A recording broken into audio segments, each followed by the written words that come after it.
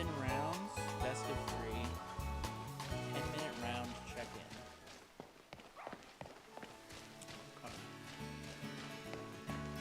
Getting ready, boys.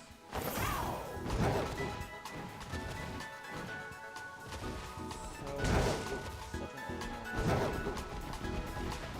This is what the team.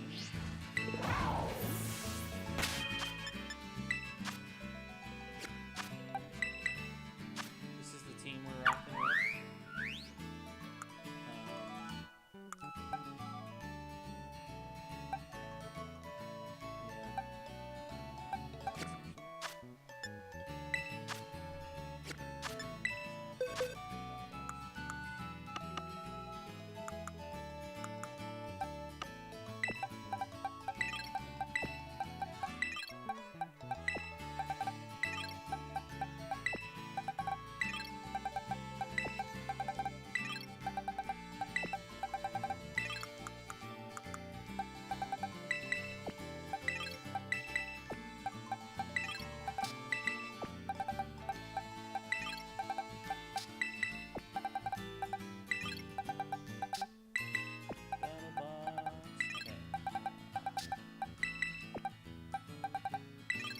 So this is the team that I'm rocking. It is the plan is simple. It's called Big Duck plus Big Dolphin. So we have Focus Sash, Pelipper to set up the rain and set up Tailwind, and then we also have Choice Banded, Shiny Palafin with Jet Punch, Wave Crash, Close Combat, and Flip Turn. I tried using Ice Punch, didn't find it that effective. And then we have Rock Slide, Earthquake, Terra Blast, Terra Fire, Garchomp with Sword Stance and Safety Goggles. This is originally Scizor, but the thing I realized is Scizor just was not providing enough value on the team. And when I switched it to Garchomp, it basically filled the exact same slot. And the big thing is that Garchomp can take electric hits. So Garchomp can come in and take in a Volt Switch from something that is aimed at Pelipper or Palafin. And then we have Hydreigon, who is just more special support. Honestly, this team doesn't need any more special support because we have a lot of special attacking Pokemon. But he's just there to put on offensive pressure, break walls. He's really good at countering Sylveon. And Rotom, who is a support Pokemon with a Volt Switch, Leaf Storm, Will-O-Wisp, and Helping Hand. Will-O-Wisp is really good to disable physical attackers, and also it makes it so I don't need Intimidate on this team, because he can Will-O-Wisp a Pokemon, disabling their attack stat, and then he can Helping Hand with either Garchomp or Garchomp Earthquake, which is really strong because he also has Levitate, or I can do a hat trick with Palafin where I Volt Switch, Flip Turn, and then I can, because Rotom is slower, Palafin will switch out first and switch into like Pelipper or something, and then Rotom can now switch into Palafin because he Volt Switched second. So that's really strong. And then we have the Moongus, which is just amazing support and value. It really fills out the team well. Spore is an OP move, and also we want Clear Smog to be able to counter Dondozo. So that's the general rundown of our team.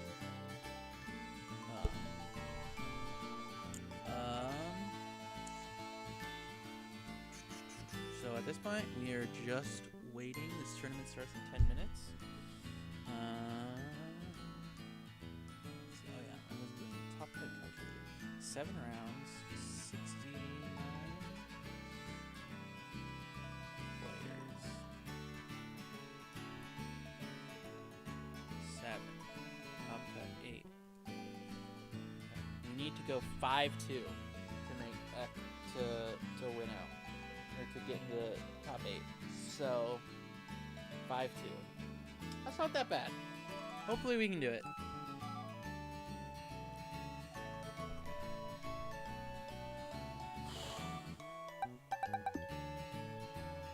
You know, it's a serious tournament when I bust out the Joy-Cons.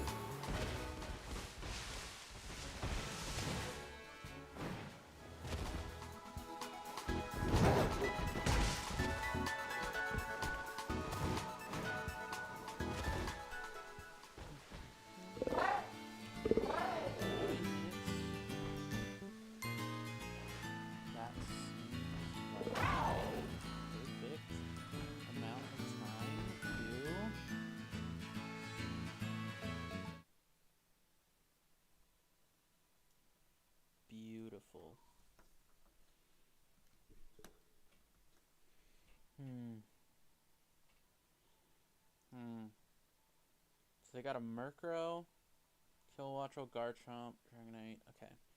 Kingambit is scary. If I bring Rotom, I should be fine. I need Garchomp. I think Garchomp Rotom could be a good lead. I don't hate that lead.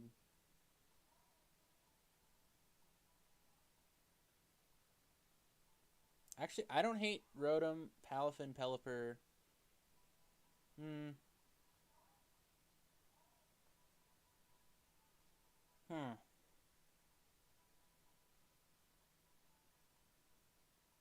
I think I bring Rotom, Garchomp, Amoonguss, Hydreigon. Maybe I want to set up Tailwind. Actually, I think I want to set up Tailwind. Yeah, so bring Pelipper. Kilowattrel plus Noivern. This seems like an easy helping hand Rock Slide. Terrafire, Rock Slide.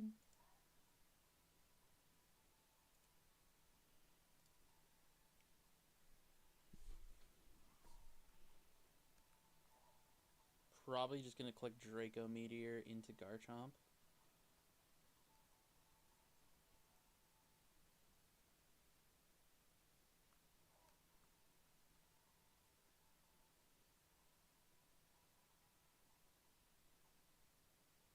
Hurricane into Rotom. That's unlucky. Dragon Pulse. Okay, we live the Dragon Pulse. Rock Slide, super effective, Sash. Okay, so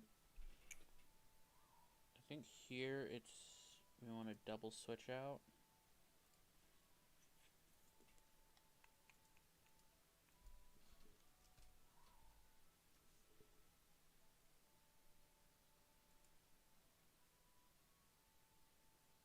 Thunderbolt into Amoonguss.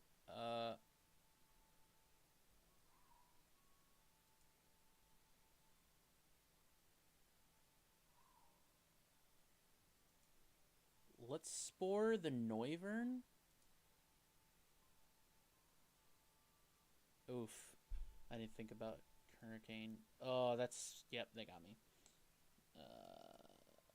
Because now I needed it to Tailwind. Because now I just lose. So they both outspeed. Yep. Unfortunate. Yeah, I lose. Oh well.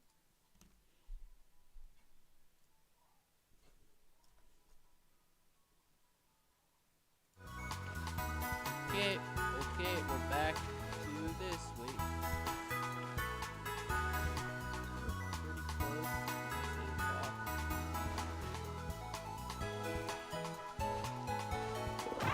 This is a minute check. Good to go. Gotta wait for pairings. Played in game.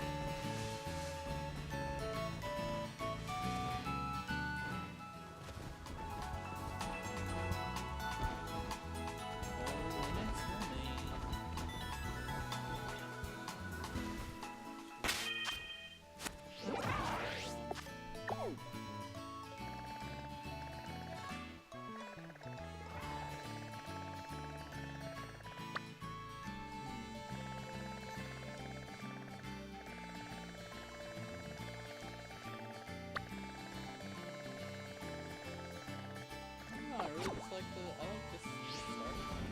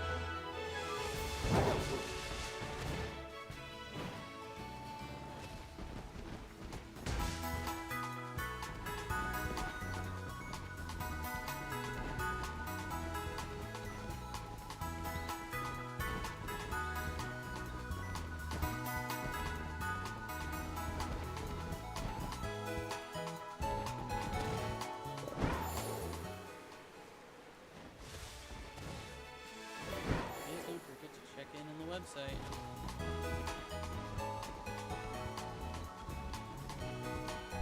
We have checked in. A couple of people who are checked in right now. Might not be as many around as it says it's going to be.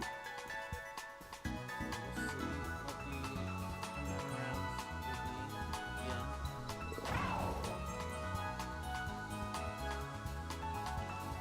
I would say if we get at least 4 or 5 wins, we should be in a good spot. I think 4 wins would probably be the minimum. Get our hearts up.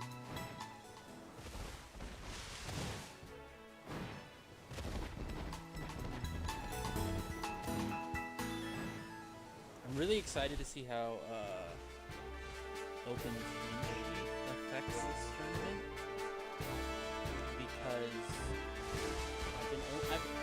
I'm really excited to see how Open Team Sheet affects this tournament, because I've been playing a lot on the ladder, and you can just lose to some crazy random thing that you didn't anticipate for.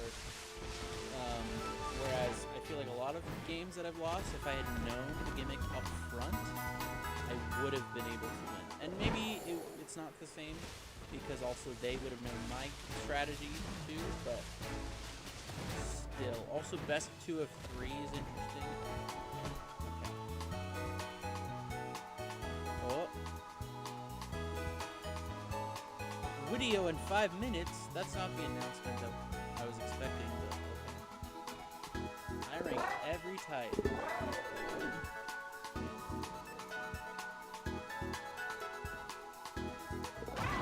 On to the turn.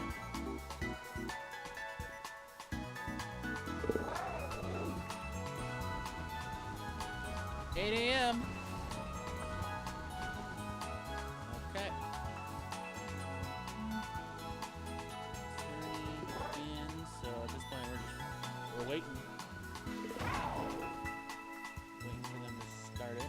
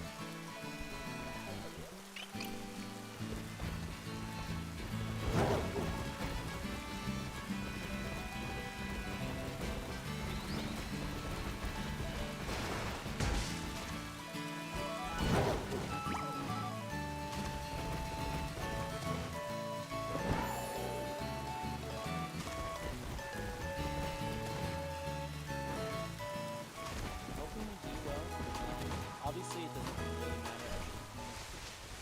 Should not be discouraged, no matter how. Ultimately, his performance doesn't really matter. I should just be excited that I even get to participate in a tournament like this, because it's cool. Yeah, cool.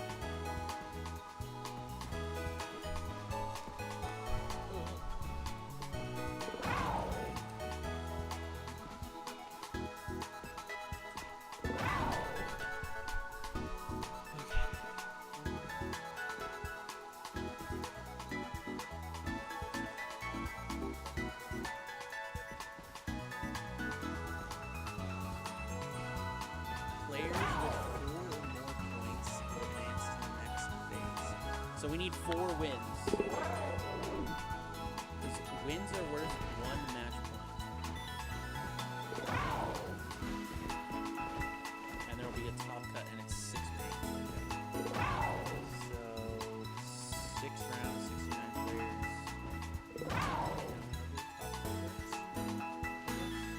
4-2, yeah, that makes sense. So I think you get a point if you win a match.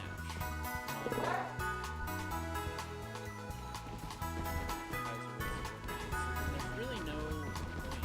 There must be, there must be 1 match point. If you have 4 match points, you win. So we need to go 4 to get into top 4.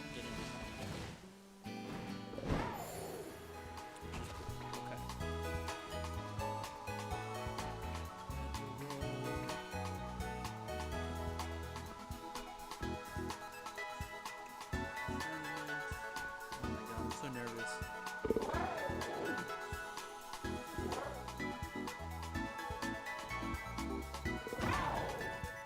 Round 1's going up. Okay.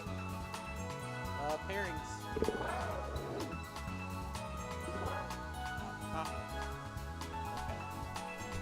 Let's see what I'm against.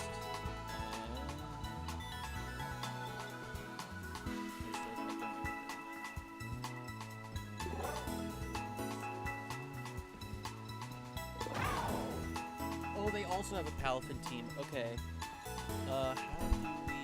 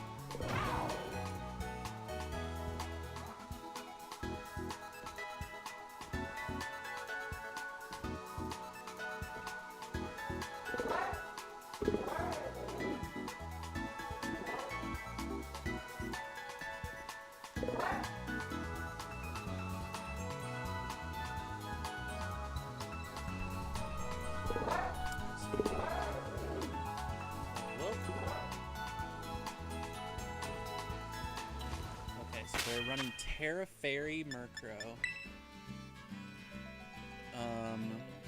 Tailwind, Foul Play, Haze, and Taunt. Choice Band, same Palafin. Volcarona with Heatwave, okay. Revival, Blessing Palma, oh my gosh. Protect, Gunk Shot. Rage Fist, Protect, Dream Punch. Set that code.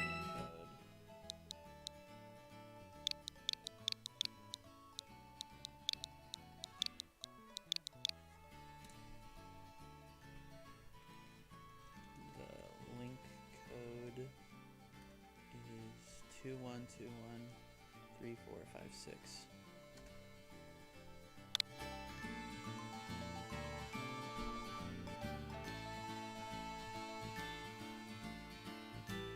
I see. I'm checked in, waiting for my opponent to check in. Cool.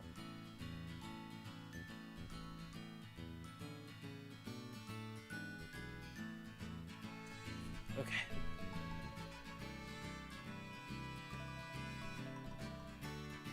Annihilate Terra Fire. That's really interesting. So Garchomp's going to be really useful in this matchup. I need to... They don't have Final Gambit, which is good to know. I do want to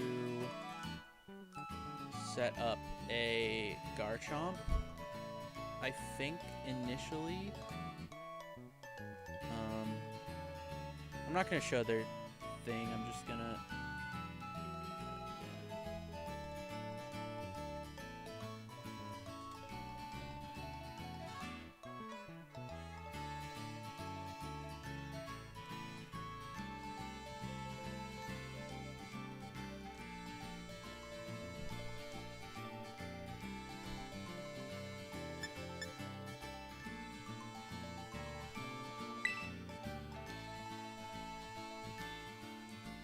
wait for them to check in, and then I'll start sending the invite. Cool.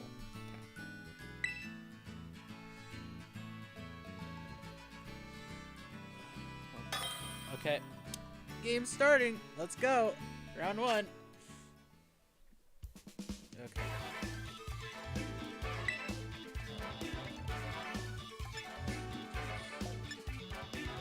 Flat rules.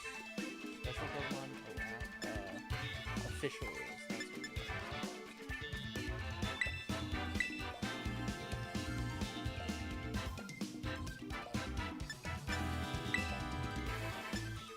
Dolphin. Safety goggles. Fire.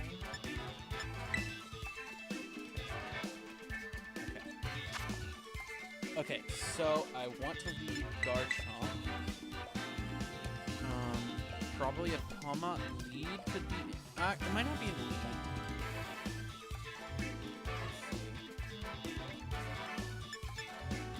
I think a Rotom Helping Hand Earthquake right off the bat is pretty strong into everything on his team. And I do outspeed Palafin because it's banded. Covert Cloak works. Ominous Focus Sash. I don't think I can really do anything about the Tailwind. I think I do Hydreigon.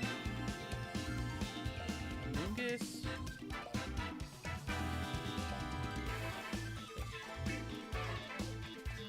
Grass. I think I bring Pelipper.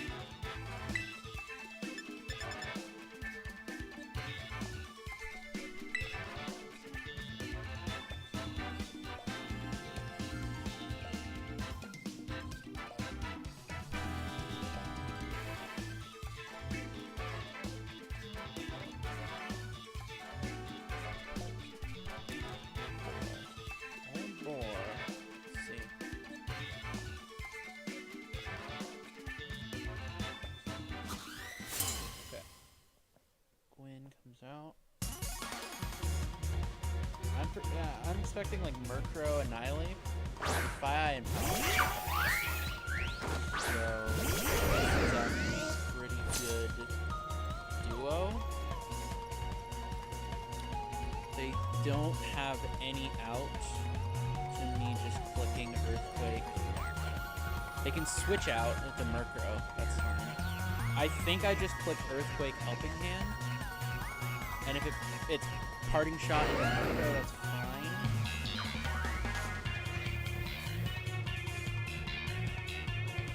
I think that's what I do. I think the idea is Parting Shot, Prankster Parting Shot into Garchomp, and Flip Turn into something.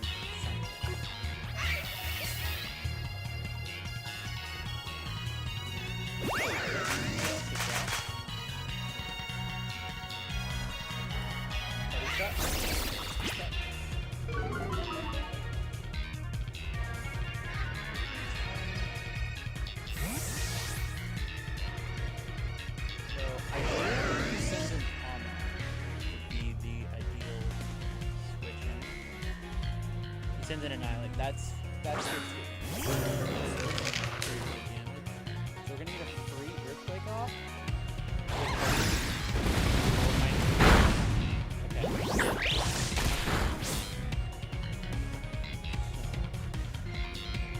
Paladin is damaged. I think I need to switch out. What do they send back? They probably send in Palmot, which is unfortunately very good. This position.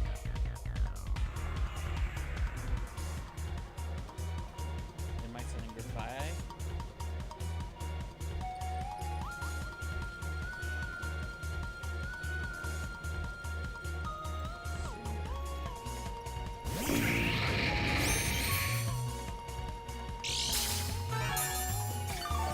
I feel like I am free to click Rock.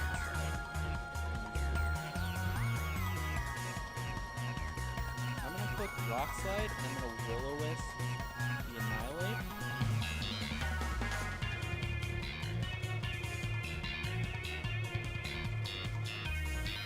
Could see Terra Grass come out. I think it would be fine. Yeah. Probably Terra Grass. Could see Terra Fire. Oh my god, it's terrifying now. Terra Grass from the Vulcan. So really what we just want to see is Rockslide flinching would be great. Attack Rockslide flinch.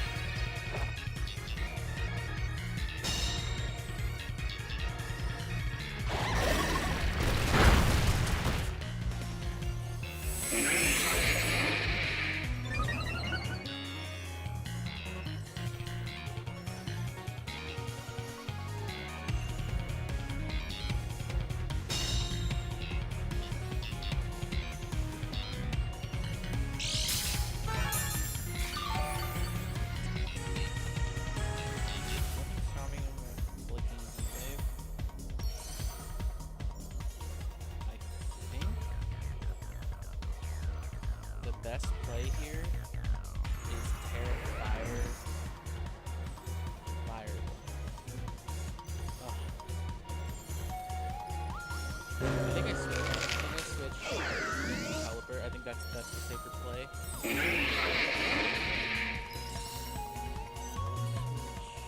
not gonna work.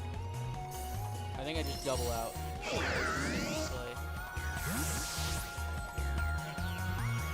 Goes in for he doesn't have Pommel and Alex, so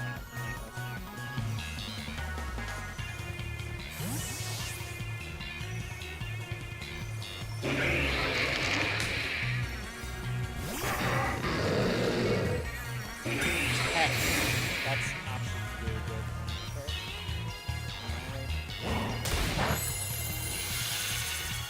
So here, now what I get to do is I think Terra Poison?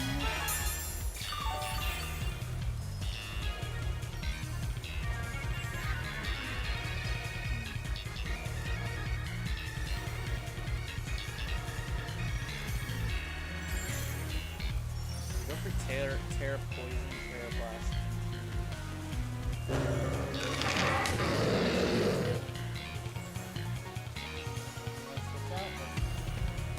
Okay, it's probably Palafin. If it is Palafin, that's huge damage. Actually fine. I'm gonna get, I should get Talon off, which is huge. We're gonna do his last Pokemon. So she hasn't.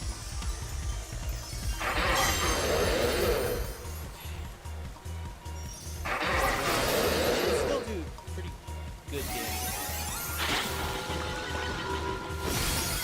That is a little under half. My guess is either bulk up or drain punch.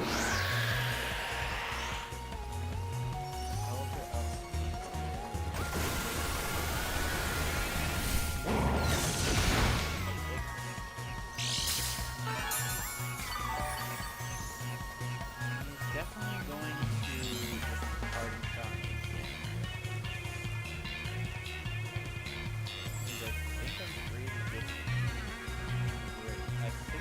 Free to protect, right? He might party shot Pelipper. I think he's gonna do the same thing, and if this play doesn't work out, I think that's the play. I believe this guarantees that they're locked in. Because if they go for parting shot right now,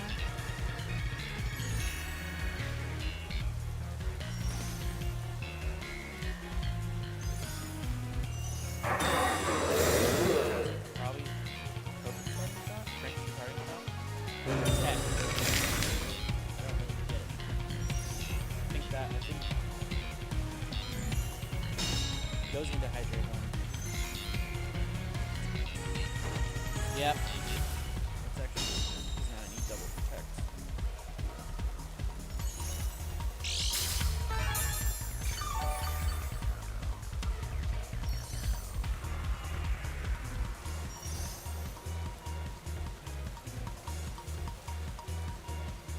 I think I just Drake him.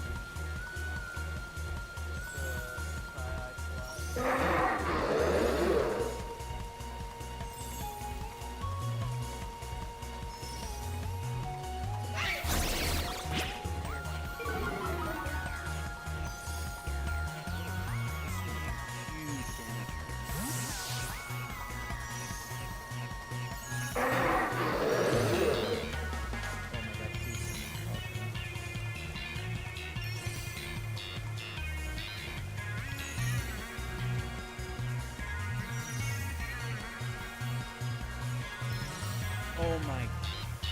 This is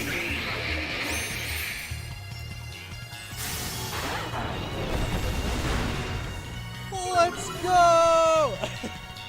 That's huge. Okay, Hurricane probably doesn't KO, but we got rid of the biggest threat right now, which was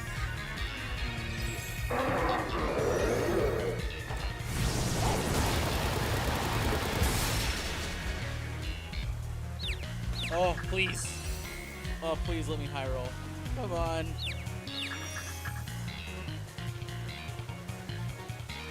No! Okay. I keep my caliber. Could have one more tail.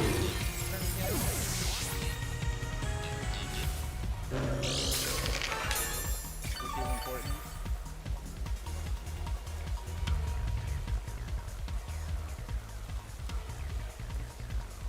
We send in Paladin. Most likely.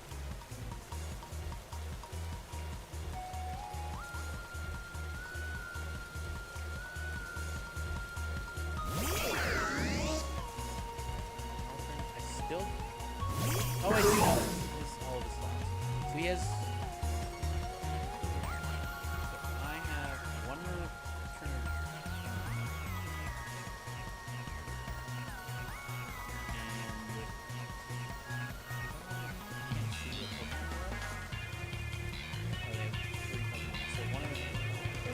So that means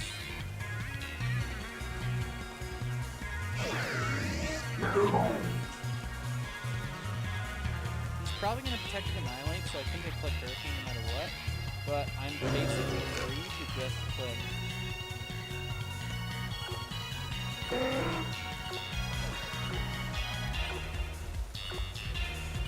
No, that's the KO.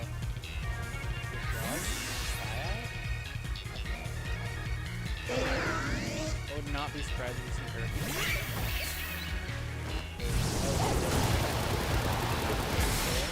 Yeah. This is big. The thing is the rain engine. And that kills. Okay, I think that's game. That's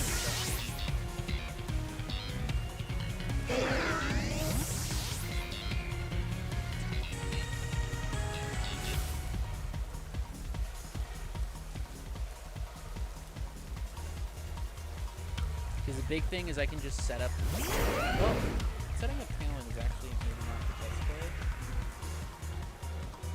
And neither is switching out. I think I still.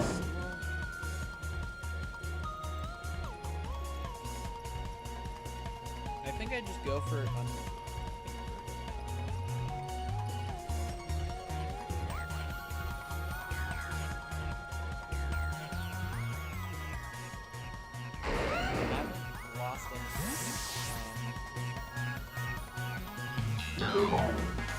I just have to hit with Hurricane. That's all I need.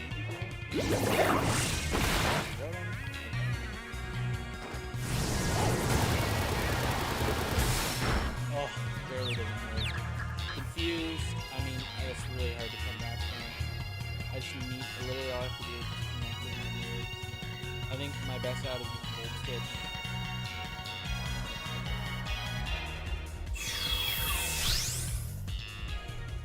Okay, round one is good. I don't know if Pelipper is... I think Pelipper might be the answer because they didn't bring Murkrow. But they could still bring Murkrow.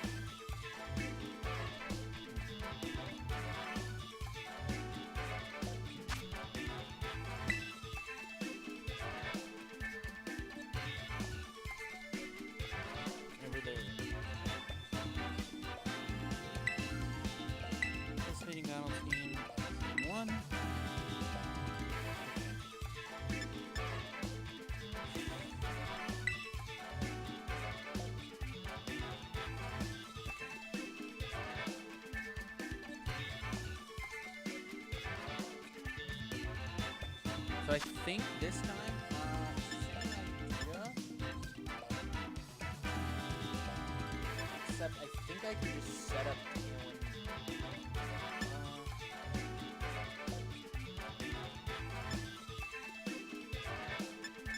I think Rotom starts out the same route. It still covers if it's switched to Extra. But actually, you know what's better? Is Rotom.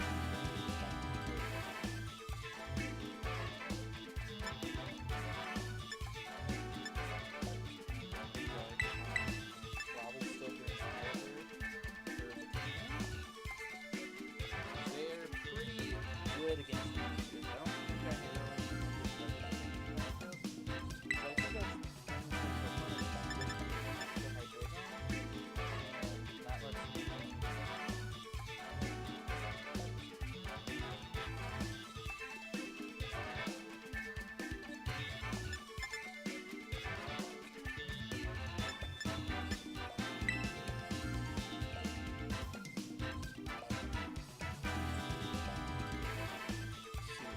last time it was Palpatine to Fire. They could bring Palma. Palma was the thing I thought they were gonna bring. So I'm surprised they didn't bring it. They might bring it this game. It could be fine.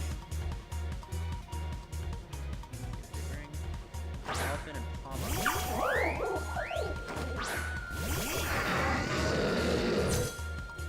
So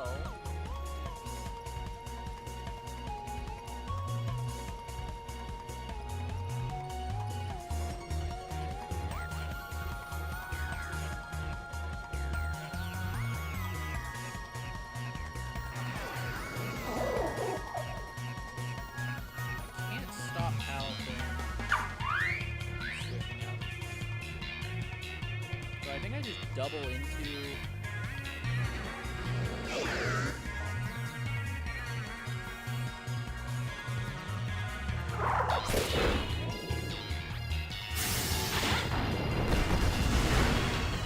Oh, snap, what's that?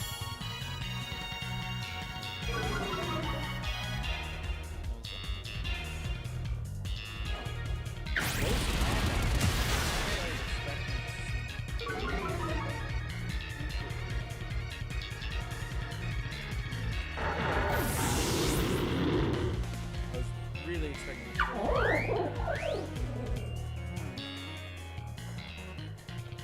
But now I think they're in the same position because now they're locked into close combat. And now I can just click.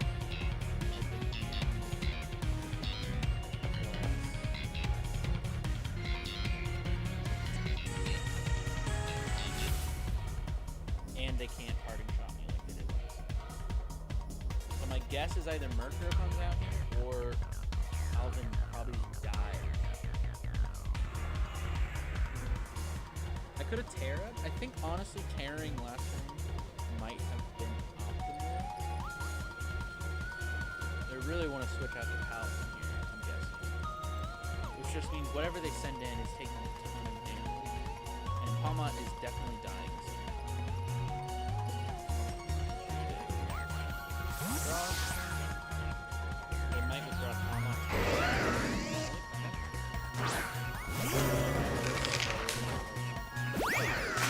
So, Palmot probably lives this.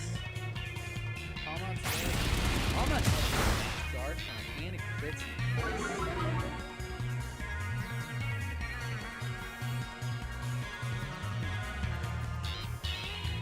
I don't know how that affects spread.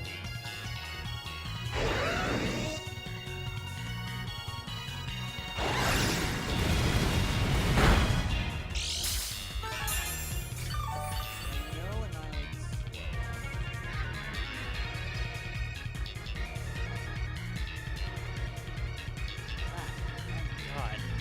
Palmot's faster?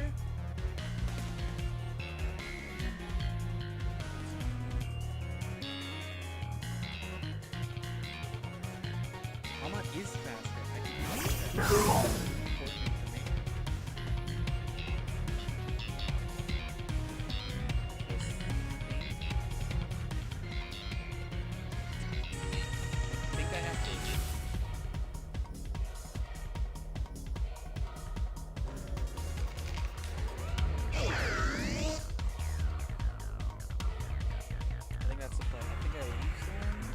switch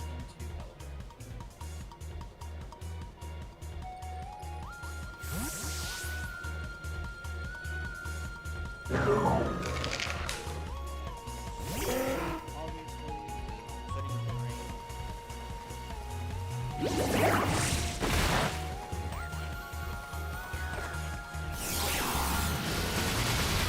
And now I have the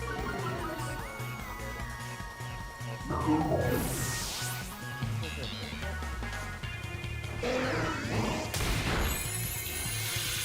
my god, the crits! So many crits this game.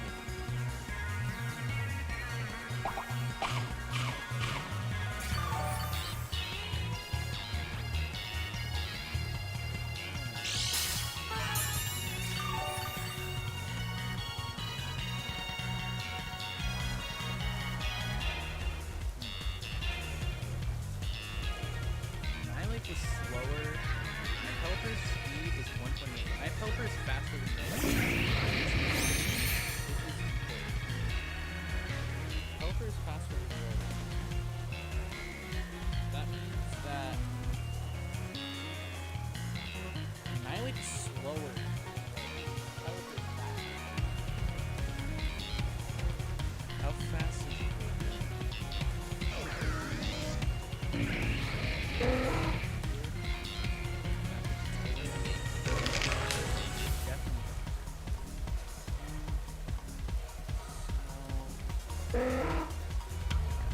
Best play here.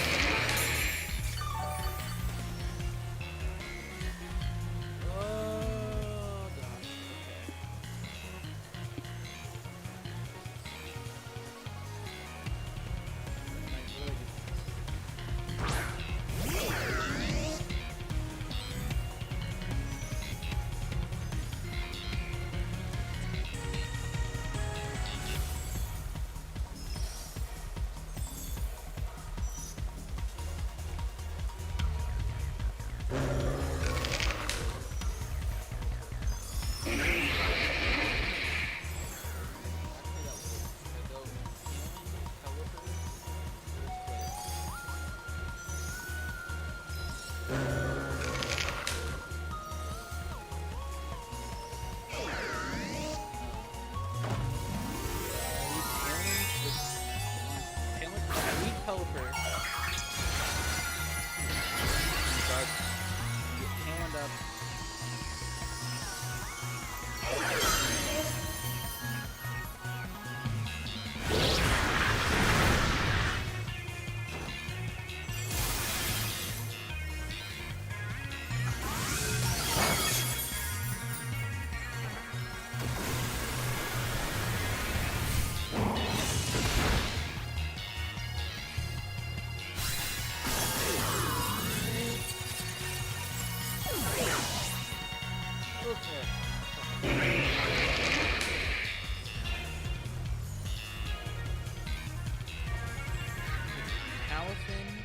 Plus Palm. It's some form of Protect Palafin to get the end game. I don't think they're gonna bring Murkrow. I think they like how I think they're just gonna leave the exact same way as blood.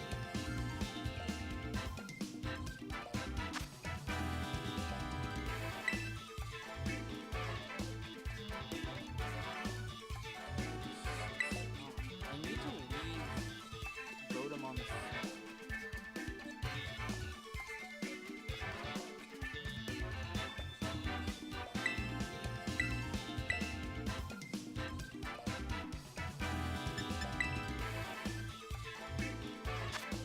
Okay, I'm gonna leave Garchomp and Rotom, assuming that they're gonna leave Palmont.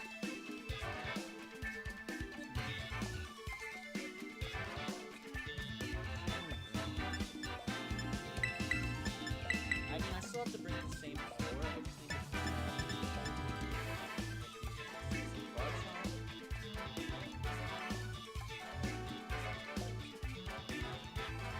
Pelipper lets me get a Sword Stance off. Sword Stance Tailwind off. So I'm going to be playing defensively, which lets me that position, no matter what they send me, I'm good.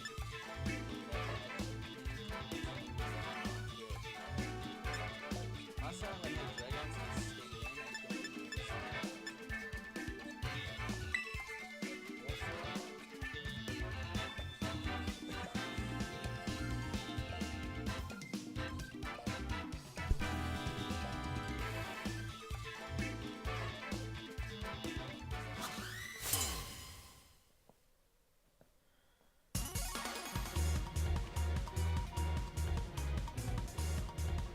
Annihilate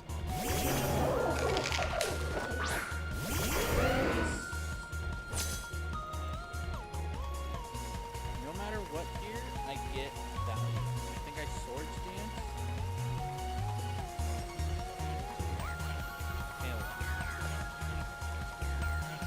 No matter what, I get value. If we fake outs, Pelipper, that's fine. Because I get a Sword Stance off. And if we fake out Garchomp, then I get Tailwind off.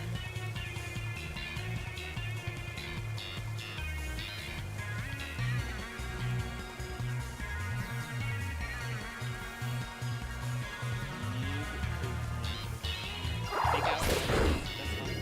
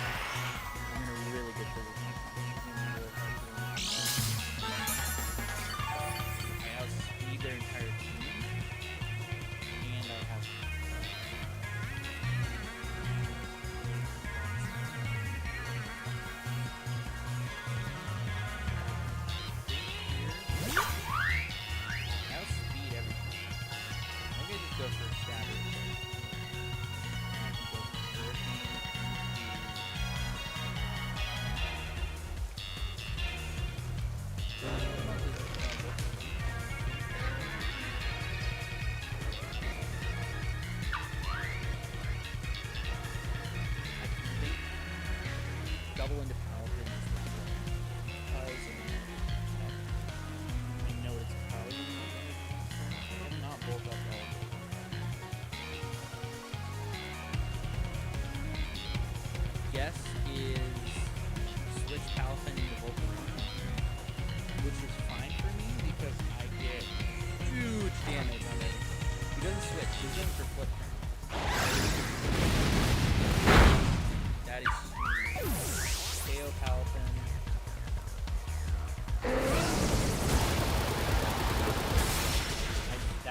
That's pretty hard to come back from for them. I think I will. I still have my whole team in the back. I don't think that's easy.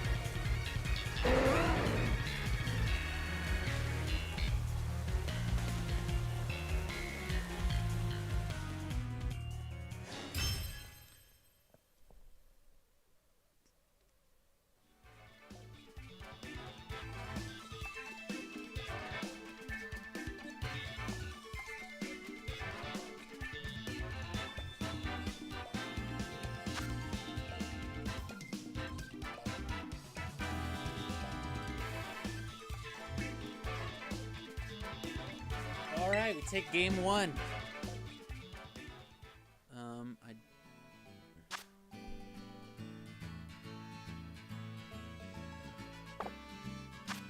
Okay, I don't know actually how to go back. Okay. Game one.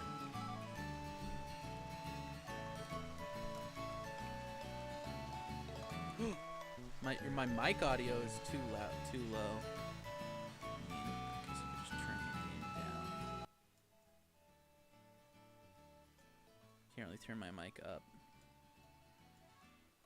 Yeah.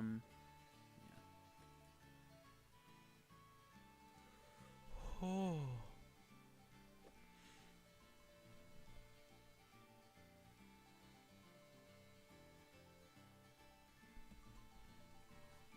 Report it at the end when it's over.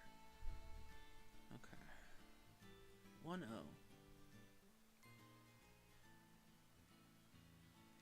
Yeah, the switch up from Palma and getting the lucky crit was really hard to think. I think ultimately, though, in that matchup, I always want to lead Garchomp, who just threatens immediate offensive pressure, no matter what.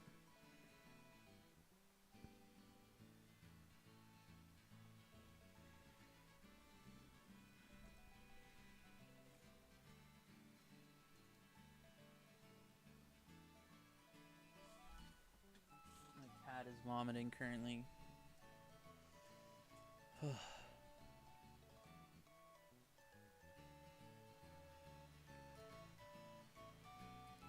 Okay. Here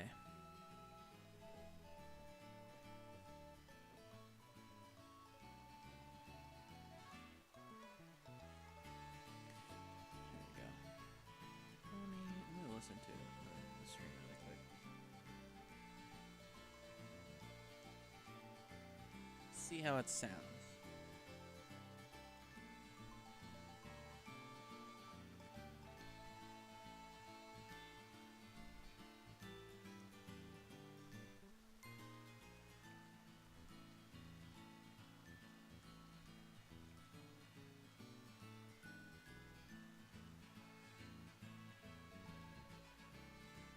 Wow. I am super quiet. Goddamn. What is wrong with my mic? I don't know. Can't turn the gain up.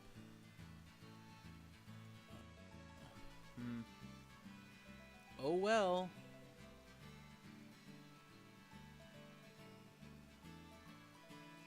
I just need a new mic. My mic is fucked, bro.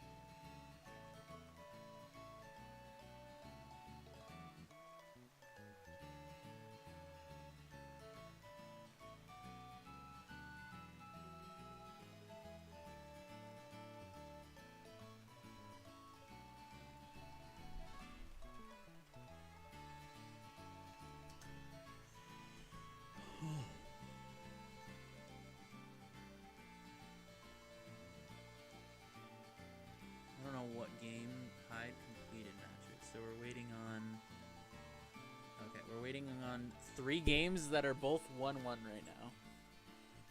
So, ugh.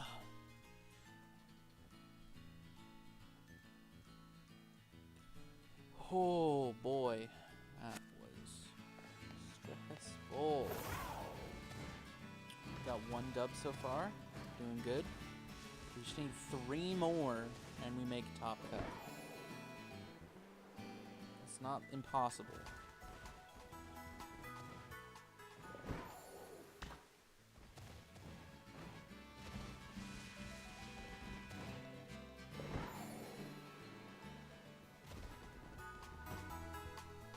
Oh boy, oh boy. Let me do that. Let me just position my mic better so that people can hear me.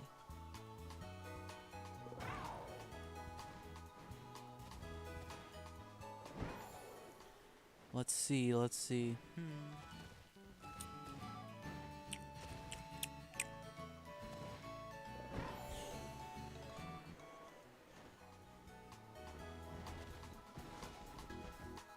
Let's watch this, guys. I was on Twitch.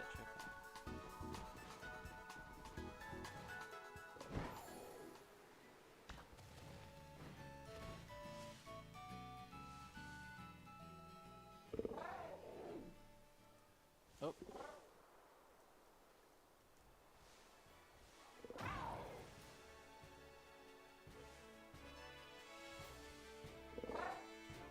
Pokemon is such a hard game.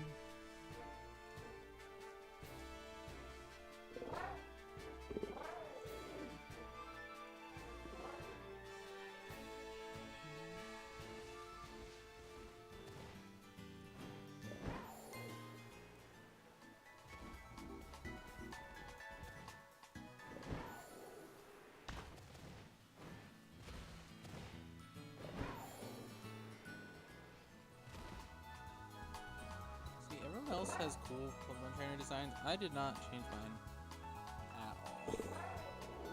Sketchy. So knowing how long that took, each round's gonna take like an hour. And then there's a top cut. This could be kind of long term.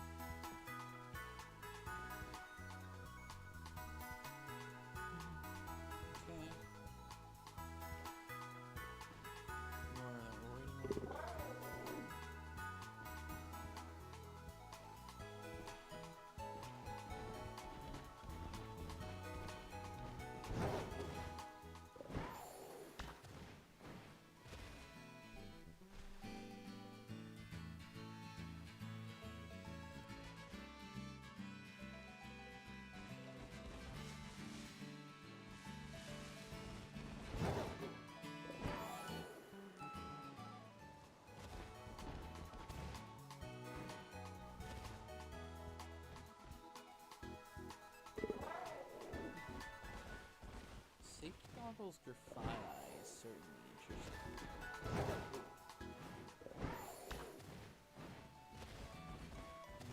They must have been running like min speed at that, which is really interesting.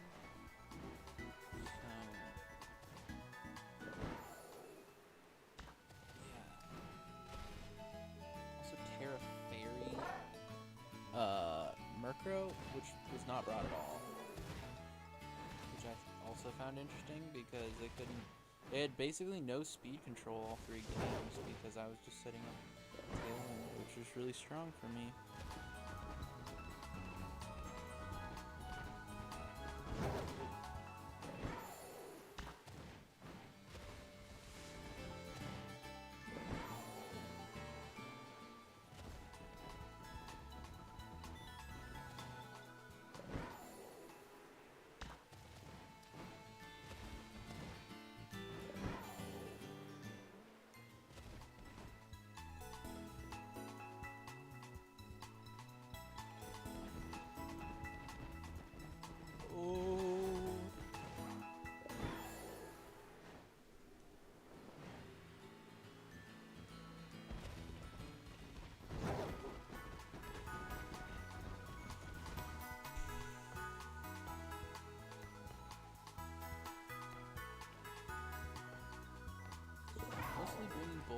because my guys in the back are a bit too passive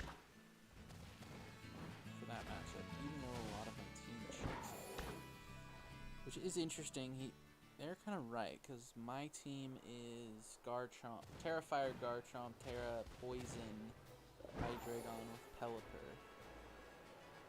Man, yeah, Pokemon, even with the open team sheet, it is still really hard to know exactly what your opponent wants to do.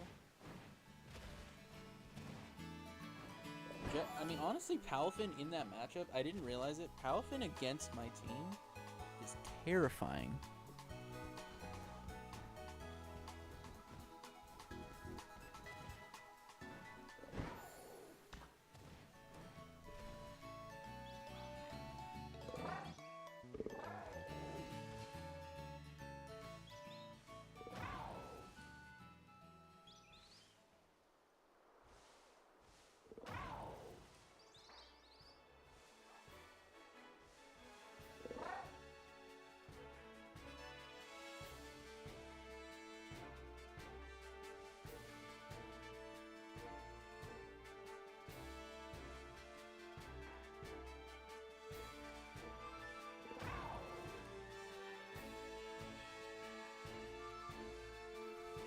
Let's look at the standings.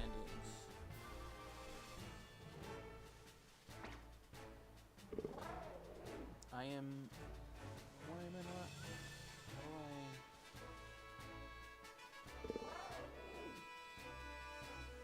Doesn't say mine. I don't know how to call my... Let's double check the Discord and just see if there's any way.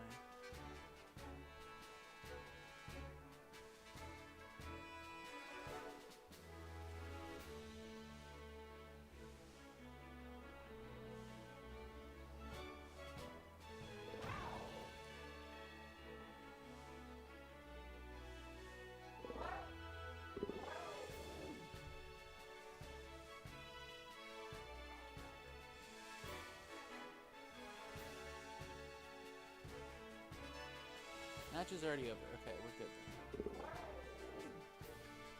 Standings. It just hasn't updated yet, which is fine. Let's look at the lists together.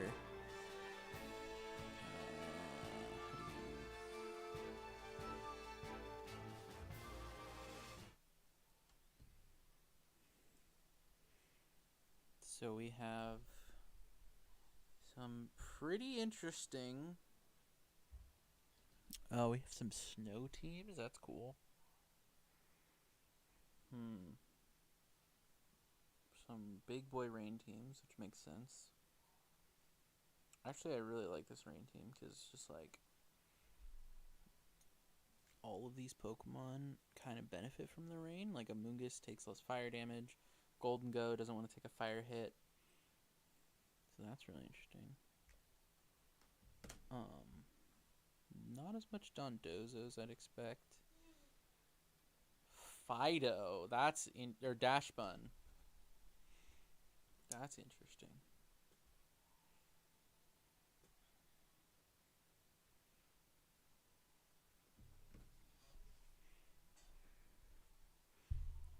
Garchomp, Tyranitar.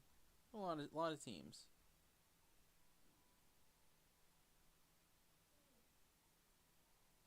A lot of teams that lost too. Nothing crazy that I would expect to lose, but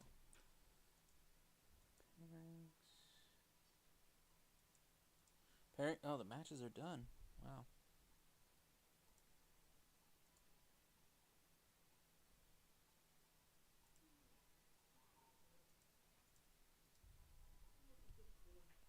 Okay.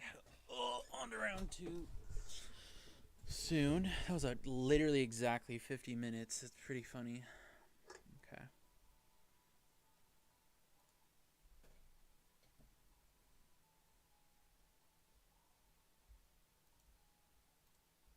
Let's see. Still hasn't updated mine yet for some reason. Opponent score. Is that what it's going by? I don't know. Why don't I have a point?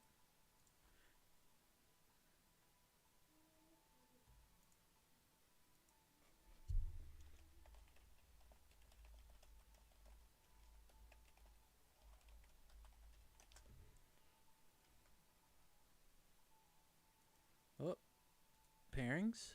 Round 2. Okay. I am against one true kind. Okay. Let's go ahead and get a code going here. Let's see his team. Okay, so we have another Volcarona team. Oh my god. Okay. Similar strategy. I might want to bring similar Pokemon. Trick Room is an option. Waiting for my opponent to check in. Set up the link battle.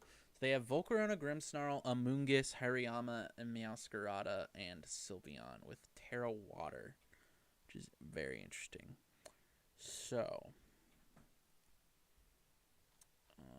Amoonguss is going to be very useful in this fight.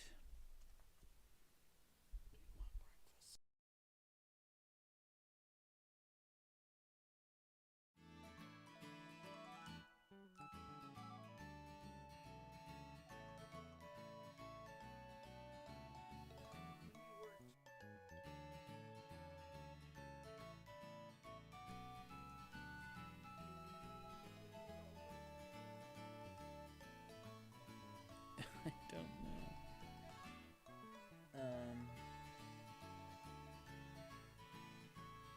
It's Focus Sash Overgrow.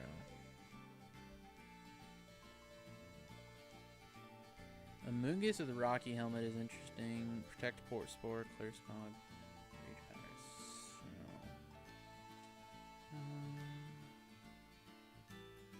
Wide Guard, okay.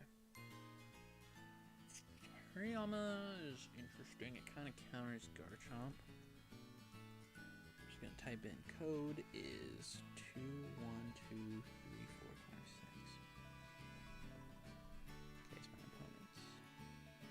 Is here. Throat spray, Pixelate, Terra type water. Okay. So I'm trying to think. Rotom seems pretty good into most of his team. The main thing is I just can't let the Volcarona sweep. So, again, I need to probably bring Pelipper. He doesn't really have a good answer for Pelipper except Meowscarada. So if I bring something that can... If I bring, like, Pelipper and I kill Meowscarada, he actually has no speed control, which is huge, so...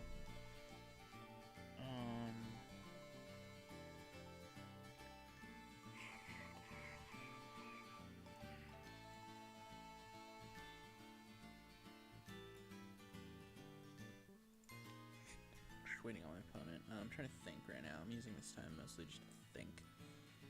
Amoonguss, Rage Powder, Protect Spore, Clear Smog.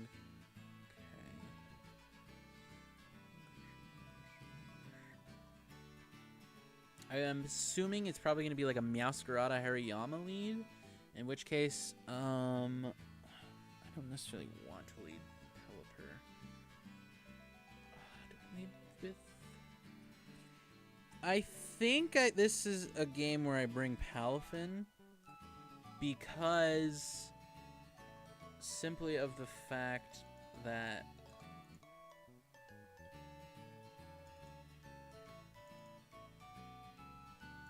oh god, this is hard to get a judge on.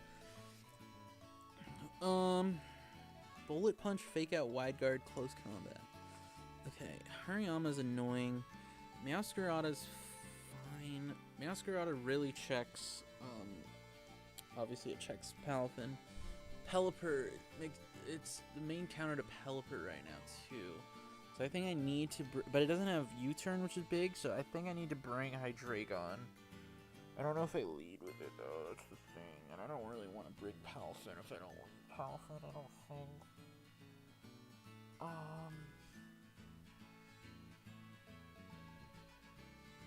My opponent has literally not checked in, so we might just automatically win. But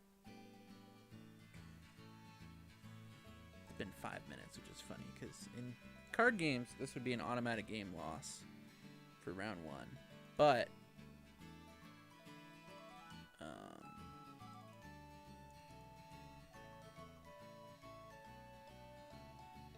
I'm not going to start the link code until they check in. So, because obviously I'm not going to give them like an out or something. Also, they haven't said anything in the chat, so. They might just be just so they get the most amount of time to think about my team. Meowscarada is a big threat. Volcarona is a big threat. Volcarona gets pretty...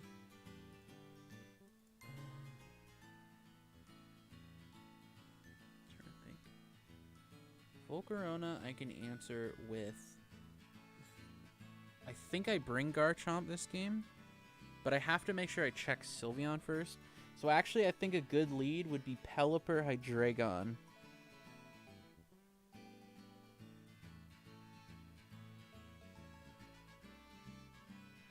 Assuming they lead Hariyama, Meowscarada. Trying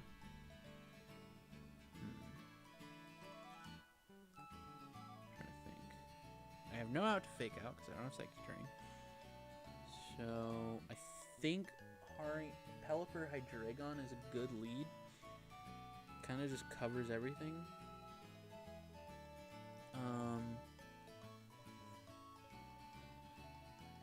With Rotom Garchomp in the back. Or Amoonguss Garchomp in the back. Could also be good. Although Volcarona is annoying against Amoonguss. And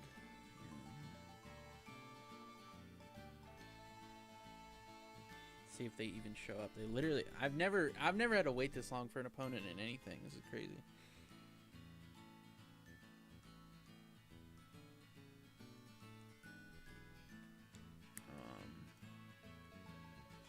I don't know.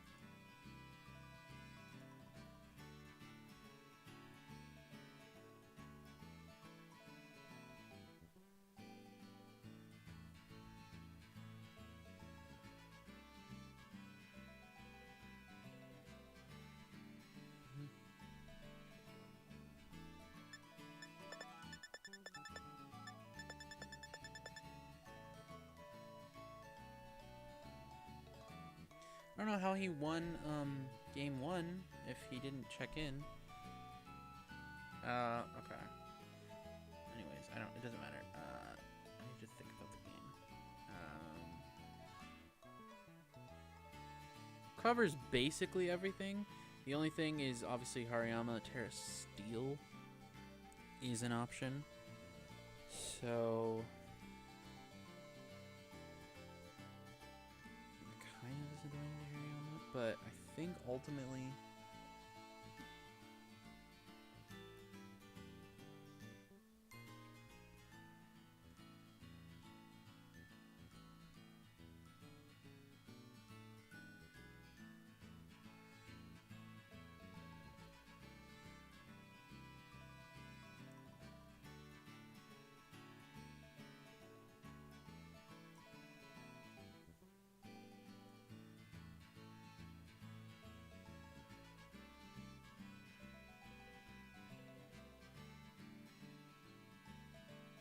Garchomp Terra Fire.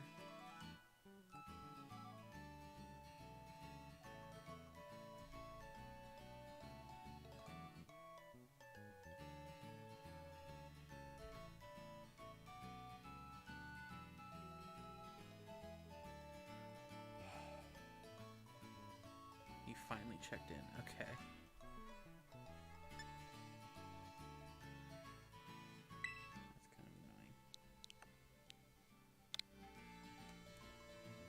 annoying.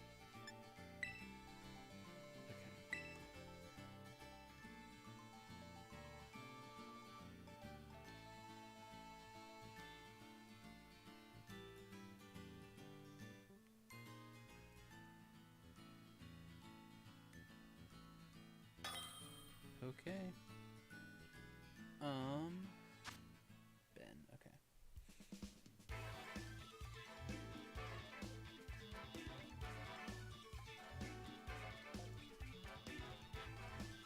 No worries.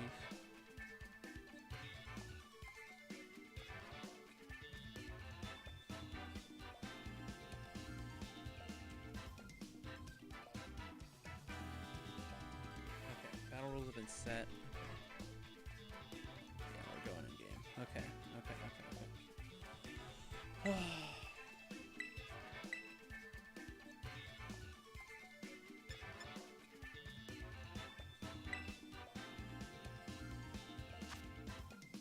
So I don't think I think my best play here is a Dragon Pelipper lead with either Rotom or Garchomp in the back. Or either Rotom or Amoonguss in the back. Rotom, Helping Hand. Rotom could actually be good. Actually, I think Sylveon's better. Or, I mean, Amoonguss is better because Sylveon is Terra Water. Which means I can basically wall... I can wall it with Amoonguss. I think Amoonguss is the answer here.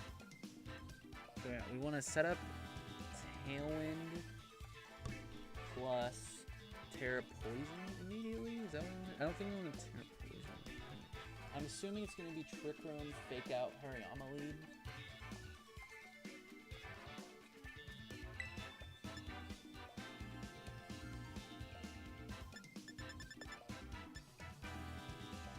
So turn 1, they Fake Out and Trick Room. Turn 2, they can close combat me, which at that point I can Terra.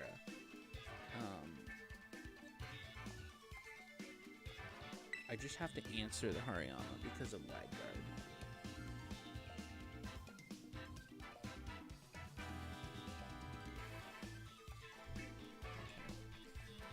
Guard. Okay, let's see what they do.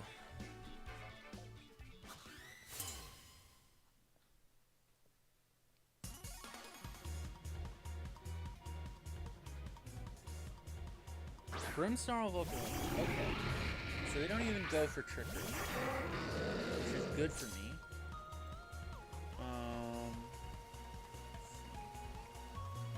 Light. It's probably Light Screen, Quiver Dance.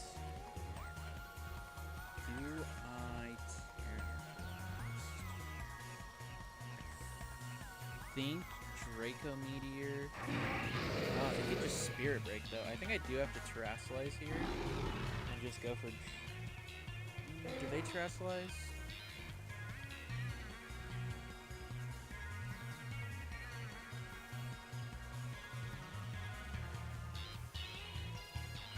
I think I Terra Blast on the Brimstone.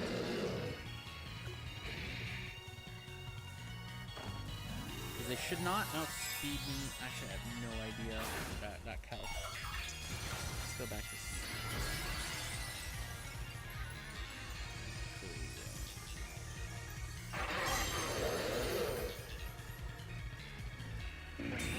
Okay, they go for. Ooh, that's even better.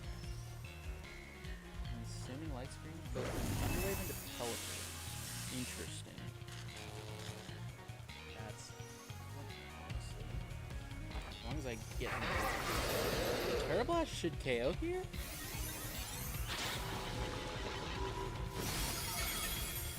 Barely lives. Interesting. Oh my god. That changes a lot. Okay. Well.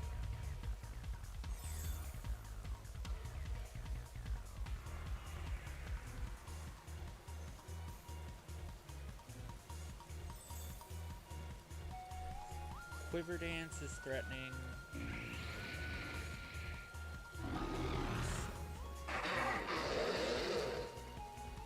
Now I just have to try and do damage. I think I still Terra Blast. I think it just... They don't have a switch in, really.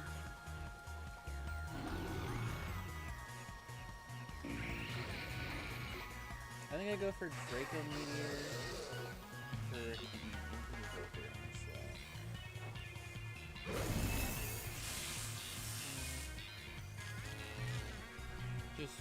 as long as I move Quiver Dance, that's fine. Okay, as long as I just KO this fucking Volcarona.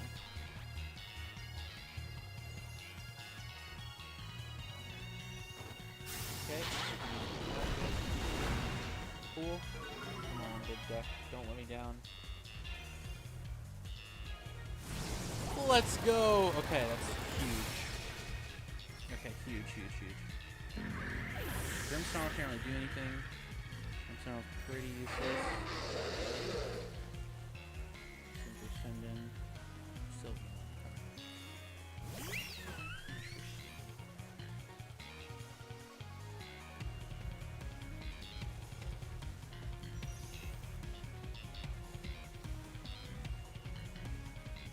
I think here, best play is to go for...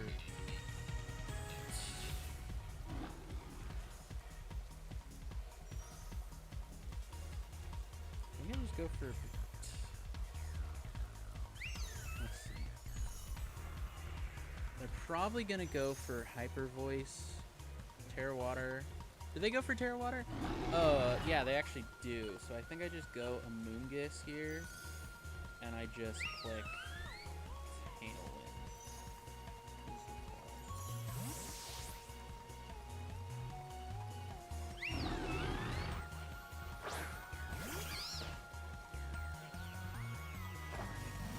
Yep, they go for Terra Water, Terra Blast, I would assume would be the play.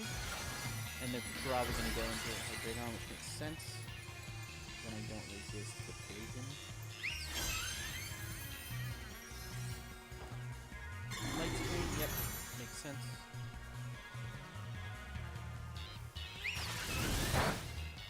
I just need this Tailwind to come off. I don't even actually, I just need...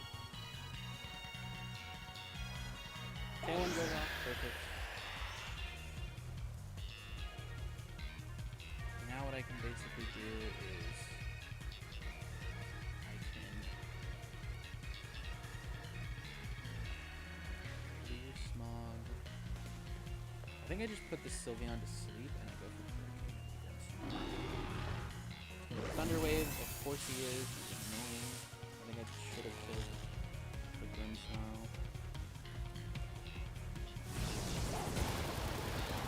Hopefully he's gonna die, but I trade with the Grimmsnarl.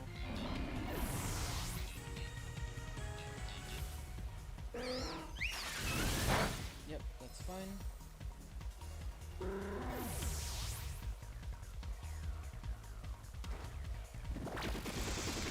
That's pretty big. Okay. Sylveon sleeps for next turn, so now what do I do? What does he send in? So Volcarona, Grimmsnarl, Sylveon. Hasn't revealed the last slot. I think Hydreigon's still at play.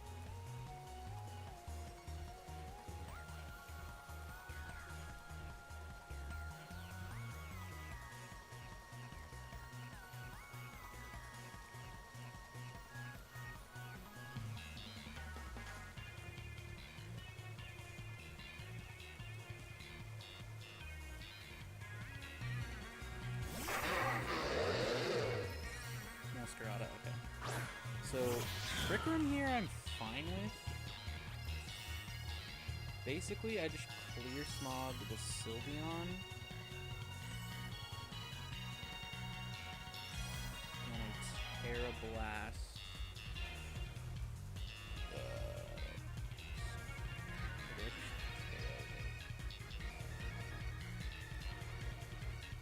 I'm fine with a Trick Room. I think I just go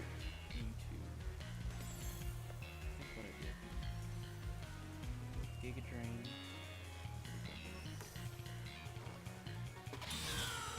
Let's go to Hex. That's pretty big. Ooh, thank you. Sylveon sleep. Sylveon probably also hurt. Okay.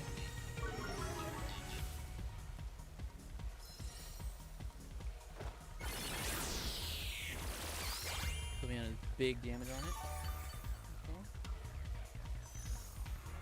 What I should have done. I'm gonna clear Smog this turn. What I should have did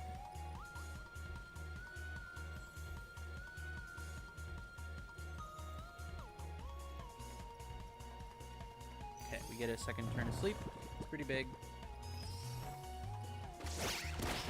Fine.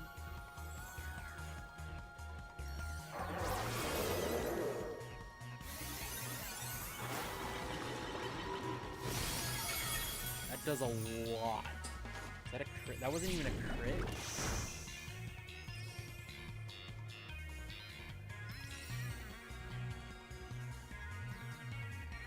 Basically here I just go for Giga Drain and I protect.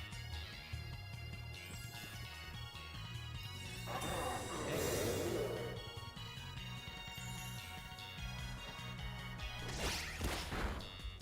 That's fine. Doesn't do much.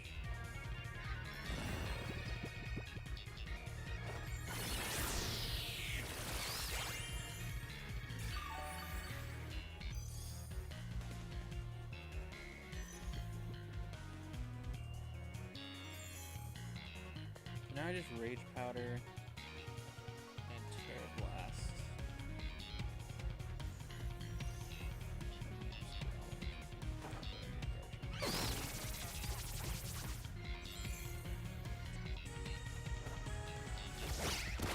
Doesn't do as much. No. Japan woke up.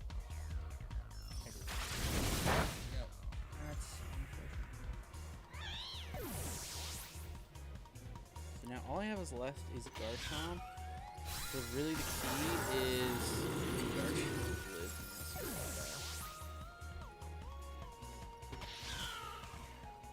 Cause I definitely outspeed the Sylveon. It could just protect Triple and then I lose for sure. That's how they win. Doesn't do that though.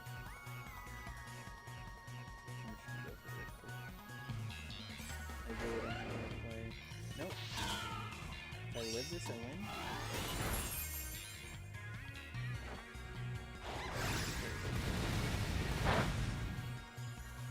Yeah, okay.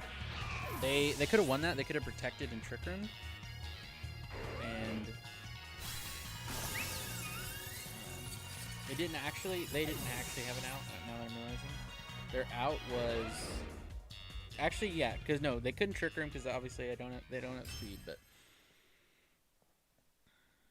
I think that probably was their best out. Cool. Okay.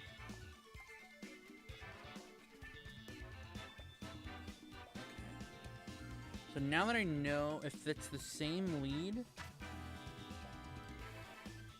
gonna go with the same rules. Okay, so that was really hard. Okay.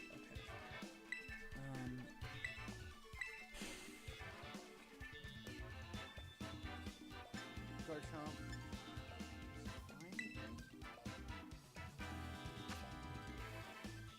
So if it's the same lead, I don't think unless they switch up on me, I don't think I need the lead Pelipper. Actually, I like Pelipper. That's not good. I think Hydreigon, Amoonguss with Pelipper and Garchomp in the back. Better. So turn 1, they lead Grimmsnarl. They go for Thunder Wave onto. They have to go into Moonguss. Which means they can't do anything with Volcarona or Sylveon, no matter what they lead. So I think I'm pretty safe. The only thing is I might just be forced into Terra Poison again, which is annoying. If they decide to go for the Trick Room option, I think I'm still fine.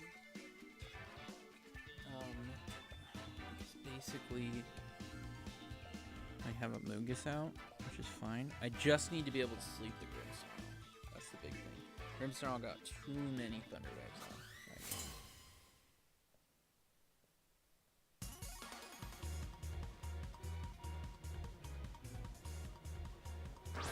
Volcarona, Grimmsnarl. So same moves, so same strategy. So last time they protected Volcarona turn 1. I'm not sure if they're gonna do that. I'm gonna just go for a Dark Pulse. See what they do. No matter matter what they do here.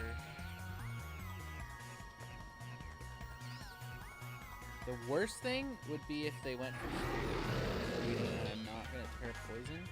But that is such a, if they, I mean, they kind of deserve to win if they go for that. Terra Grass can go, okay. So my guess is Terra Grass Quiver Dance. That would be fine with.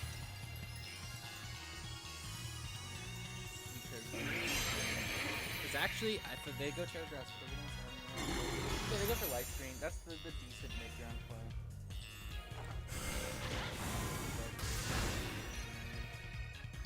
Don't know what they're going to do.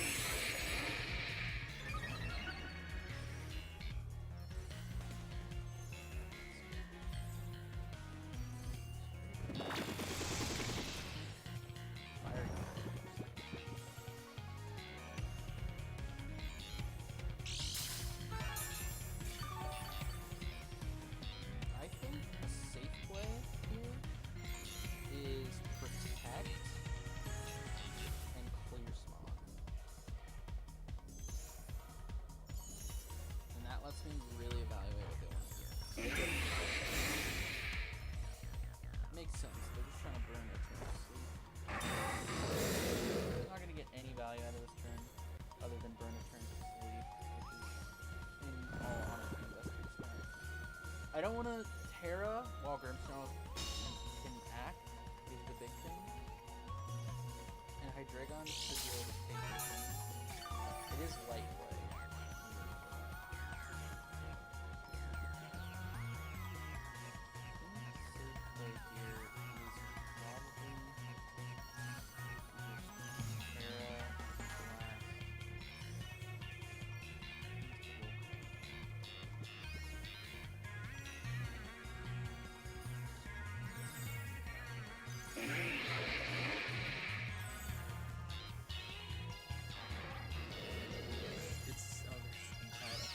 Go into Terra Blast into Volcarona, Clear Smog into Volcarona. Hope and pray that they don't get Thunder Wave off.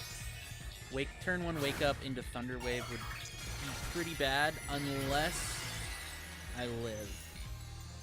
Unless this, like if I just KO the Volcarona here, I'm fine. Everything just sort of happens. Okay, they go for Fiery Dance. Okay, fine. Should not KO. Does not KO. Okay, next one does.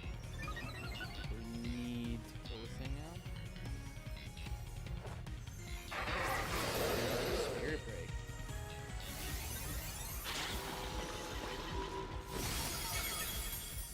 God, that doesn't KO. This is so little damage. Grimmsnarl's asleep. Okay. We get the Clear Smog out, which is pretty, I'll take it, but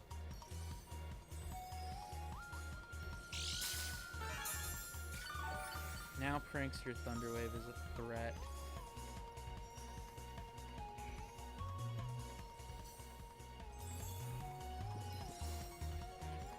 I just go for Terra Blast again.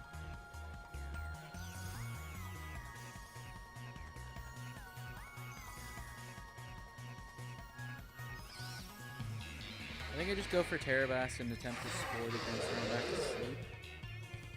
Or even, actually, if I know they're going for Fiery Dance, I go Terra Blast into Volcarona, and I switch into Pelipper. I think that's the play here.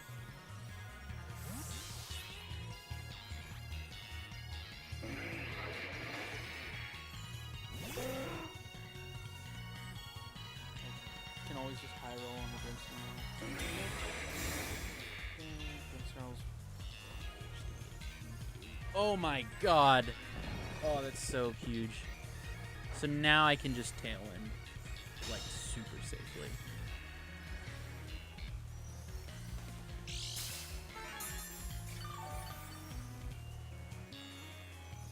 I can even just Terra Blast into the Grimmsnarl at this point. Am I inting? Is that dumb? No, that's super free, because it doesn't really matter. If I get Tailwind off this turn, It does not matter. Grimmsnarl wakes up. Thunderwave. Hydreigon. Yeah, that's fine. Okay, I should get fine. That was a crit. That was unlucky. Kellen comes out. Terrablast here is really important. Grimmsnarl. A lot.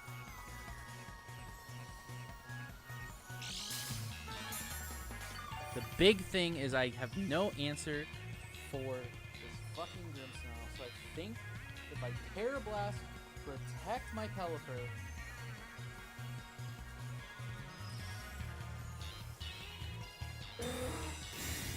should be okay. Gonna Thunderwave into the Pelipper. Probably gonna Giga Drain again into the Pelipper.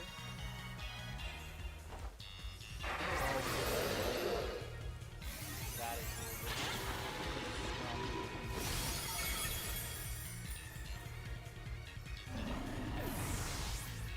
good. One Pokemon Giga Drain into Pelipper. Okay, that is huge for us. Obviously Sylveon is still a giant threat,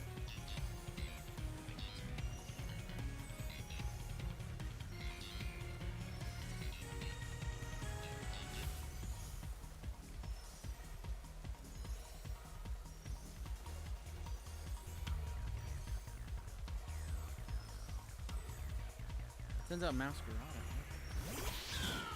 Am I not just free to click Terrablast?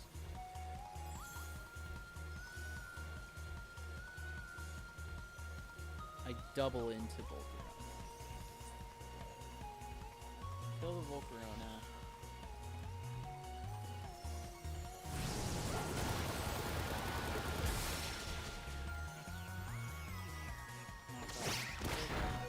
Fine, because I still live, as long as I kill the Volcarona. I don't know if I kill him or life orb.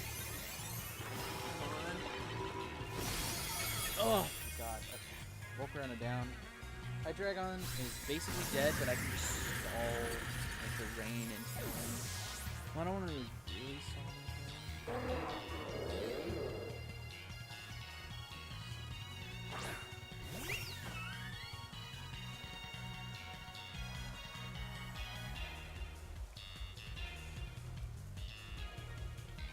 What is Hydreigon's point here? I think at this point, I'm safe to just click. Just go for a double. Hurricane. Masquerada. Masquerada protects. Okay. Dark Pulse flinch, please. They double protect. Okay. That makes sense because they're trying to stall out the Tailwind.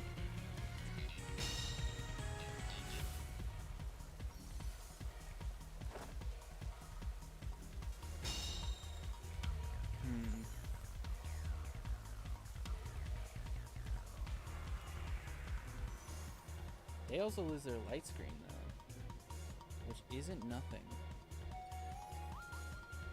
I feel like there's no reason for me not to click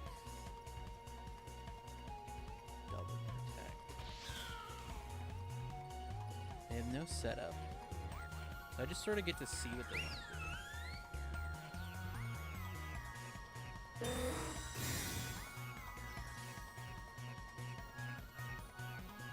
Oh no! I don't know if that's... oh, that sucks.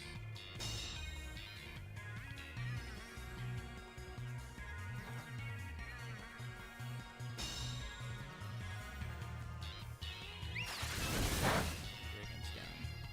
That is okay.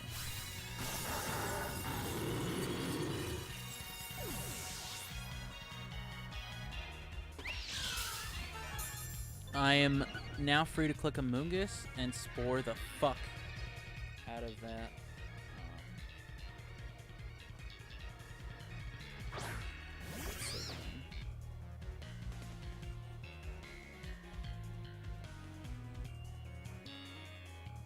Double protect here would be huge. I'm gonna go for Tailwind. Just get it off. No, wasn't expecting to. Didn't need to.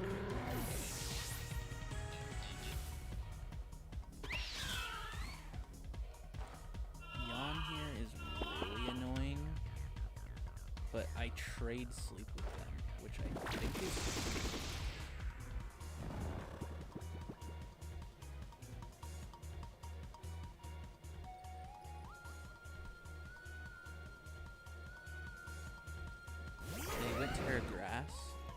Okay, so basically Clear Smog into Meowscarada, Earthquake, hopefully does enough. Meowscarada protects, that's fine.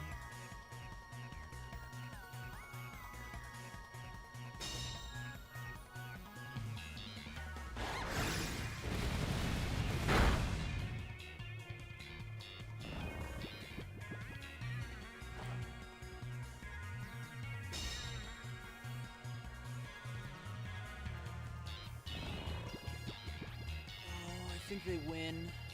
If their Sylveon wakes up, literally whoever wakes up first, I think wins. I need to kill this Sylveon this turn. I live this. That does a lot less. Sylveon dies this turn. Okay, it's still asleep though. That's big. I think I win now. Mundus is still asleep. But still win? That would have been a mineral crit, I guess. A double into Sylveon.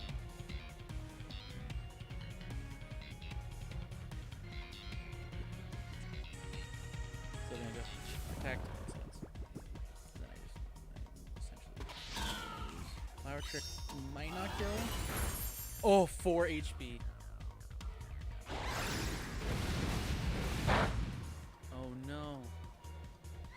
Oh no, KO Amoongus. Think about that, now I lose.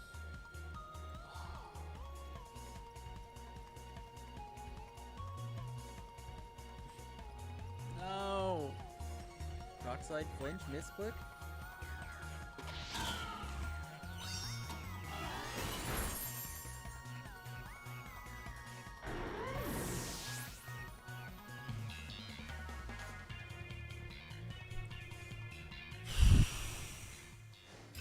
So close. Oh, I had the right idea. Okay, Grimmsnarl is a fucking pain in the ass, bro. Ugh. This is such a rough matchup.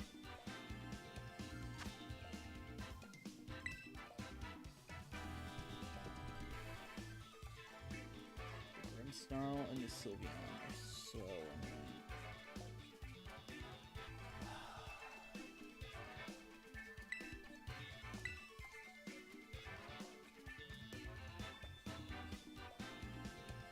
I need to kill the Grimmsnarl turn 1. That's what I have to do.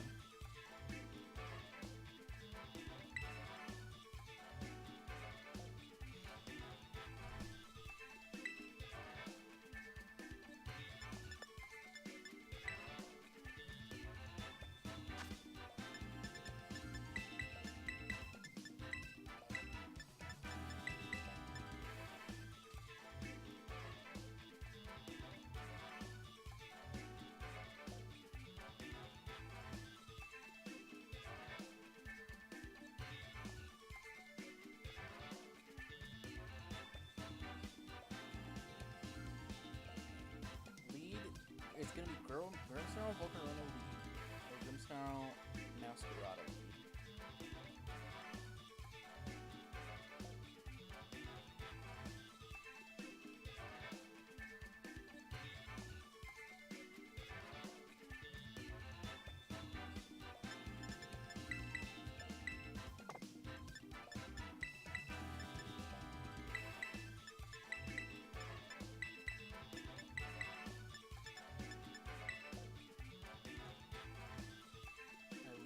Garchomp, set up a Rage Powder Sword Stance, and then I just kind of sweep from there. Volcarona should outspeed.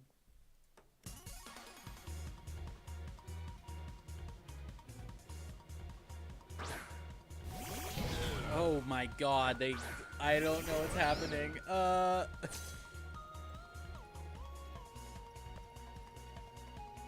They're going for Trick Room. Okay, this is fine.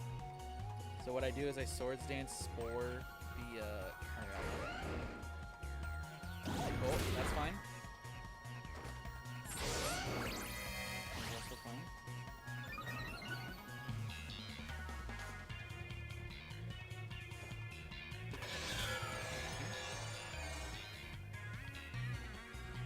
Predicting Wild Guard. So the play here is Rage Powder, Terra Blast.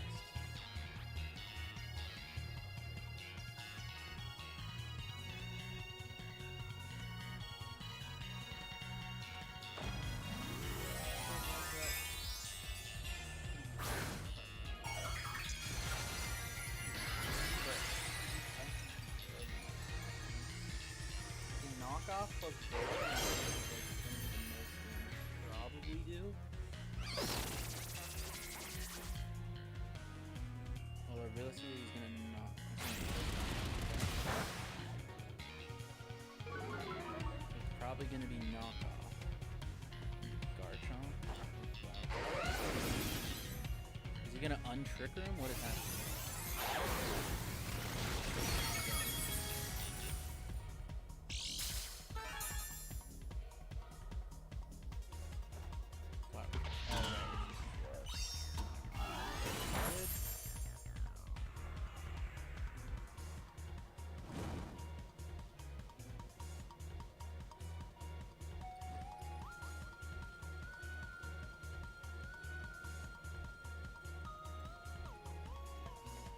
Yep, he's Red Guard. Oh, cool. I called it.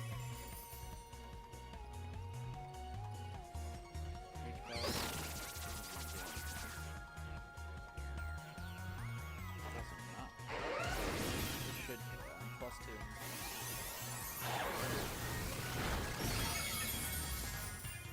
Call it correctly.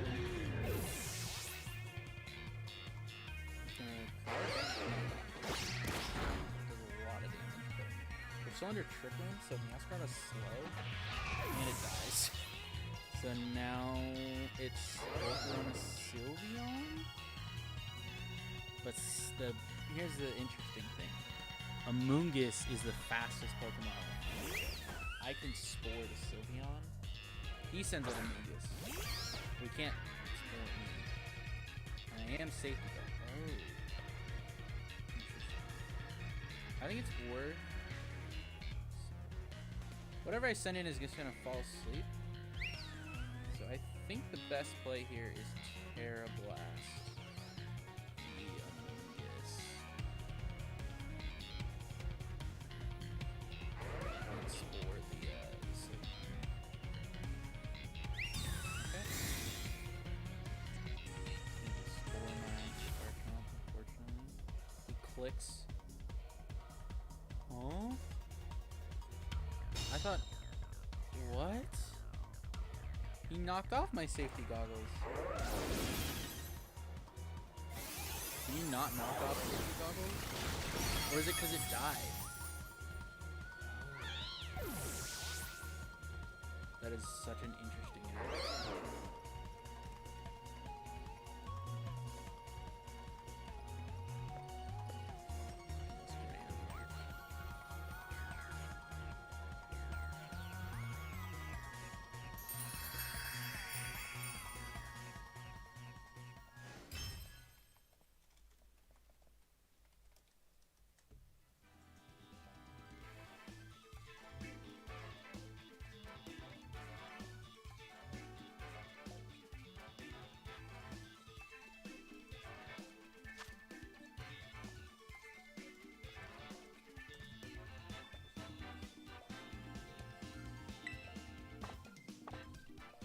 All right, we're 2-0, baby.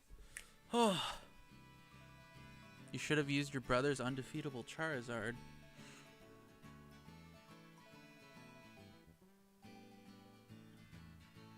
Ha ha ha.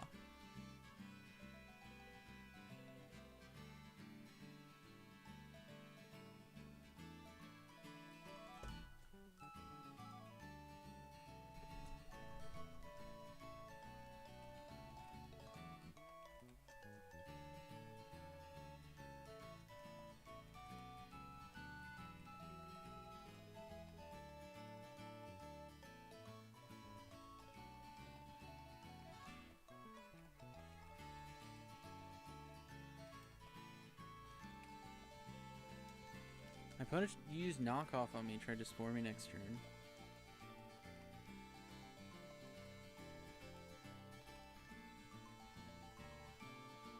Round 3 is up? Oh my god. Interesting. Wow. Oh! Oh my god, I'm seed 1. Holy shit. Fuck.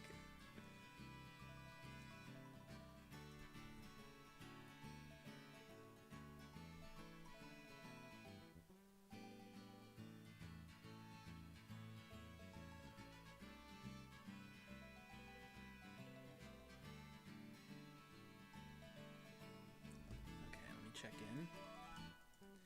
Howdy. Oh, it's the Palafin Rain team. Okay, let's see.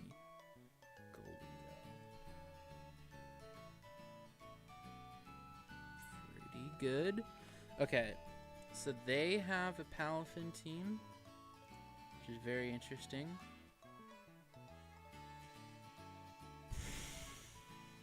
Wave Crash, Jet Punch, Ice Punch, Protect with clear ammo, Palafin. I definitely am bringing Amoonguss plus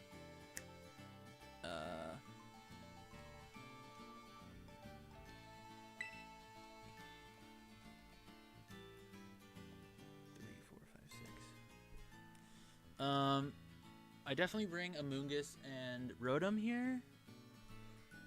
I think I also have to bring Pelipper. Oh, Helping Hand actually makes a lot of sense. I like Helping Hand on his Pelipper. I need something for Golden Go, so I don't think I bring Garchomp.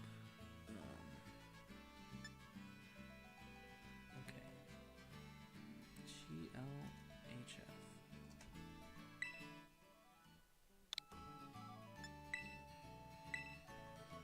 Okay. Choice Scarf Hydreigon. Oof. Let's see. Max speed. Let's see. Hydreigon. Level 50. Timid. 165 times 1.5. 165 times 1.5. 247. That outspeeds everything on my team unless I get Tailwind up. So I think I need to get Tailwind up. He doesn't have an answer for me getting Tailwind up. He has no way to stop me from getting Tailwind up, except if he doubles into the Tailwind slot. So I need to bleed Pelipper to get Tailwind up. I also need to counter his Pelipper, so I think I basically have to lead Rotom plus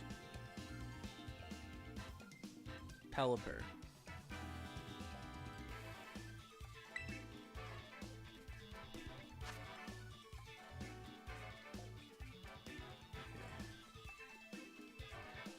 Okay. I have to lead Rotom plus Pelipper. I need an answer for Golden Go. It's...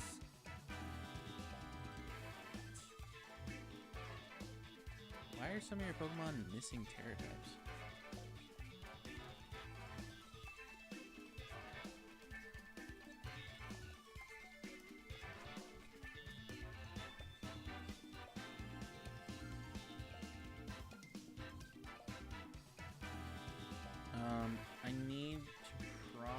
I need Amoonguss, so which means basically my last... The only thing I can bring is Garchomp, but I don't want to bring Garchomp.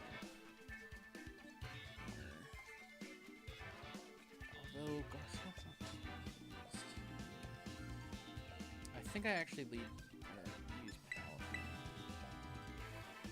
I could, well, it's between Palafin and Hydreigon. Hydreigon doesn't really do anything. I think I have to lead Palafin. I think this is a Palafin game, which is weird.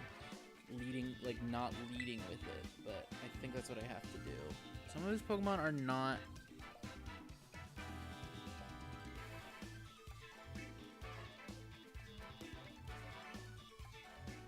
Interesting. The user faints due to the target's ability. Rough Skin or Iron Bar is their held item. It cannot remove the target's held item. Huh. Palafin and Dreadnought. Okay. Good.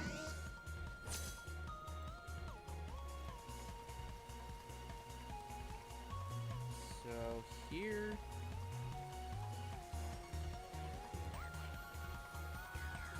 I think Volt Switch into Dreadnought, because I can't see, the Palafin goes first. Wait, does Dreadnought outspeed right now? Dreadnought actually does, doesn't it? Oh my god. This is really threatening. I have to KO Dreadnought. I have to Leaf Storm Dreadnought and go for Tailwind. He used it in Rotom. If he had used it into that would have been bad. But now I can get out my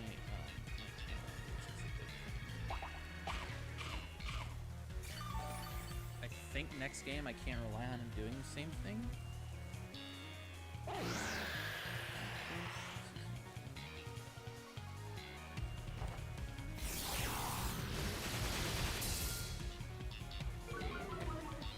Dreadnought down, which is big. Palafin is still here, but I am faster than it. It might go for the Jet Punch KO, in which case Volt Switch would be basically free damage on. I can also Volt Switch the Pelipper. Pelipper is gonna Tailwind, so the play here is pray that the Palafin stays in. Terra Electric Volt Switch.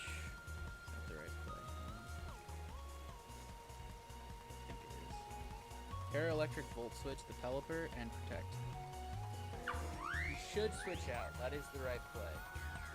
I should also switch out. I think I just switch out instead. There's no reason to Protect. Because he's just going to set up his own challenge.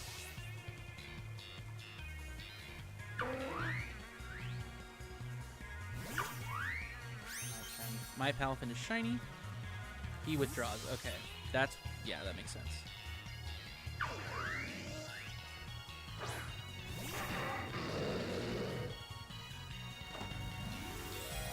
I don't think my opponent's watching my stream. Considering that they'd have to find my stream.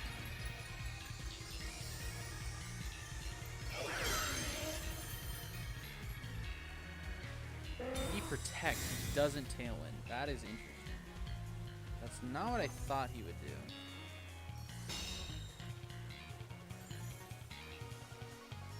I am faster than Hydreigon right now, so I think I just Volt Switch close combat the Hydreigon.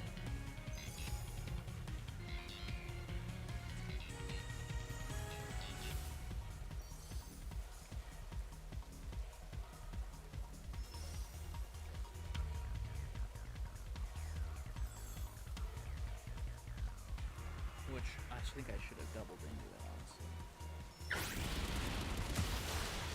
Oh, it still KOs. That's good. Okay. Still KOs. That's big.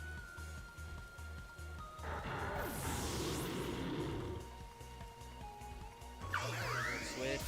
Come on, that's gotta KO, right? Even though I'm -2. Let's go! Oh, let's go! That's big.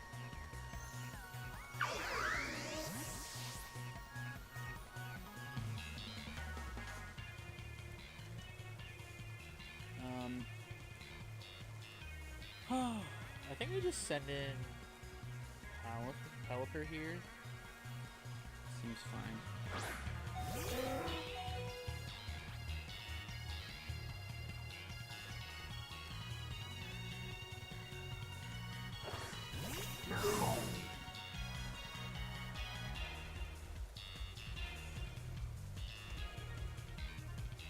I'm locked into the choice band here. I think basically if I protect, switch into Goose.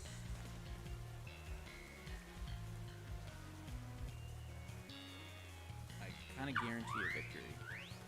This yeah, it is. Be hard to tell sometimes.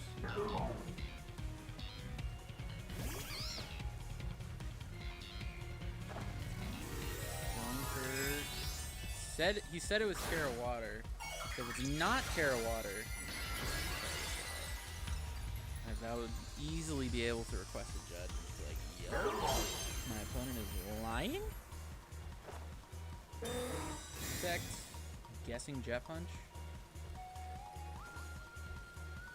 Yeah. This feels like pretty locked in. He can either ice punch me or Hurricane. He goes for the ice punch, makes sense, but I don't got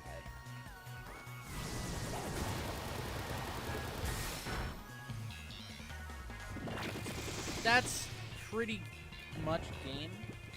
The only thing is I don't think next game I want to lead Pelipper because he didn't bring...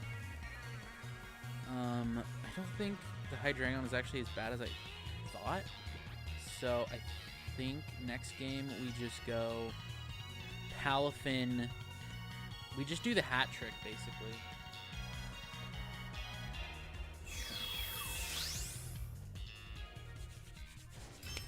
Okay.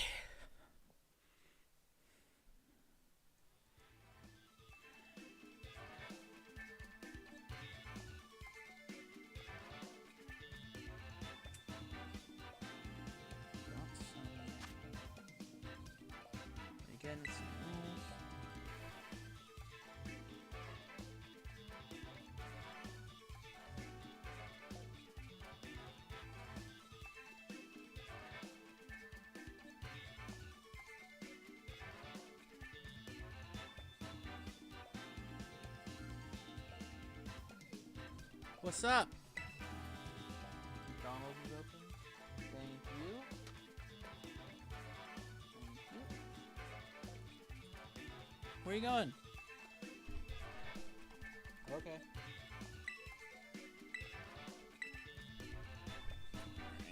Oh my gosh.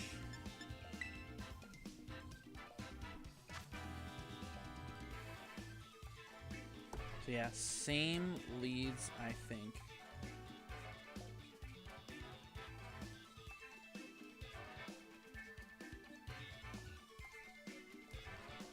Well, no, sorry, not same leads. Palafin rode him this time with Amoonguss and Pelipper in the back. The only thing that's scary is like if he leads Golden Go, but because he's a rain team, I actually am fine with Golden Go, I think. Because I can just Terra Jet Punch into the Golden Go and one-shot it with Terra Water.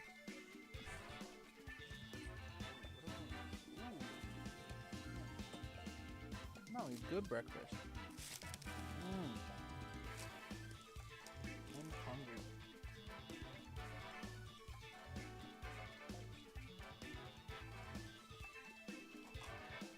I'm not sure what my opponent's game plan is. His team is not really suited to counter me switching out my Palafin, which is the main reason that I realized why Palafin is going to work. Leads with Pelipper and Dreadnought, so I think he wants to set up his Tailwind early here, which I'm fine with, because I think this turn, all three have Protect. Is the only scary thing.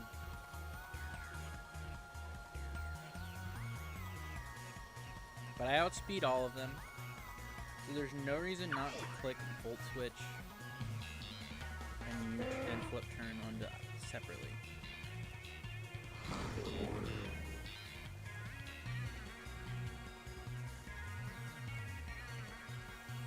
Okay, he goes for Terra Grass. I outspeed. So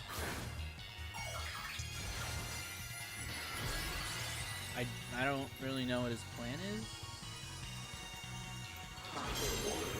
He's going for Terra Blast, but I outspeed. Oh, Swift Swim! No! I forgot! Oh, I'm dumb. Yeah, that was bad. Volt Switch?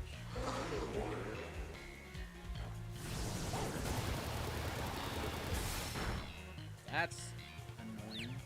That's really annoying. I swear to God, if I hit myself.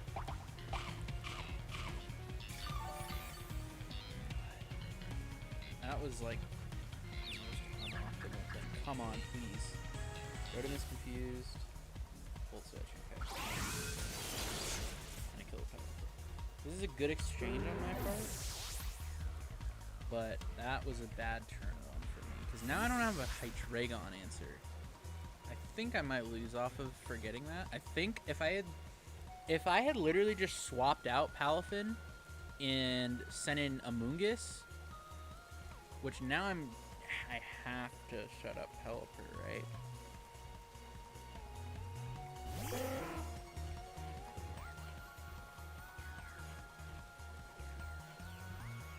think Amoonguss is like my only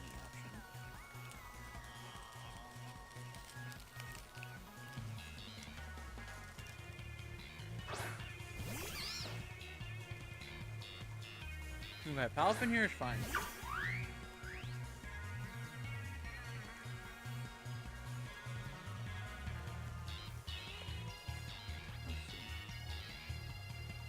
I think I just spore the Palafin slot, and I go for Tailwind. Oliver and Protect. Is it a double Protect? Nope. Rock Slide Punch is bad. Please not Rock Slide Punch.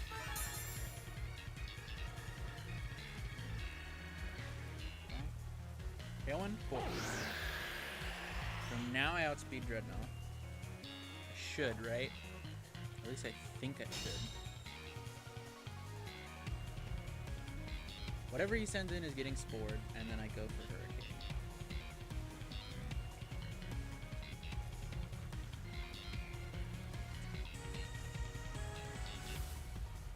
He probably just Jet Punches, actually. This game's kind of lost. Yeah. This game is already kind of lost, so... That's unfortunate. I swear to God. Amoonguss.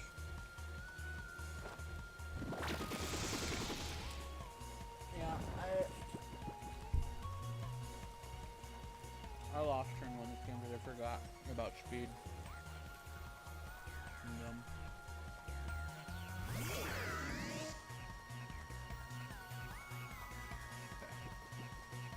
Now I just Giga Drain the Palafin.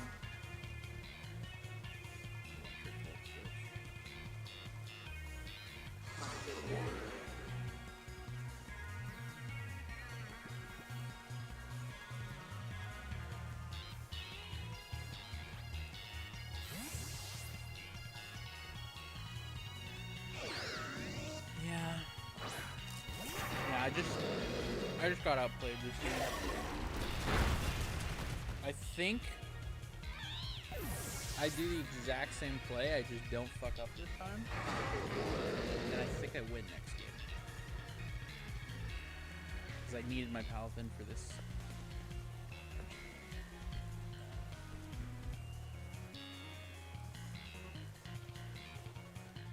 Okay.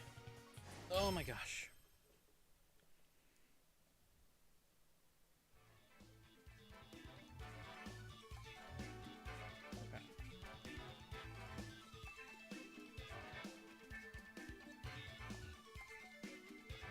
So I think we both know now we're sticking to our strategies. The main thing is that I need to just make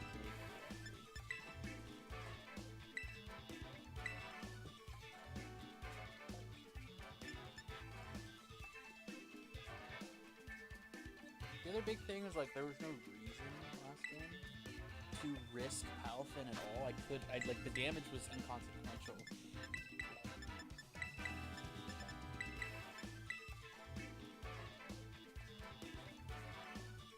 I already know my game plan. I just need to not immediately die.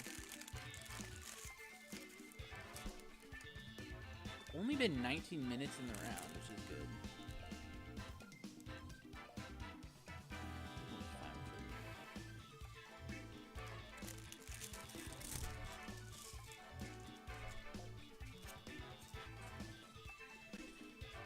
Okay.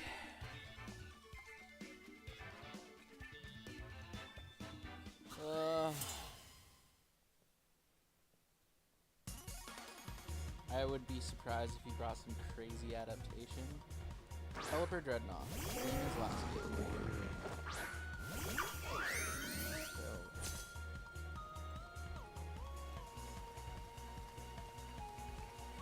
So this time, go into the Moon Gift. And this time I will risk the Dreadnought.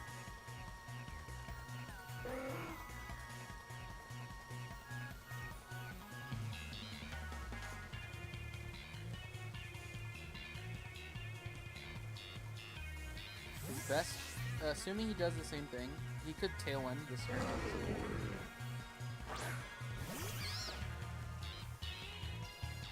Okay, he does the same thing. So this tells me that this turn is going to go very well, hopefully.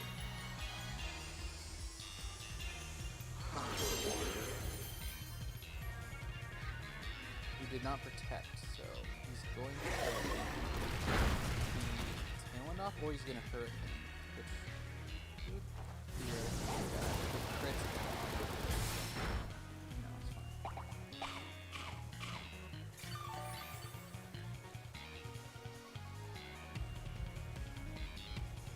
No! Oh no! Okay. All good, I just need to... Oh, I should have just volt switched the Pelipper.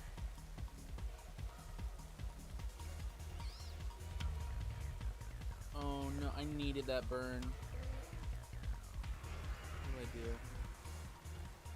Oh, damn it, I needed that burn so badly. I spore the Pelipper. Rock Slide plus Hurricane still goes. I just switched into Palafin, I think.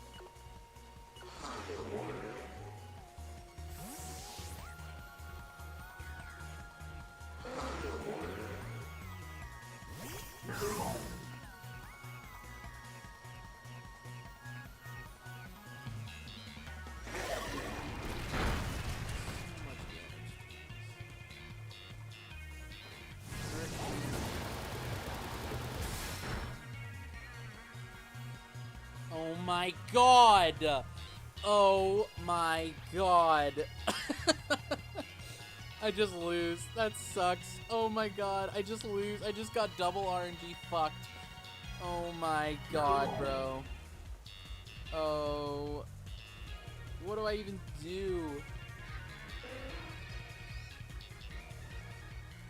I have no play. My best play... fuck do I do?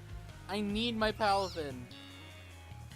I needed either status to go. I can't believe this. I have to sack off Pelipper basically.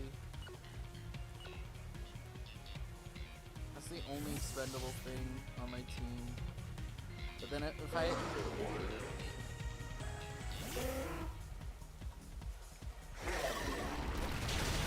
go down to 1. I needed that spore to go off. I can't believe that. Double fucked. Oh my god, that's happened.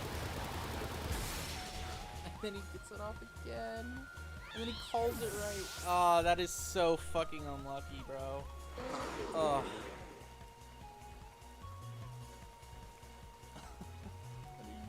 Like, what are you supposed to do to that?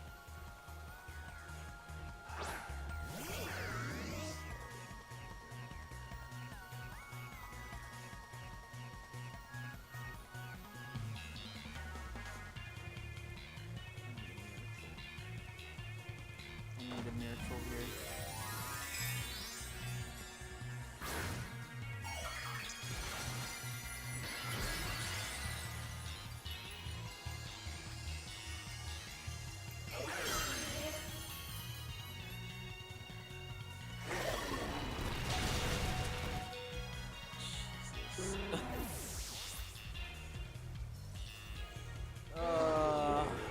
God damn it, dude. Oh, that hurts. It hurts my soul. Can't fight with the hags.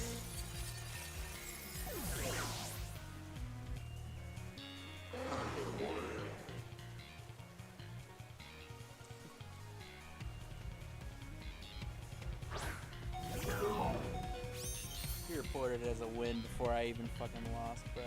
Fuck that guy.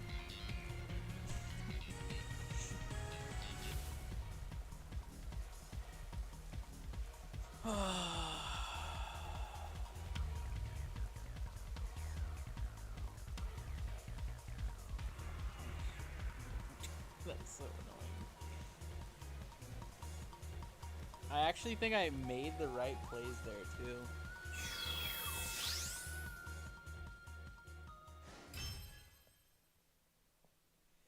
Ugh. I needed Will-O-Wisp plus Spore to connect, and I think I win that game. Which is just so unfortunate about just that in general.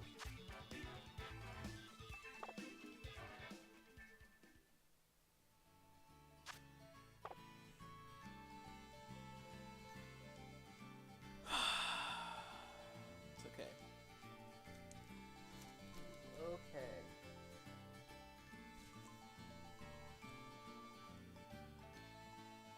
I was number 3 before this round. Goddamn.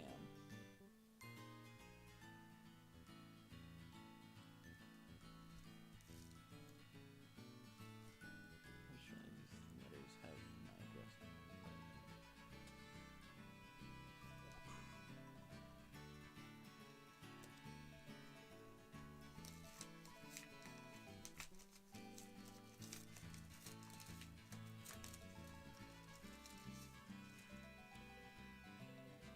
There we go. I was wondering when I was going to get this card. Cool. Ooh, shiny cardboard.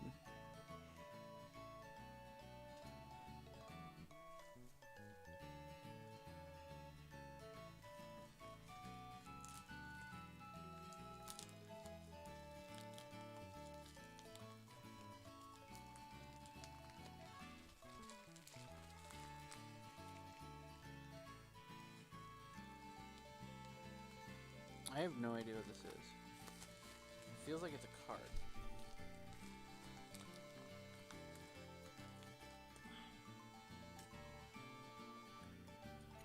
Show us the McDonald's?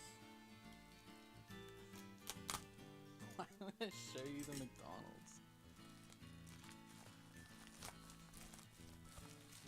What did I get? What is this?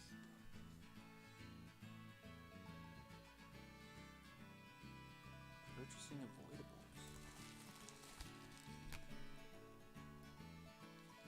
I did not purchase. I think this is my PPG stuff. I don't know why it says avoidables. Ooh.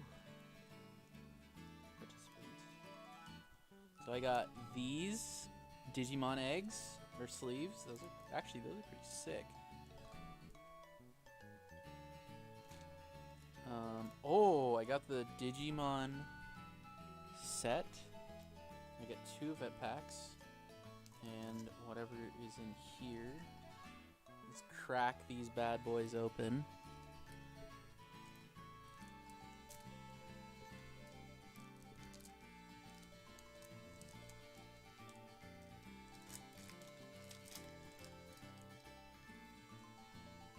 Oh, fuck. God damn it, bro. I already have this one and it's terrible. Ugh.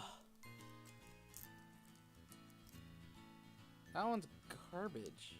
It's like the worst pull I could have gotten.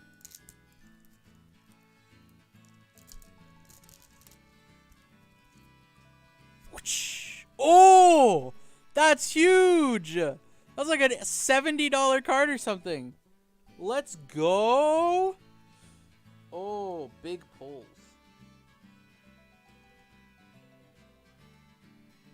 And then I guess these are participants. I don't know what you get in them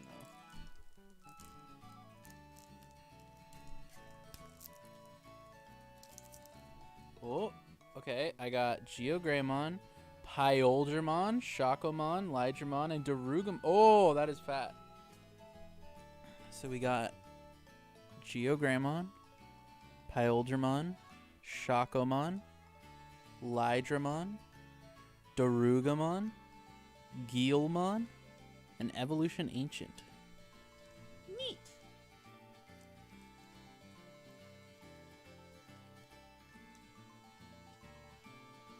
What time is it? It's 10 o'clock. Jesus. This tournament might last a while. I will definitely have to drop if it goes to 5. I don't think it will.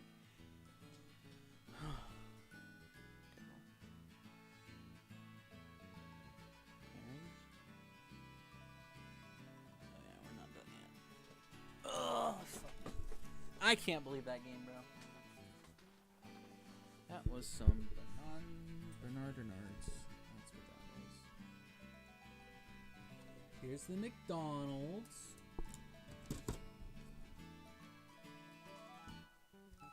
Ooh, yummy.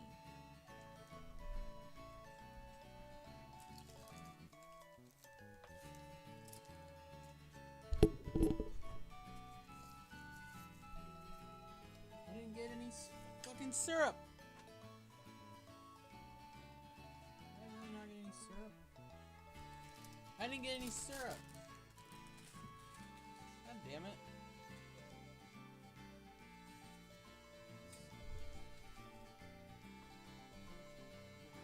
No syrup? What the fuck? I can't believe I got no syrup.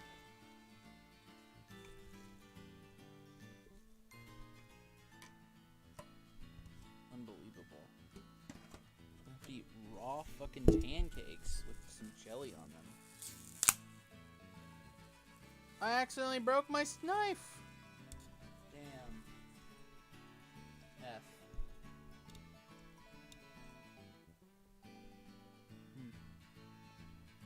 Good. Wow.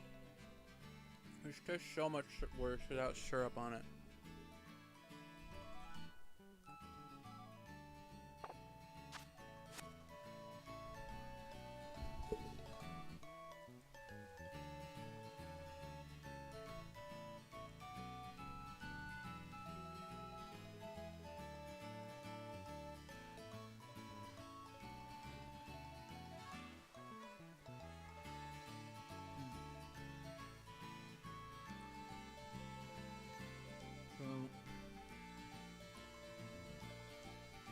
I'm really gonna need to start picking up some wings here. I need 2 more.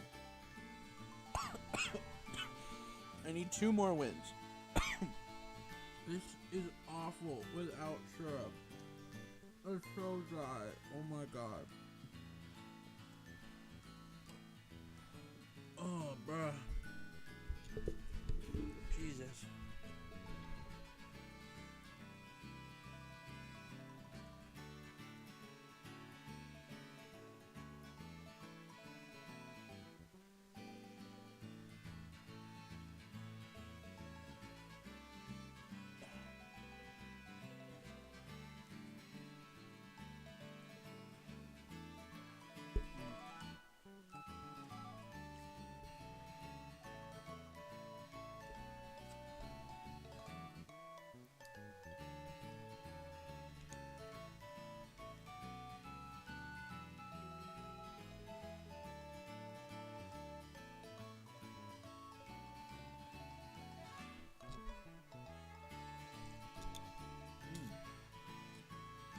brisket is good though.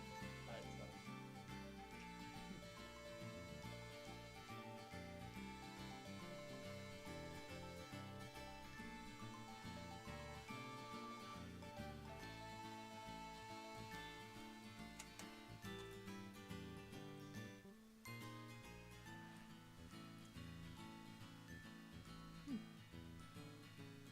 A little ASMR food review in the morning. It's great.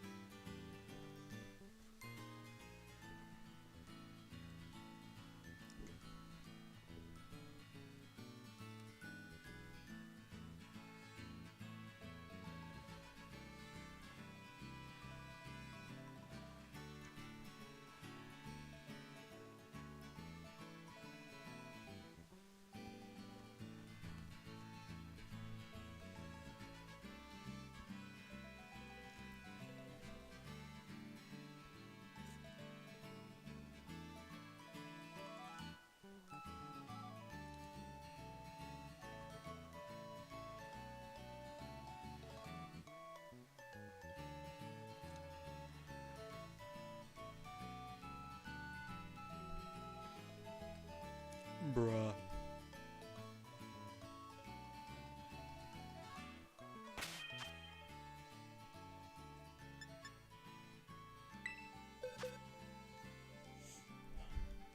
If you're gonna watch, if I'm just gonna watch you eat, let's at least do a wonder trade.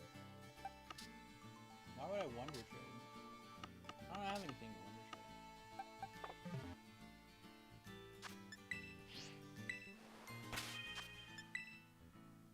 Sure. Let's see. Let's pick a box. Sure.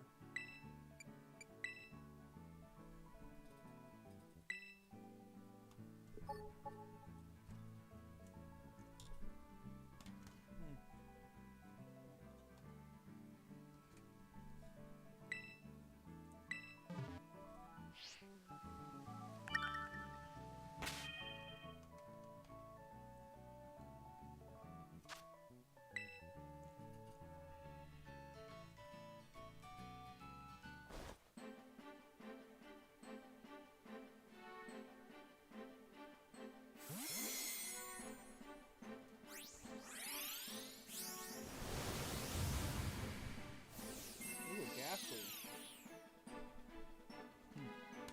Interesting.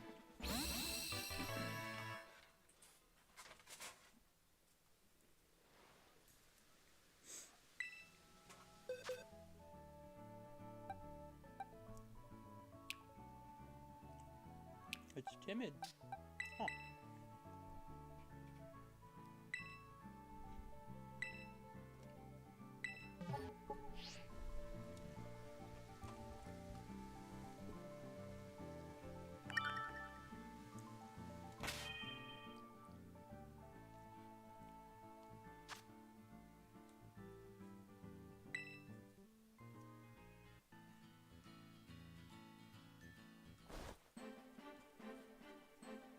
Fuck is this?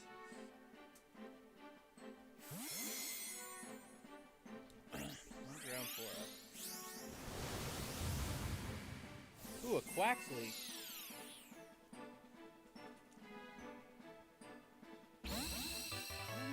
a Quaxley. I feel like I probably did.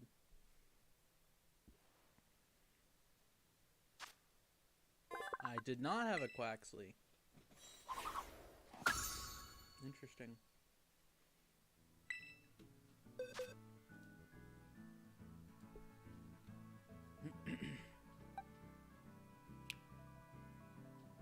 Gofeton.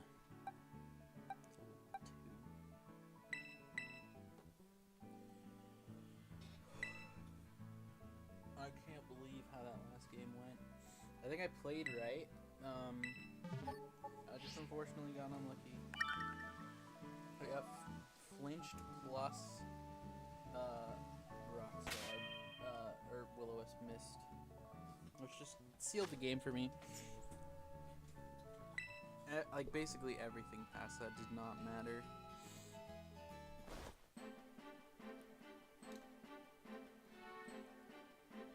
So annoying.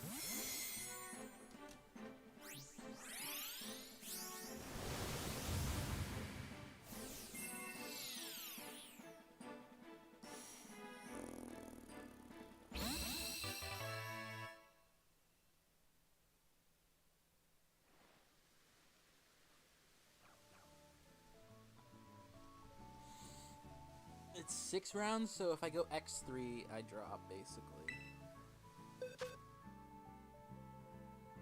So that would mean I would drop on round 5. So basically, I just need to win. I just need to win here. I don't really have a lot of room to not win.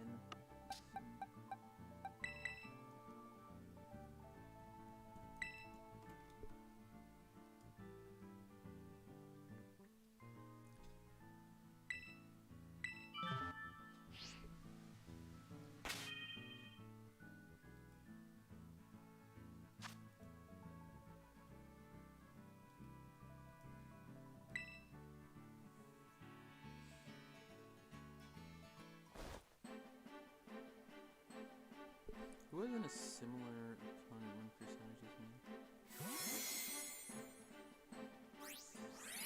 51.8, so I wouldn't be surprised if I went up against Snow Team, maybe? Probably the Snow Team, honestly, if I'm going to go up against anything. What did I even get? I got a Fido, are you kidding me?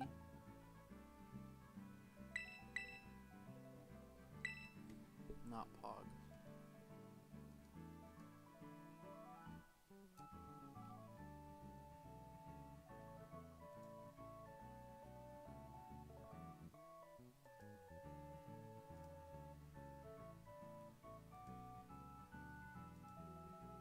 My opponent did not go 3-0. I don't know what that... Or, I guess that was the thing. They are 3-0.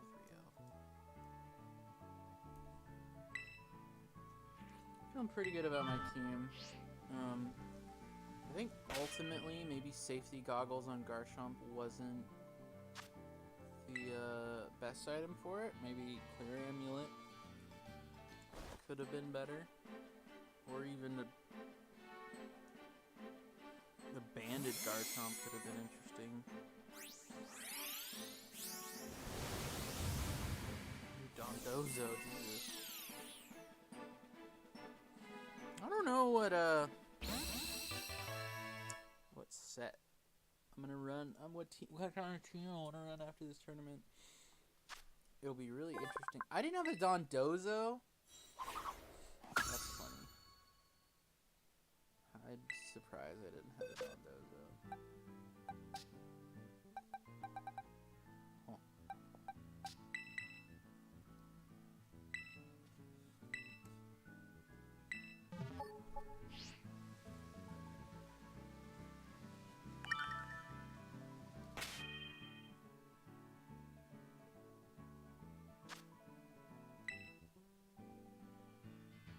Terra Steel with, like, safety goggles.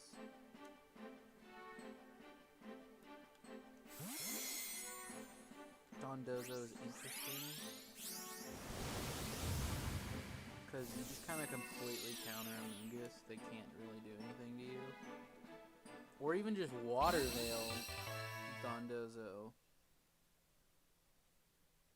Then you get then you can just have a held item, which I think is cool.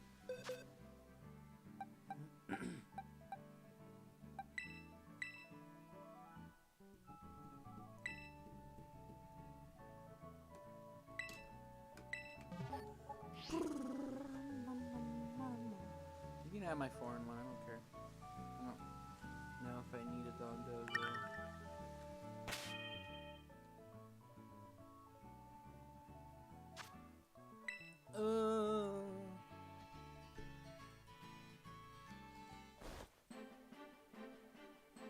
Waiting on one match.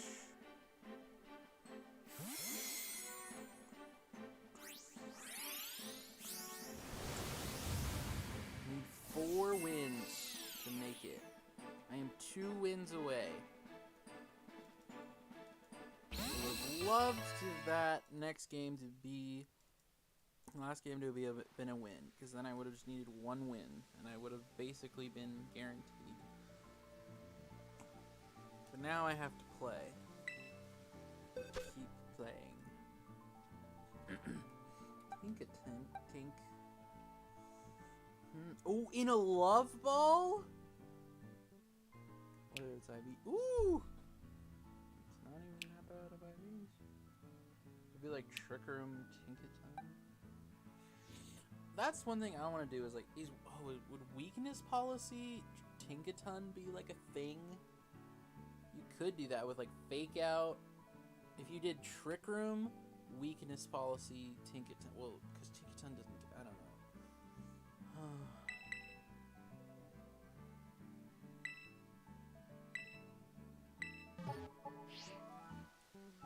Tinkaton with setup is actually kind of strong because you have to have Murkrow to counter it, and you can Fake Out Murkrow, which is really good. And you can also just fucking smack that bitch.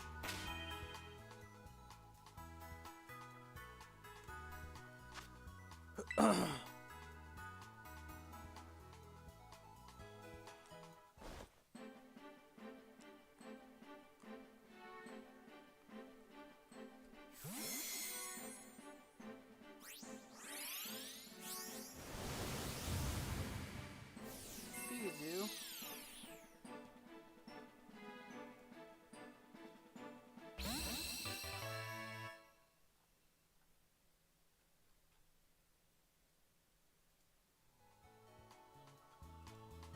Should be wrapping up soon.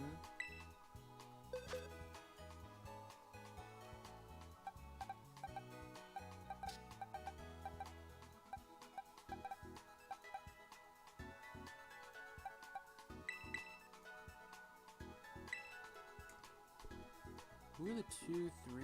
How many 3-0 players are there? There are. There's 8? 7. There's 7. It looks like it's a 60-person tournament. Okay. And I am currently in 10th place. That's actually not that bad. I didn't get I was like 3rd, so I didn't get knocked down as far as I thought I would have been.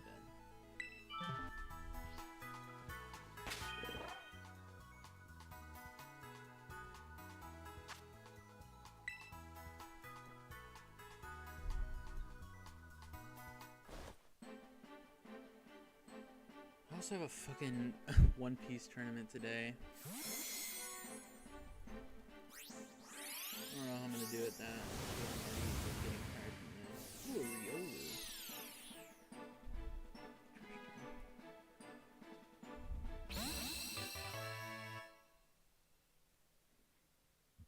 Riolu. Up, up.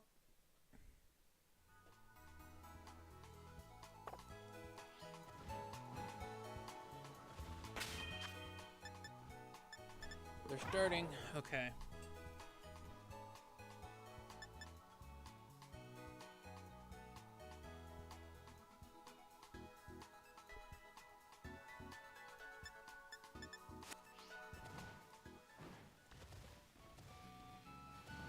There will be a 30-minute break between round 4 and 5.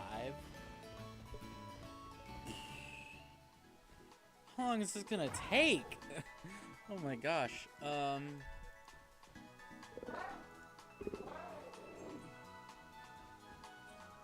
Okay, let's see. JoJo.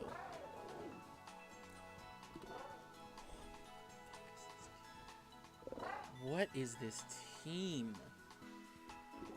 My opponent is 2-1. Okay, my opponent's team is Assault Vest King Gambit, Amoonguss, Salazzle, Baxcalibur, Mimikyu, and Paldean Tauros Aqua Breed. That is a mouthful.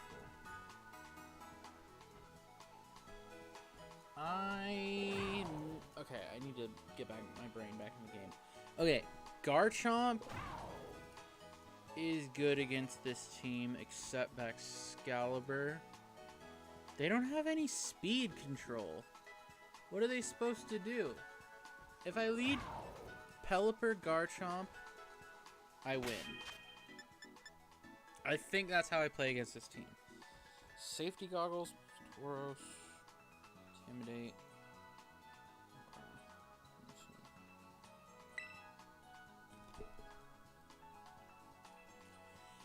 Okay. Battle code.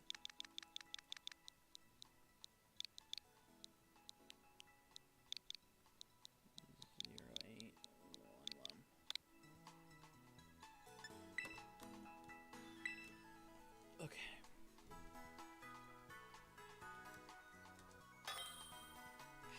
Oh my god. Okay, Mimikyu.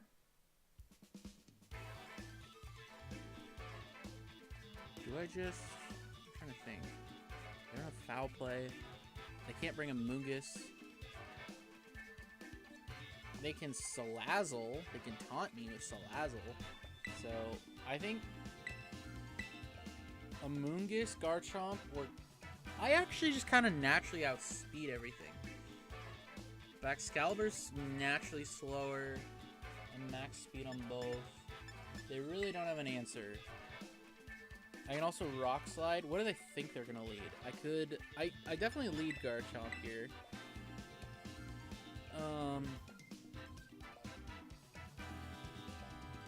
I don't see a reason not to just lead Garchomp. I can even go with like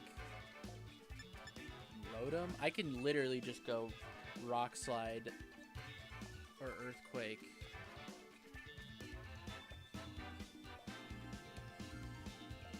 I think that's the play, honestly. Hydreigon outspeeds everything. I can bring a Amoonguss just for safety, or I could just bring Pelipper.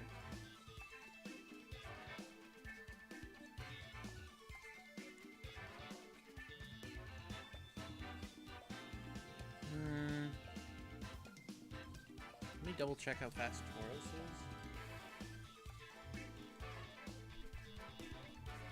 Water Tauros is slower than Garchomp. That's all I need to know. Okay. Let's just bring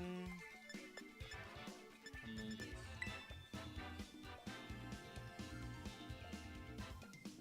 No, let's bring Pelipper.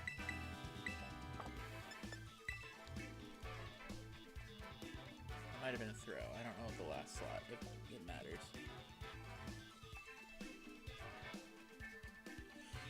Oh, round 4. Okay.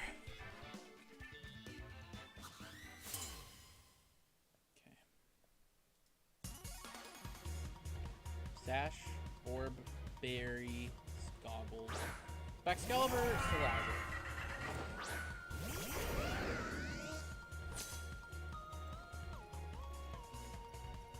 I think I just go Terrafire, Swords Dance. Oh wait. Thermal Exchange means it can't be burned, right?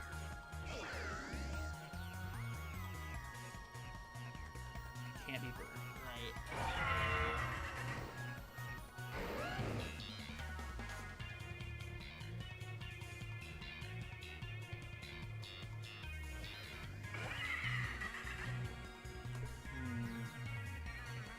I'm they're definitely gonna fake out here. Oh, fake out is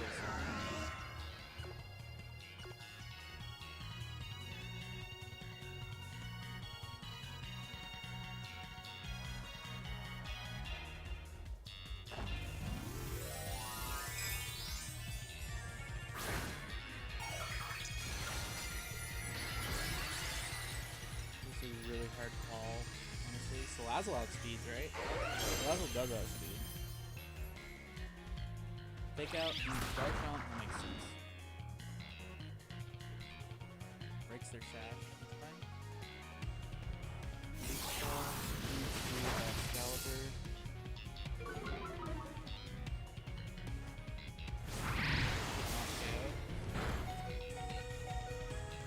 Problem is, anything from Salazzle KOs.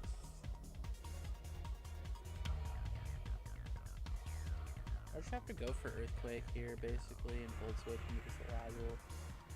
Unfortunately. Excalibur protects, that makes sense, actually. Wow.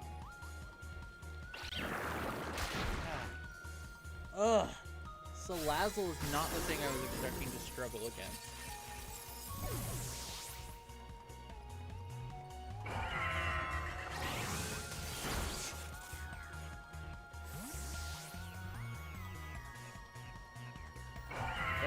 My best thing here is that Pelipper outspeeds. I don't even know if it's hot. The Dragon also outspeeds.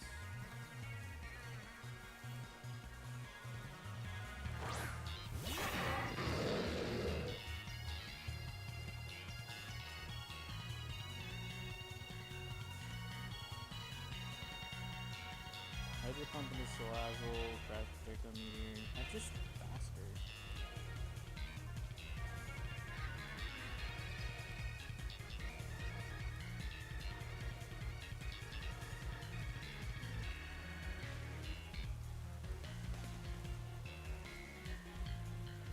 He's going for Terra.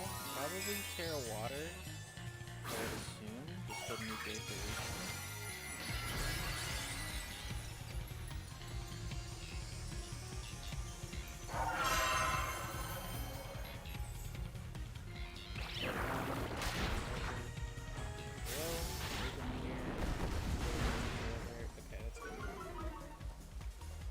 Hydro Pump needs to connect.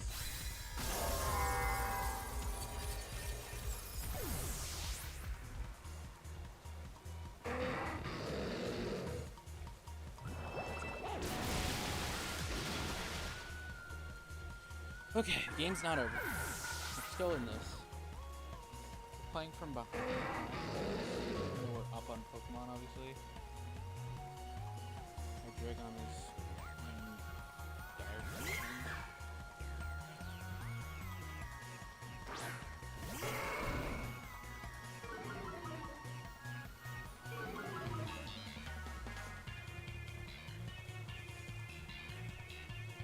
Tauros is the same, is faster than Hydreigon.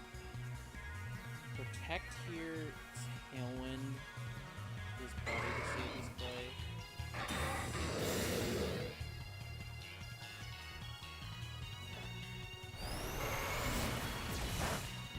That's so unfortunate.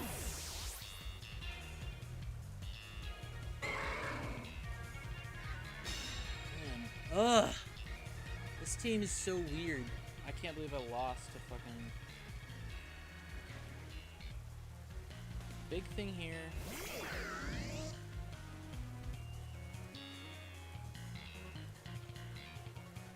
Not quite over.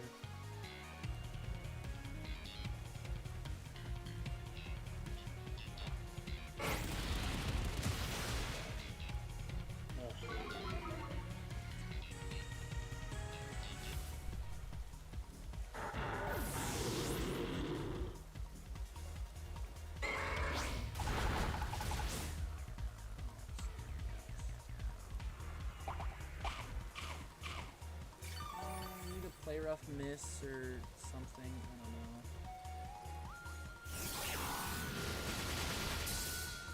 Dude, this team is so weird.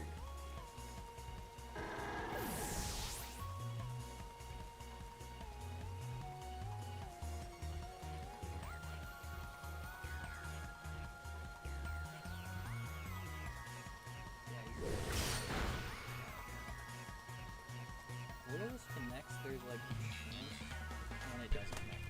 Oh my god!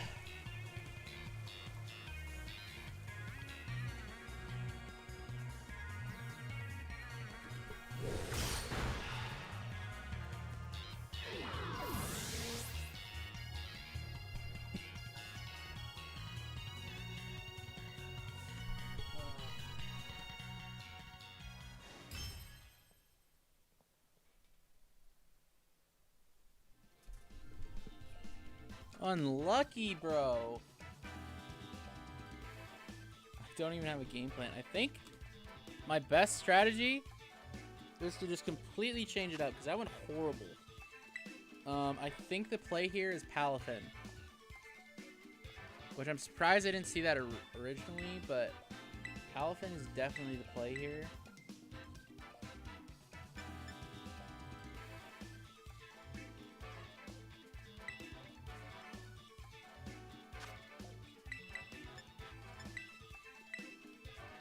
What did he bring? He brought Excalibur, Mimikyu, Salazzle, and Paldean Tauros. I think I bring this core.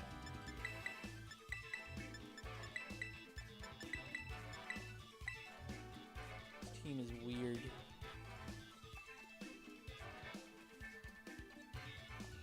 Fake out. Actually, I like that. I like Hydreigon second. Garchomp in the back. Bring out in this game.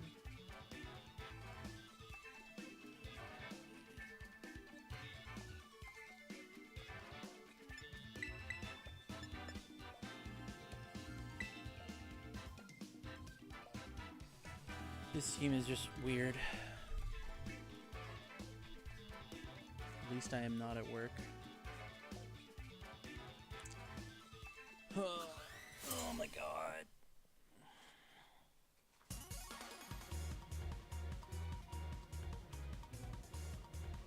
Excalibur, Salazzle,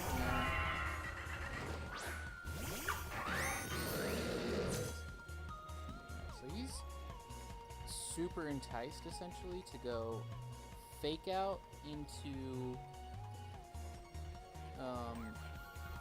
he could click either one, but he risks. I think I'm just gonna see what he does. Actually, I have no reason to risk it, right? No, I do, because he's fake. He's gonna fake out. I think I hit protect. If he goes for fake out onto Pelipper, that's unfortunate. But I kind of have to play a bit risky when I'm fighting. He's gonna fake out Hydreigon because Hydreigon outspeeds by Excalibur, and then gonna go into Blade Rush for back Excalibur is my guess.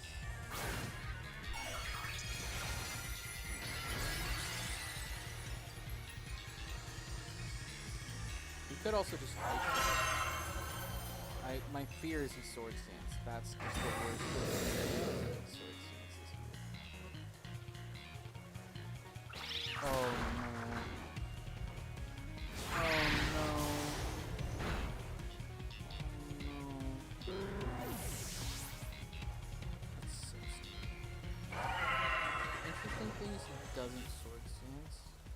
And he also Pelipper was my most expendable monster.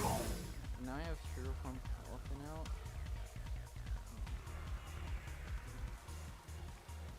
I can just close combat, right?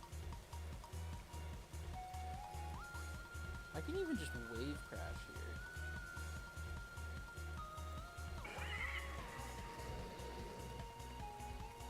He's probably protecting this turn, which means I can just Jet Punch Salazzle, and I can go for Excalibur.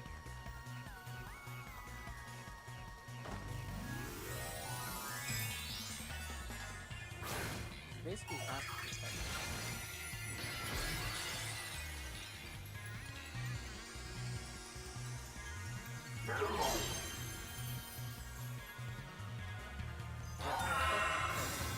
So Salazzle dies, which is good.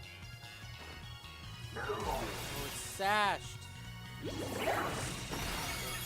turn 1. Have the information in front of me. Oh, Sablon's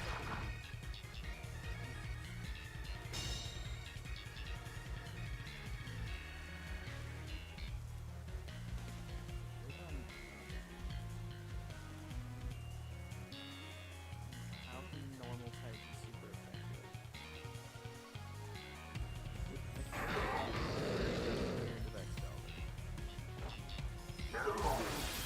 Probably Blade Breath.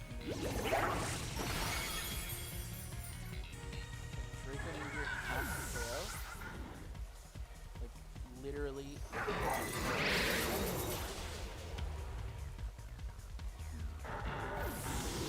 Okay. I think I might just lose O2 here. This is fucking. Oh no, it's other types. It's an Intimidate. Ugh. This team is so weird. I don't even know what to.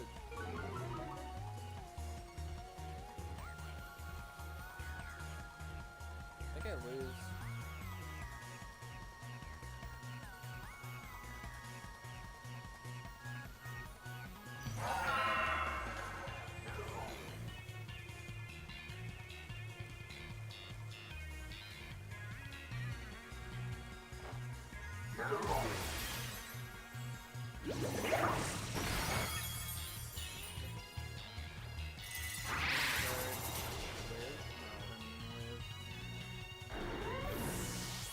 Wow.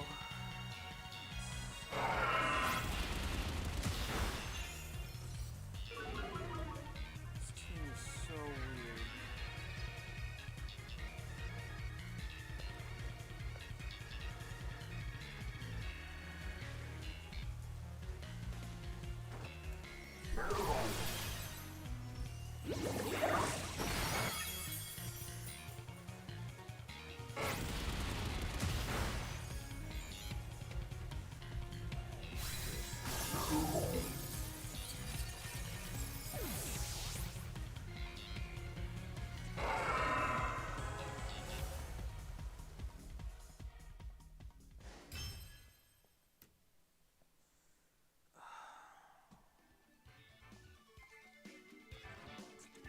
I don't know what that was. I don't know what happened. Oh my god.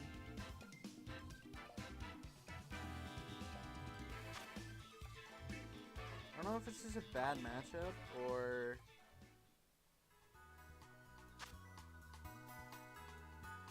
Oh, and it's round 4? Oh, I have to win out from here. Oh well. At least the next round I know whether or not I play the last round.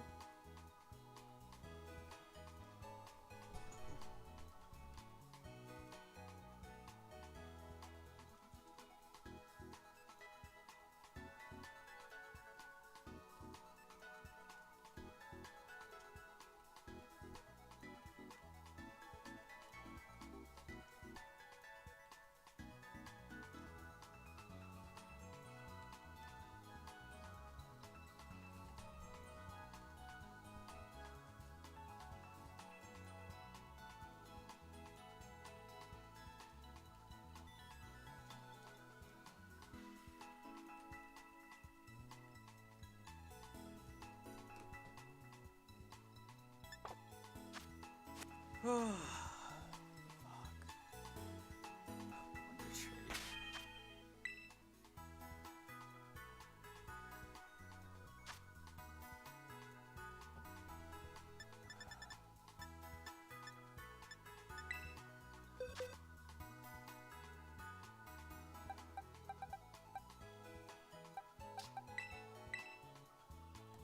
Damn, it feels so good after round 2.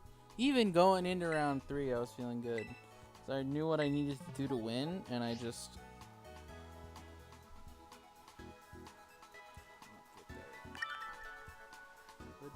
there because of some hacks.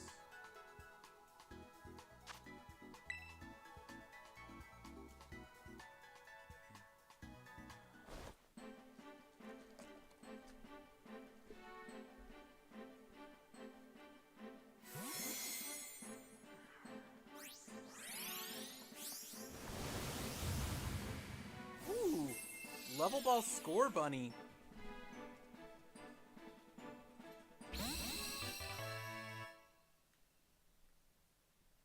That's pretty good.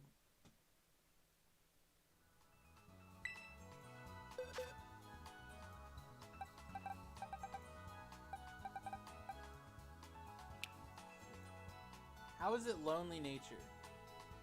Why is this thing lonely nature? It has no business being lonely nature.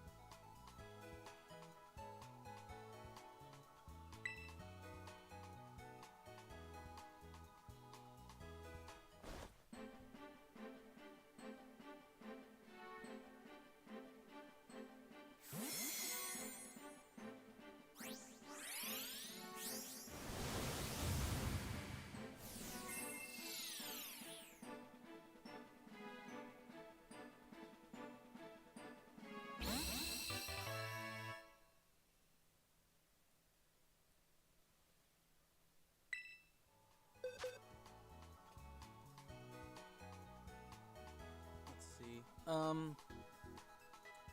there's gonna be a long. I guess I'll keep stream. I won't end the stream, but I'm gonna go on a break, just so that this part's easier to cut out later, I guess. Oof.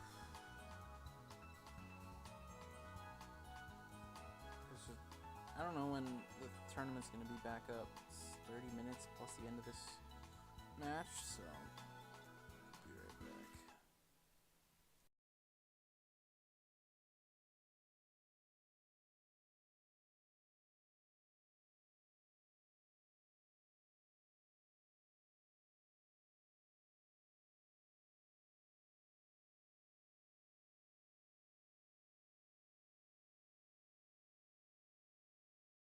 Listening to fluent Afrikaans. I love listening to all these different beautiful things, and I want to incorporate and show a diverse world, and part of that is trying to ride that line of what is considered appreciation versus what is derogatory.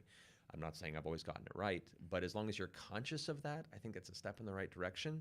I think the importance is to ensure that, one, you're not trying to play it for laughs necessarily. Right. Sometimes you can't help it. You know, I say this as a Scottish man. Sometimes it gets real ridiculous and you can't help but chuckle. So that's fine. But, you know, if you're like, well, you know, these people are bad, so I make them all Russian, that falls into a classic kind of, you know, American hero media trope that maybe isn't the most healthy thing. It's really hard. And, you know, I've had...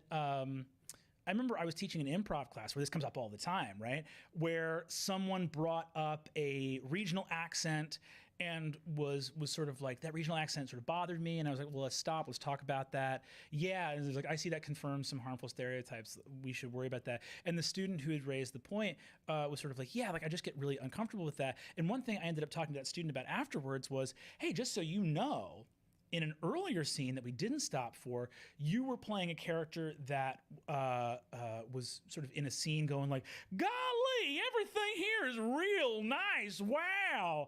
And it's like, that's classism. You're doing a lower class voice. You're doing a voice of a like poor, you know, unprivileged, you know, like that idea of, and the problem is like we were all laughing because there's this horrifying thing with comedy where you go like, oh yeah, like, a redneck becoming the king of England, that's crazy. That would never happen. But why are we laughing? Oh, there's some like class stuff baked in there and that's a bummer and you got to examine that.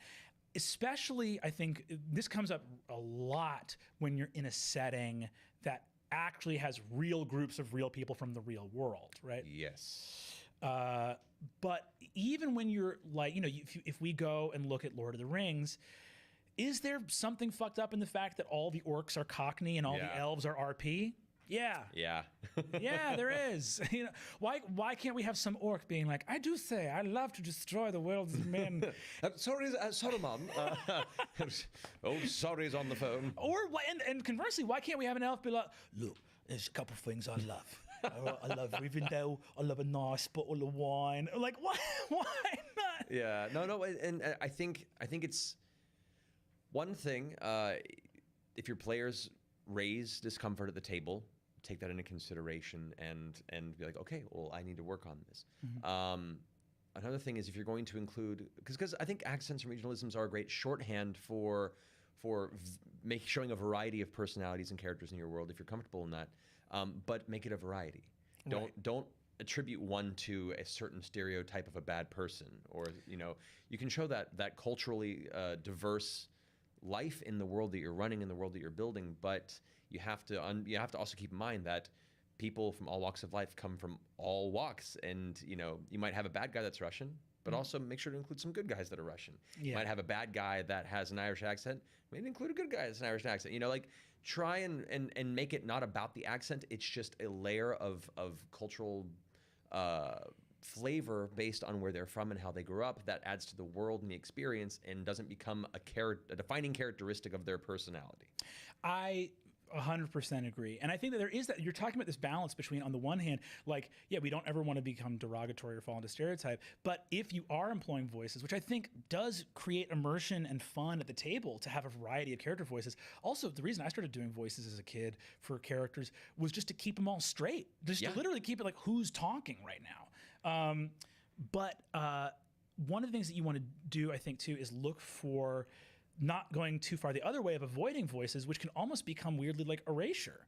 Like, our world is full of people who sound different. Yeah. And if your world is reflective of that, then you should have people that sound different. But that idea of not ever having anything be monolithic or having one group of people be one type of way. I'm just flashing back to all the characters I have now.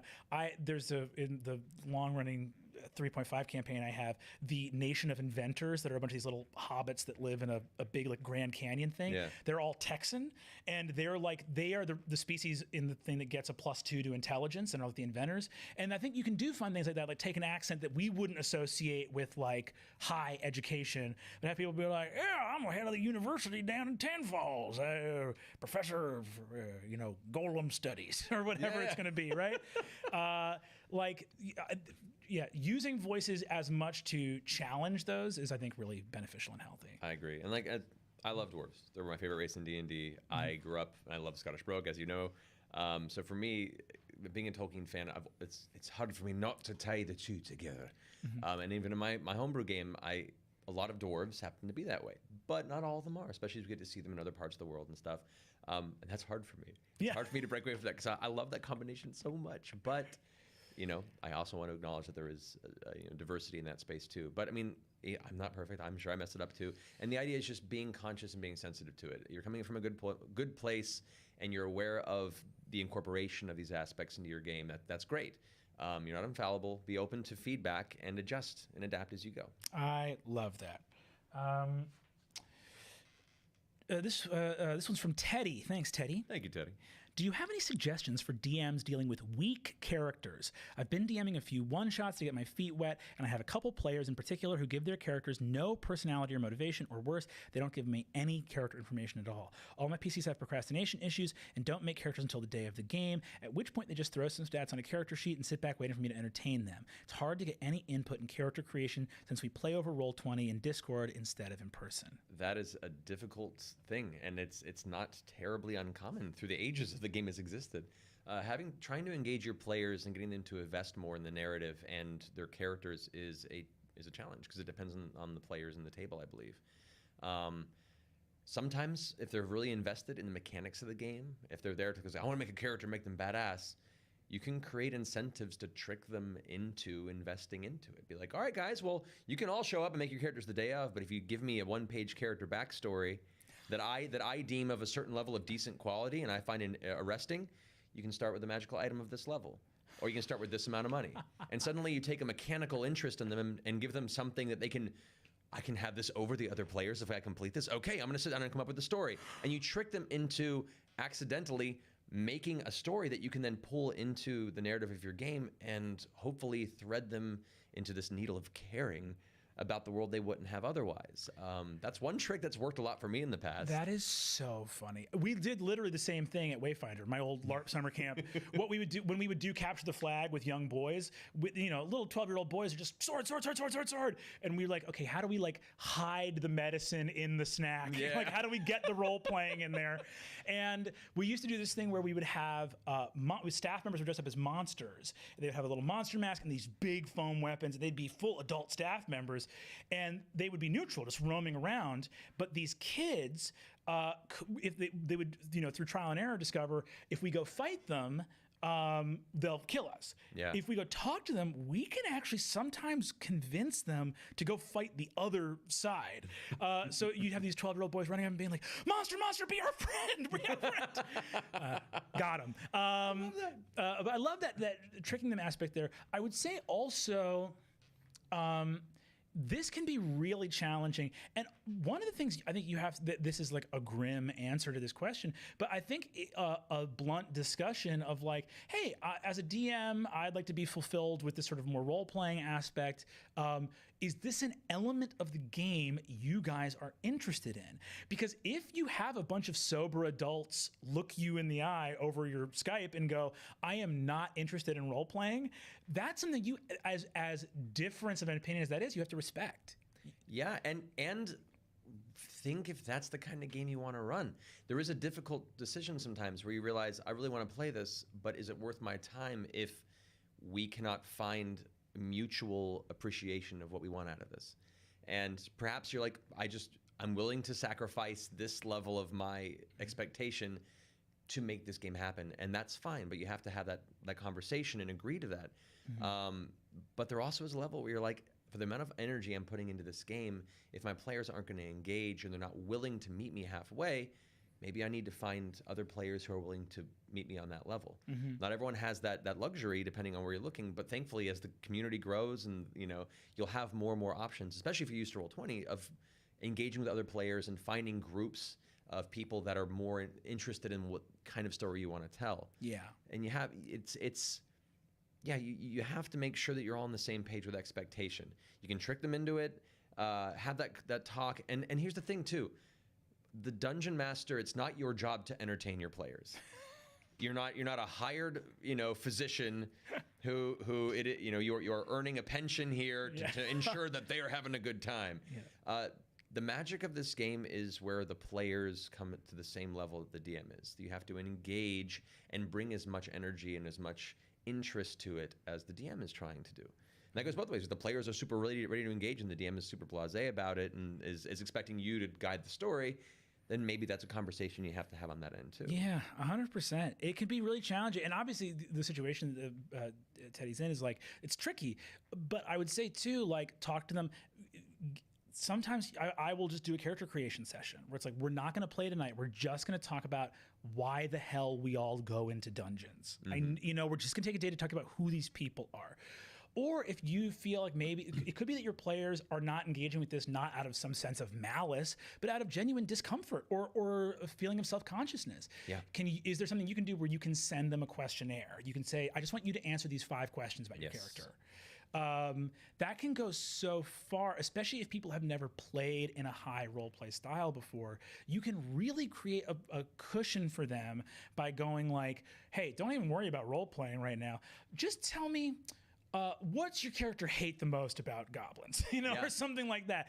Really small. Does your character have a catchphrase? I mean, like, you can literally start on the most granular, small details, and you'll be amazed at watching how some of those can really key people in, and then it gets into their bloodstream. Yeah, like what's your favorite character in your favorite movie? Start using pop culture references help too. If they're a major consumer of media, it can be like, all right, what's your favorite movie? What's your favorite character in there? What do you like about that character? What about that character really makes you go like, yeah, I really enjoy this story and I identify with that character. Cool. how is your character that you're making in this game now similar to them? Yeah. How are they different? You know, but finding those touchstones for people that have that discomfort and don't quite know yet or have the tools to engage with an amorphous character personality, finding those touchstones are a really good way to kind of ease them into it and lead them into that space. If they're like, yeah, John Wick's great. All right, cool. What about John Wick's great? He feels like a man who was wronged and is, you know, even though he does bad things on a societal level, he has a code of honor and he just wants to do the right thing. All right, cool. What about your fighter? Like, oh, yeah, you know, it'd be kind of interesting if he went in a similar vein. Well, you know, what wrongs him? What is his sense of justice? What does he see as a perceived wrong in this world? Well, he hates when, you know, when families are hurt by the system. Okay, was his family hurt in the system? You know, you kind of guide them through that touchstone, and that helps get them into a more comfortable space of defining those aspects of why their character fits in this world and what guides them in it ultimately. I agree. It might not, and none of these might work. You know, that's the thing. There's no real, you know, rainbow road to an answer to this. There's options and there's tools and many more beyond what we've discussed here that you can find online and ask in forums and Reddits and stuff like that for feedback. And hopefully one of these will help, and there's a possibility it might not. And you either have to adjust your expectations, or maybe just they have to find a DM that fits their style, and you need to find players that fit yours. Yeah, that's absolutely right. This is from Wonk Daddy. Wonk Daddy, what up? When you're world building, how do you decide what to flesh out and what to leave vague? I feel like whenever I try to get into creating a campaign myself, I get overwhelmed with all the little details, and I feel like I need to have an answer for everything, or else I'll get stuck and ruin the entire thing. That is a very common concern. Yeah. I've fallen into that trap. Well, yeah, because you want to have a good return on investment, right? And there are certain points when whether you're designing a city in your setting or the full cosmology of the war between the gods 1,000 years ago, there's always this question you're asking in your head of what has the highest likelihood of being something that brings joy to my players? Because every DM has felt the sting of, you don't want to talk to the Thieves Guild in the city? Okay. Yeah. Fucking bye, work. So that is can be really frustrating. I would say, for one thing, to play off of that particular element, that Thieves Guild that you felt you had to throw away, that you've put so much energy into, that isn't necessarily discarded. It can be reskinned and introduced later in the game at another place, and perhaps they might now want to check out this other Thieves Guild. And you're like, oh yes, this isn't the Libra Arcasium. This is, you know, the Skybearers. You just quickly scribble on the front and hand it over. You know, it's very much you want to use all the parts of the buffalo in your campaigns, so nothing goes to waste. And so don't consider that if they don't go a certain path or interact with a specific faction or NPC that you're hoping they would, you can always find a way to retool them and bring them back in your story and still see that elevated. But yeah, I mean, as far as limitations, it's a fine line. I myself, when it comes to world building on a small scale, like a city, I try to keep it to 2 pages. Yep. And that is discussing like an overall paragraph that is the theme of the location. You know, what's it look like? What's it smell like? The people that live there, is it squalor? Is it a higher society? Is there a combination of the two, and how do they interact? Is there a ruling class who are seen as the overlords of this location? Mm-hmm. And perhaps a sentence or two about what are the major trades that go on here. You know, with the society here, does it function on natural goods? Does it come off of produce? Does it come off of mercenary work? Does it come off of a plentiful ore mine nearby? Or is it merely a trade post and it's all other imports coming in and out? Mm-hmm. That already gives you something in just very basic bullet points, an idea of where to make things up in that space. That is, I think, really key. And it's the idea of, and this is going to be different for everyone. Yeah. So the answer I'm going to give is relative to you, the viewer, but that doesn't mean that it's not real or actionable. And the advice is, I create as much pre-work information, and this goes for there are certain things that you have to do concretely, like stat blocks for monsters. You got to do that concretely. But things that are the narrative world building, cities, plots, characters, motivations, I do try always to hit the bullseye, which is exactly as much as I need to know to make improvising the things I don't easy. Yes. Right? And you can almost, to give you a weird visual analysis, it's almost like you have void and you're just trying to raise one mountain over here and one little city over here and a character over here until the sort of grayish spaces that are still void are borrowing enough texture and illumination from the other things you've populated the world with that you're like, there's no more places of pure void anymore. It's just enough information scattered around that if I have to go into this middle part where it's like, well, what's between the city you said exists and the mountain you said exists? And it's like, cool, I have enough information from those two things that I know what's there. Exactly. It's preparing enough for yourself that you can make informed decisions in the spot based on what you've already prepared. That was a great visual example of exactly that. I'm genuinely impressed. Well done. Shucks. But there is, I think it's really true, and I think there's something else that I love as well. And this comes back full circle we were talking about before, which is like what guides world building, which is make sure that the work you're doing serves what you're trying to accomplish. And what I mean by that is, I think we can, at least for me as a DM, a lot of times when I'm making something, I kind of have an idea of what I want it to do. Like, you're making a city. Cool. Not all cities serve the same purpose in D&D. Is this city like the incredible shining Minas Tirith, where its job is to be like the beautiful seat of culture? Cool. You should flesh out some statues, some public fountains.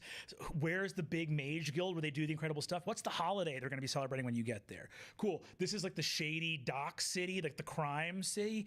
That one needs thieves guilds, and that one you should stat out some like street toughs that might try to rob the PCs.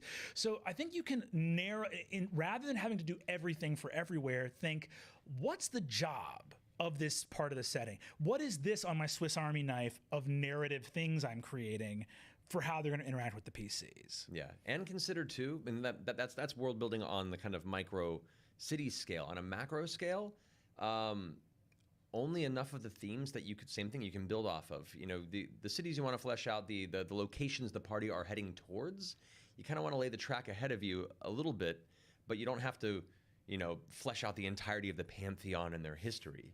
You can be like, are there gods? Is there a singular god? Are there no gods and they've been destroyed? Mm-hmm. That's enough information. Have a god of love with a name. That's all you need. You don't have to talk about, 2,000 years before they were risen from the waters in this era, and then they fought. That you totally can, by all means. But if there's a god of love, mm-hmm. that's enough. You see a statue of, a young woman holding forth a wreath made of flowers, and she's, Denna, the goddess of love. The player's like, oh shit, all right, cool. That's all you need. And you can riff off of that, or the players will keep walking. You're like, cool, I didn't need any more information about that. That's all they need. So yeah, it's kind of like on a macro scale, you only need a few sentences. You only need something that you can reference in the lore, or that you can use as inspiration to other more micro world building. And then as you get to continents and you get to regions and you get to cities, that's when you get a little more detailed. And even then, a lot of my world building for the last campaign especially, I only did as the players were going along. That's huge. And you can't discredit that, because there's a funny thing. As I think two things are, there's a great old quote, like a World War II quote of like some general was like, plans are useless, planning is essential, which I love, right? Yeah. What's great about that when you look at it is, I think it's important for you as a DM to be like, what's this world going to feel like? What's it going to be like? What's the vibe I'm going for? Classic high fantasy, something else. But also, everything you make has to be able to get thrown away if what happens at the table changes things. Yes. And there's an element that's really fun too. Like, I made this setting that I thought was all like sky pulp, steampunky, Miyazaki, biplanes, and this and that and that. And I was like, yeah, this is gonna be so cool. And then my PCs around level 3 or 4 were like, we're gonna stage a revolution against the Empire, and we're gonna overthrow them. And I was like, this got very dark. and for the past many years now, the whole tone changed, where it's the kind of aesthetic of these like biplanes and zeppelins and stuff like that, but it has taken this emotional tone of like, we are trying to overthrow an evil empire. and we are revolutionaries, we're freedom fighters. And so as a DM, on the level of macro stuff like theme and world, and then on the micro level of just who you thought they were going to talk to at the tavern, you got to be ready to completely switch things on their head based on what the PCs are going to throw at you. Oh, easily. I mean, and now once again, the players will fuck everything up, and they will inform your maddening chase to put things together, and so enough preparation to where you have things to fall back on, but you don't have to flesh everything out in advance. It's too intimidating. My current campaign, I wasn't expecting it to have as many dark themes, but the players all made characters with super tragic backstories for the most part, and I was like, okay, well, there's going to be a lot of tragedy that we're going to go through. So I hope this is cathartic for all of our viewers, because it's going to be for us. It's almost like an episode of Chopped or Iron Chef where like the DM is this chef and then like, what's the special ingredient? Sadness. Yeah, well, like I built this new campaign to have a lot more of like intense conflict and to show the disparate challenges of power.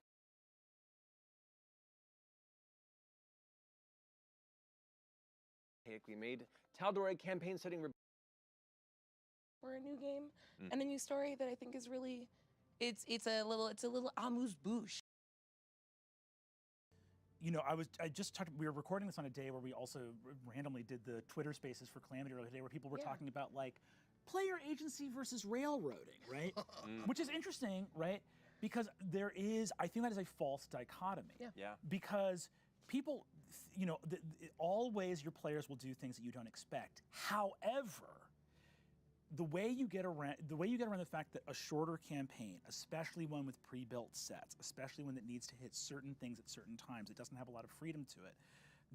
For anyone out there running a one-shot or doing something like that, let's say you want to run something in Tal'Dorei, and you know that there's a set limit of time on it. I used to run a game at a summer camp where it's like, hey, August 28th, this has got to be over. Everyone's going back to different states. The way you handle that and put that together, right, is essentially that you need rails, but it does suck for those rails to come from the Dungeon Master. So what you can do in a session 0 is do really definitive, deep character development and go, who are these characters? Which is, I think, a big part of doing planning as a Dungeon Master is, at least for me, what I use session 0s for is like, look, I have a small amount of time to get this done.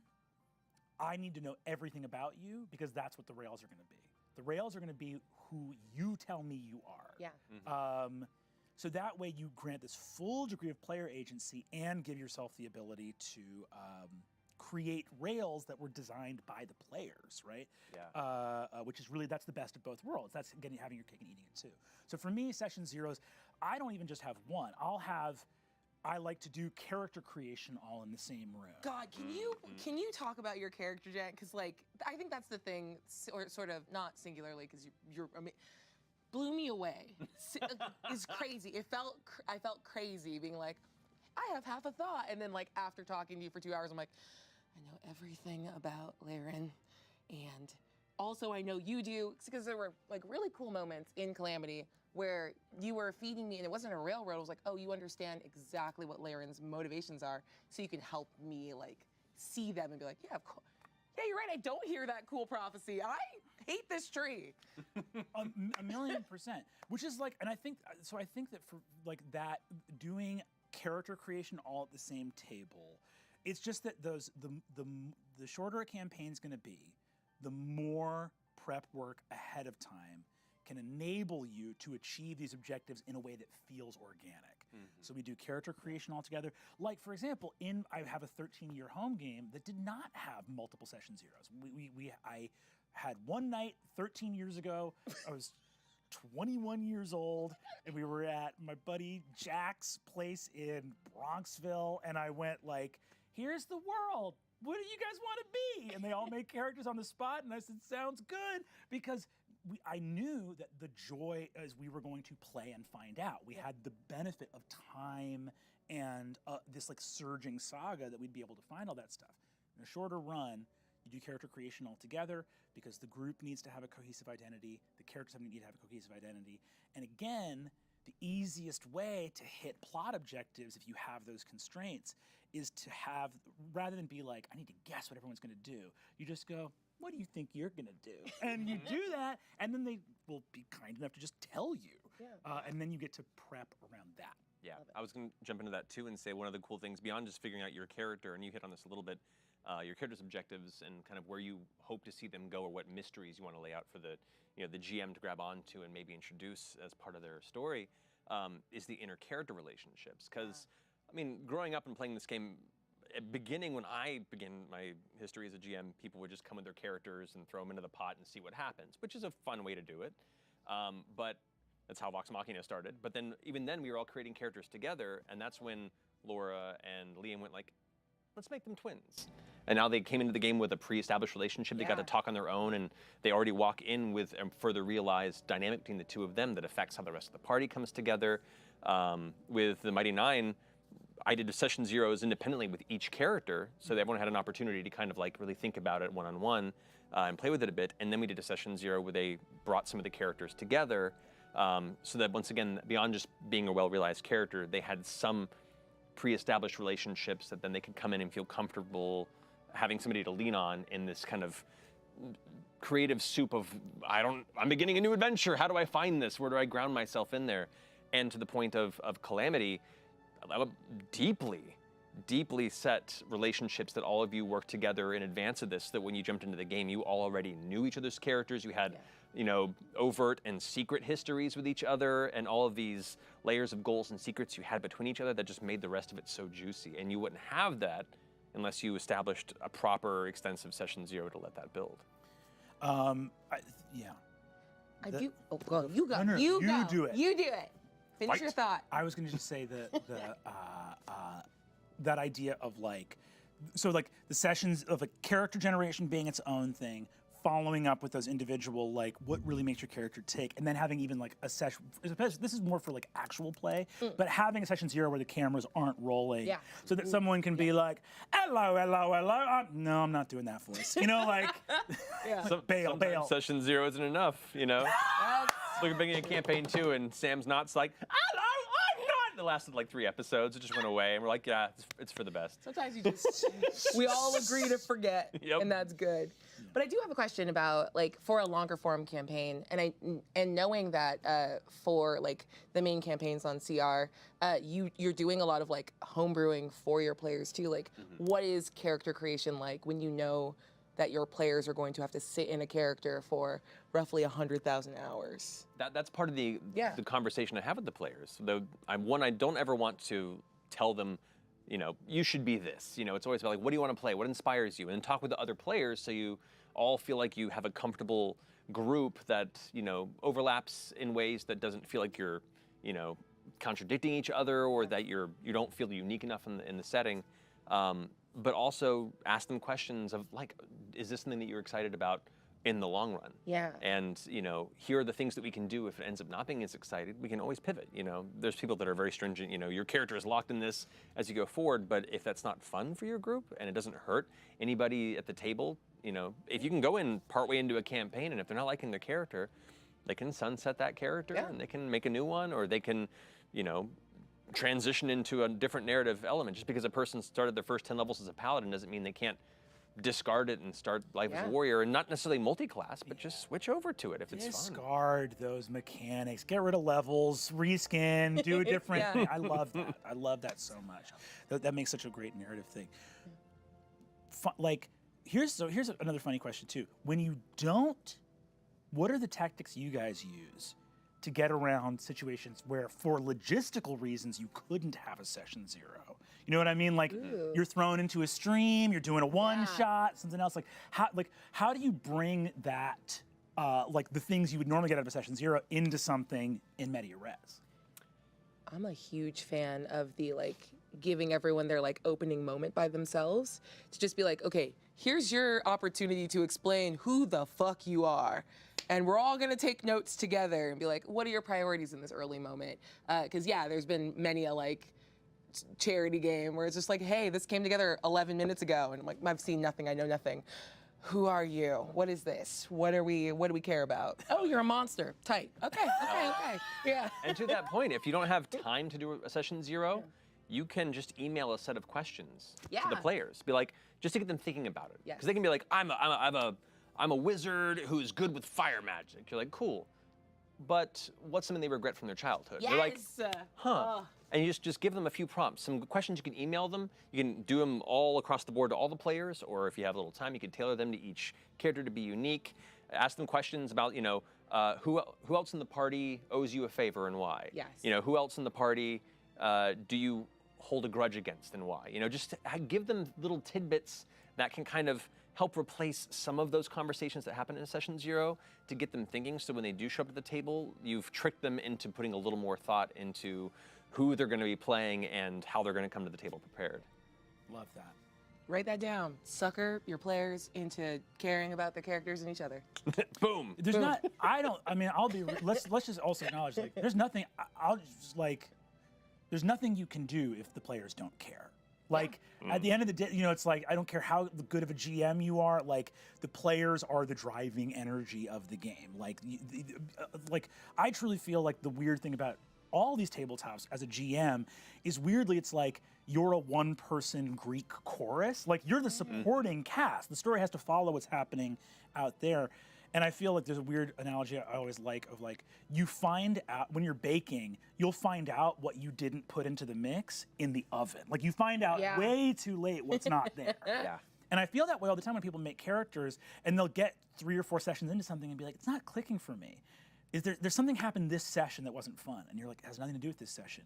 You made a character with no connection to the world that they're from. Or you made a character that has no history, and there's like complicated things about backstory. I don't think you need all the backstory in the world.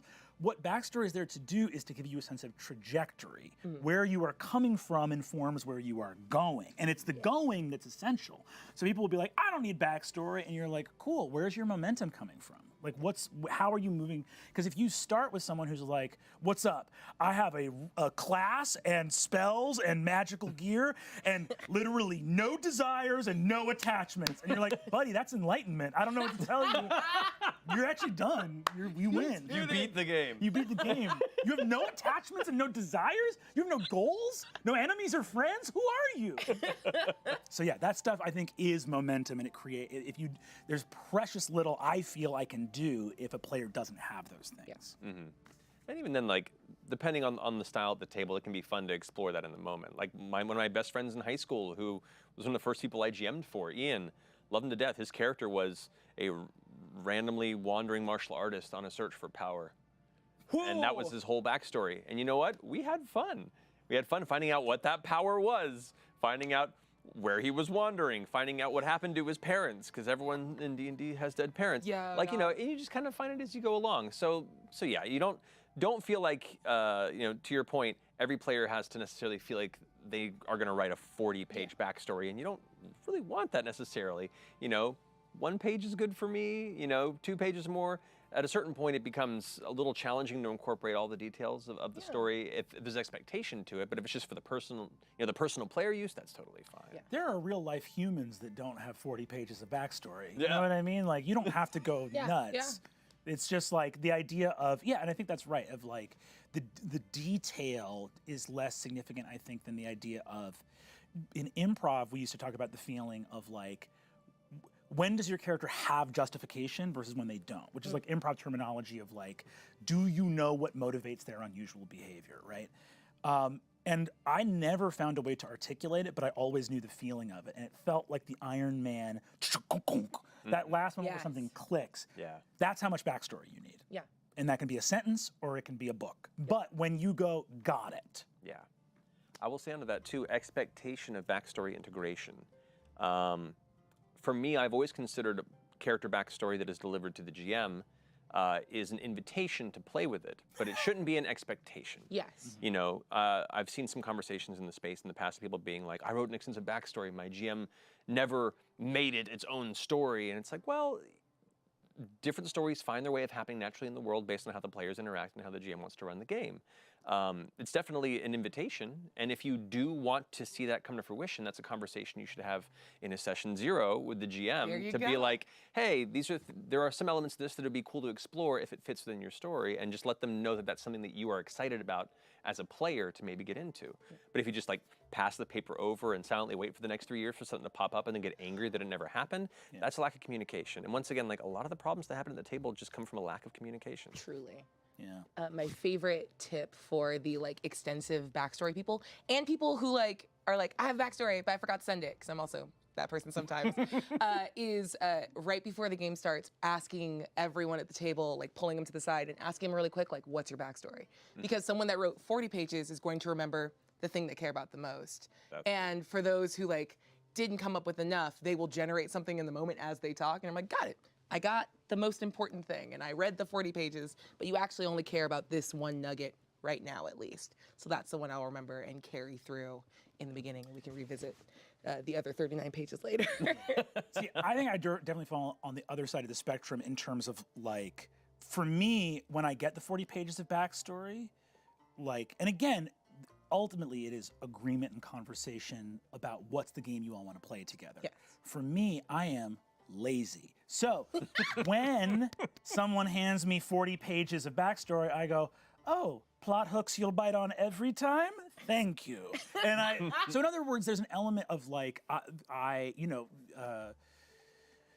when I often poke my PCs for that stuff because I want to go like, hey, what's the stuff that is going to be like slam dunks for me? Right? That I can because with D20, I would say I make like 30% of the world, and that's when we do character generation. And then people pitch stuff, and I was like, no clerics at all?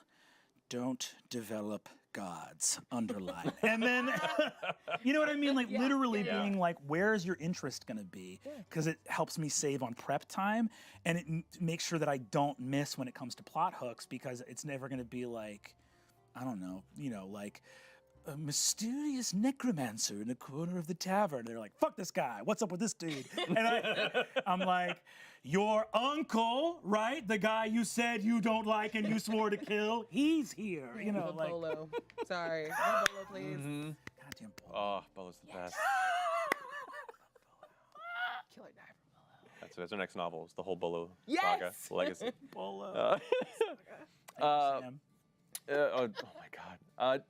Another interesting point, as far as like getting GMs prepped in the early stages, since Tal'Dorei or Exandria in general is an established setting, and this is a conversation that I'm interested to have as well, that can be daunting for people who are new or old players. I personally, as I've learned to GM, I would just create my own settings because I was too scared to dive into established settings like Forgotten Realms or Greyhawk when I first got into D&D.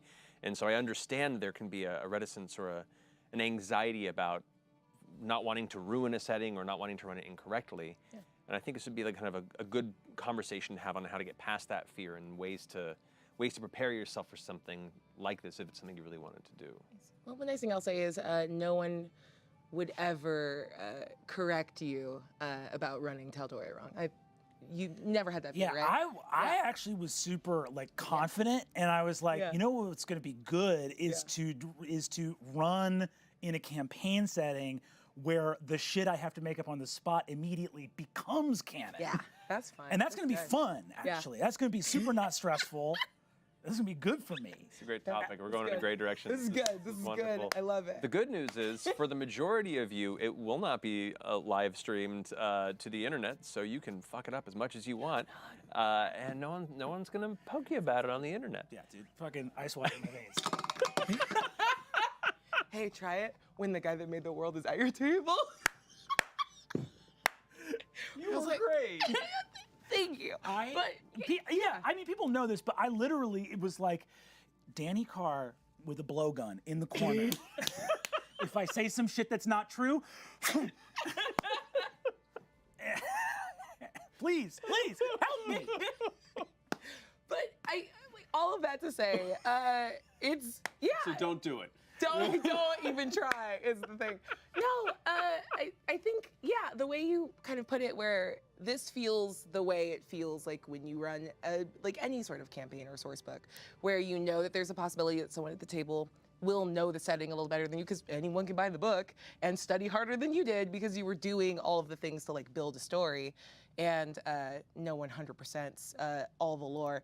I think it's just the idea of, one, if you have the ability to, take a break and go look something up. I think there's this weird tension, especially when people watch a lot of actual play, to be perfect immediately.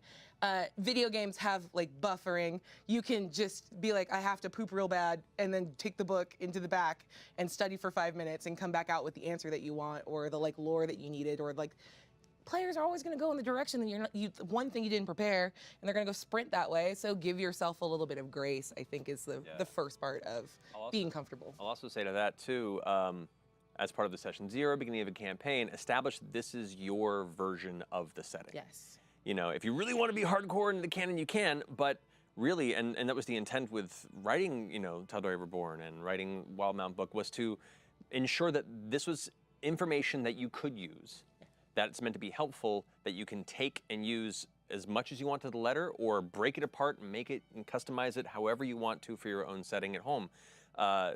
Just letting your players know that this is your version of the world.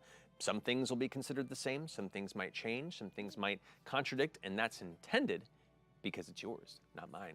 Not yours, not yours, it's yours. Yeah. Wow. That's good. I love that. You answered that too good. I was making it up. Yay.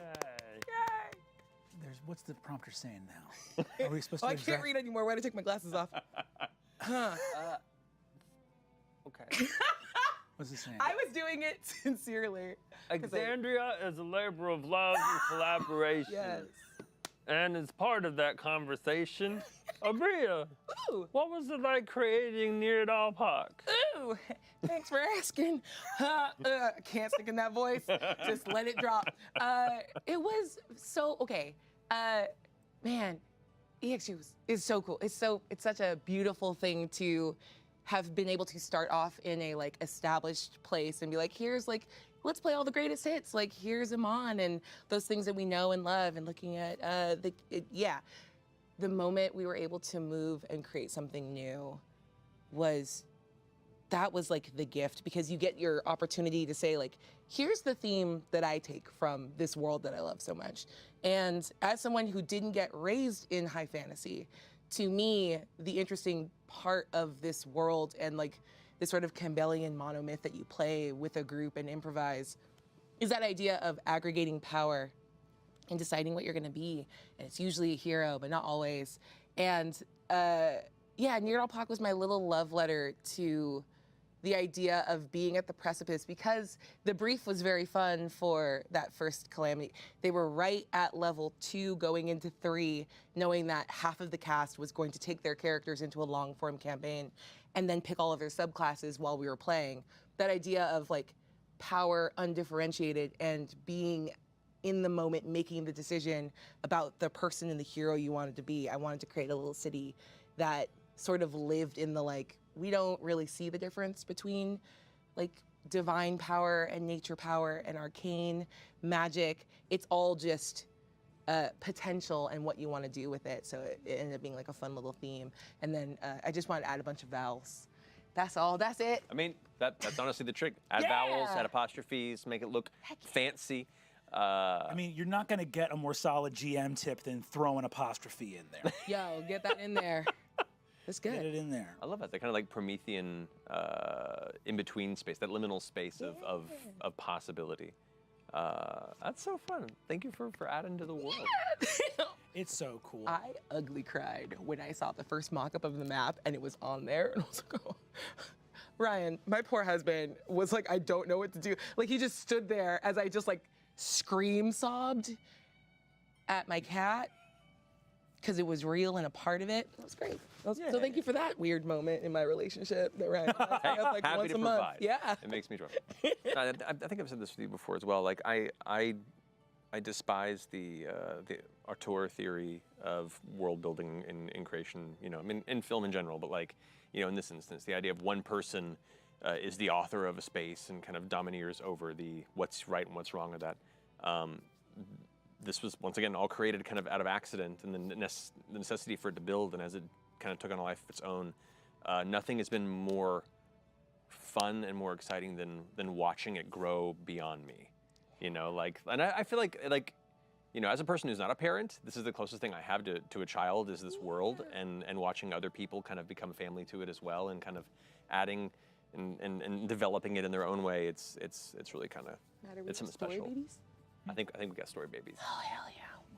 Speaking of story babies, let's talk about what you did. Yes. Because I got a place, you got a time. Yes. What was it like building out the like sort of legendary Age of Arcanum?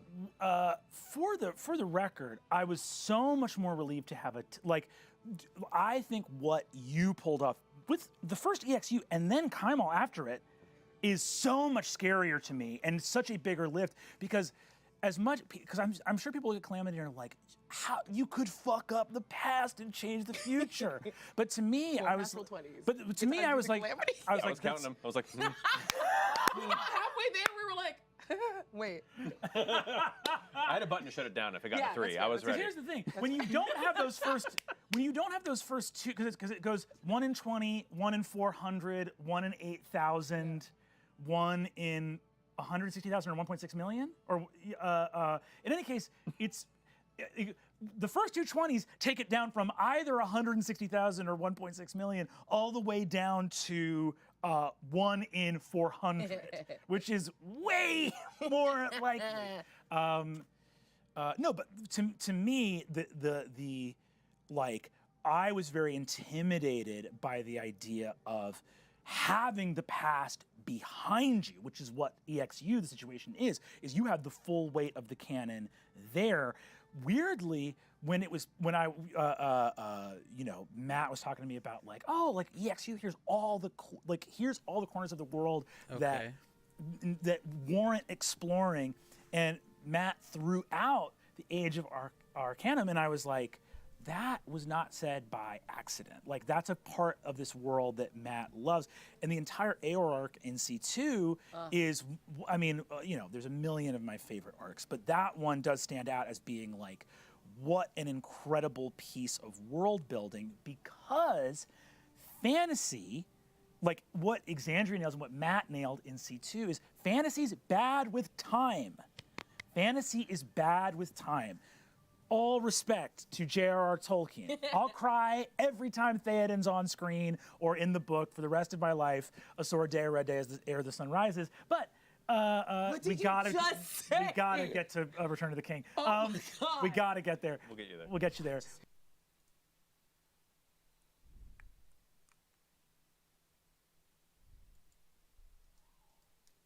Okay.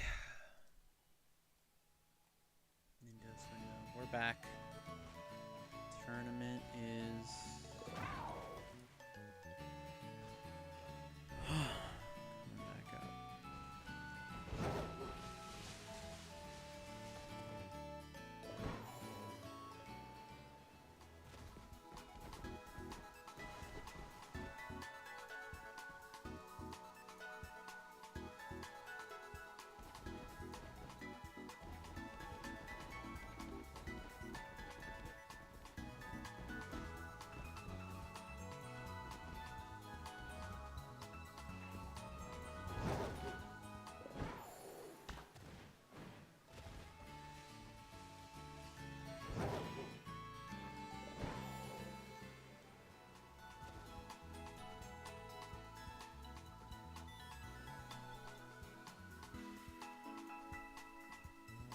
This match determines whether or not we make the top cut, and so does the other one.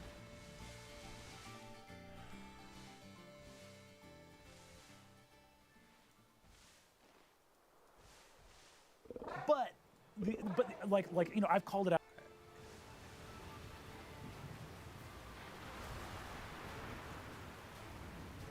Ugh.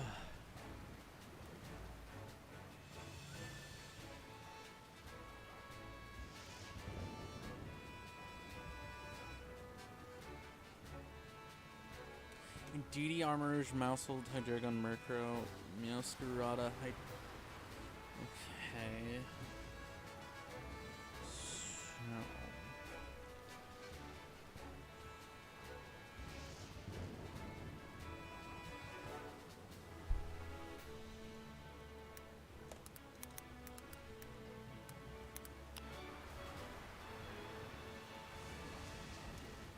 Okay, we're back in it, boys. Let's see. Portal.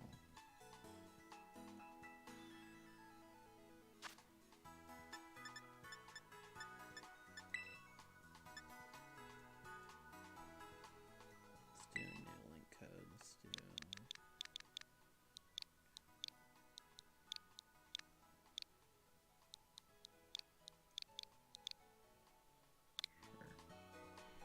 Link code is 02216522.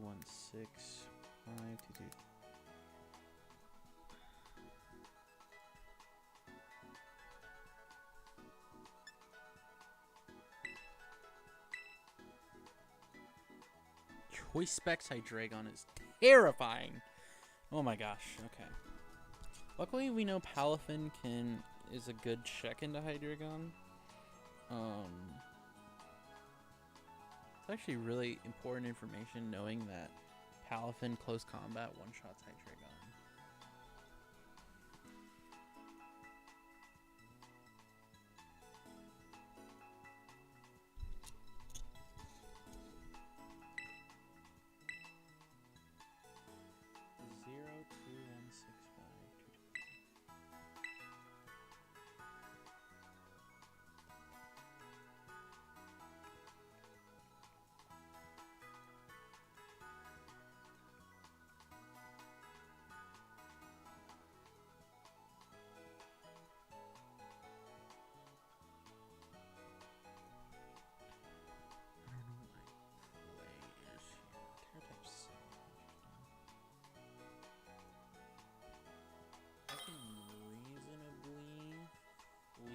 Dragon Palafin.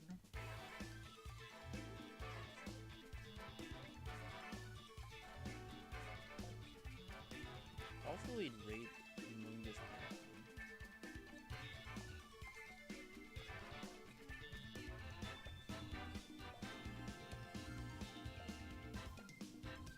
I think a Mungus Palafin is probably the best play to go.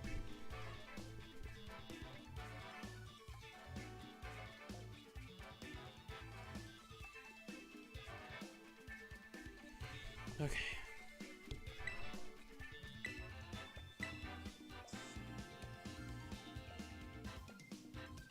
All right.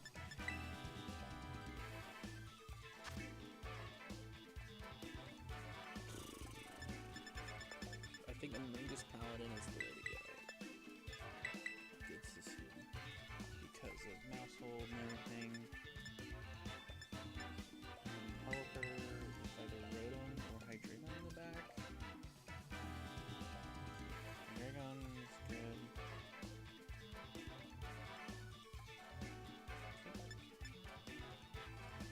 Hydreigon is the play. I think Hydreigon is the play.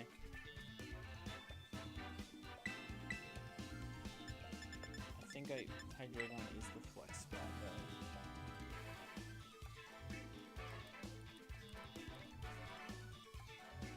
I'm assuming either Indeedee Armorer's lead or Hydreigon or like something like Mousehold Murkrow lead.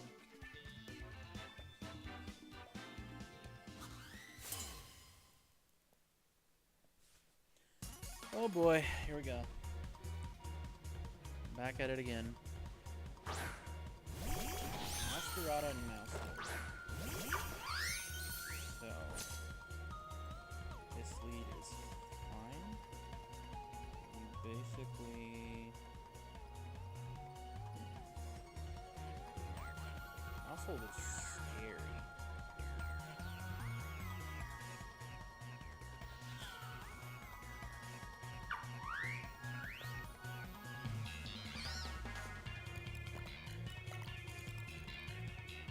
Trick Room is likely not to be set up because the Mungus is on the field, but that's not necessarily true. It's a wide lane household too.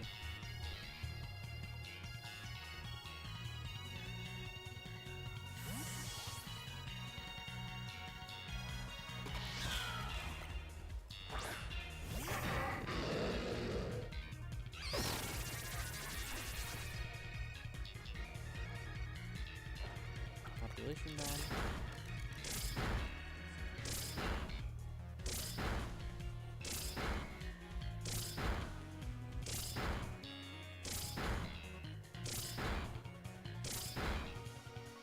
Oh my god.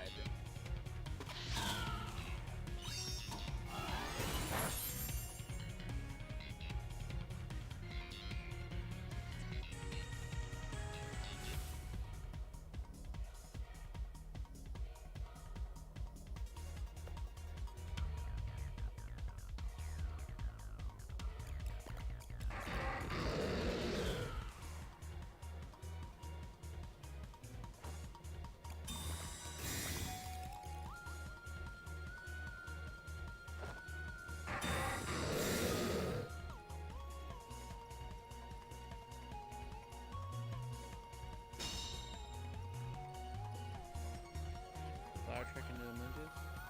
Trickery. I do not understand that play because now I'm actually in a great position here. I can switch in Pelipper, and I can. I don't even. Do I even need to switch in Pelipper? I'm slower than the Meowscarada, so I can Terra Poison here. I can still.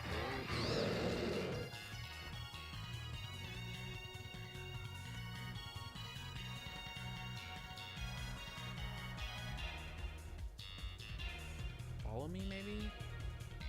Is like their best play?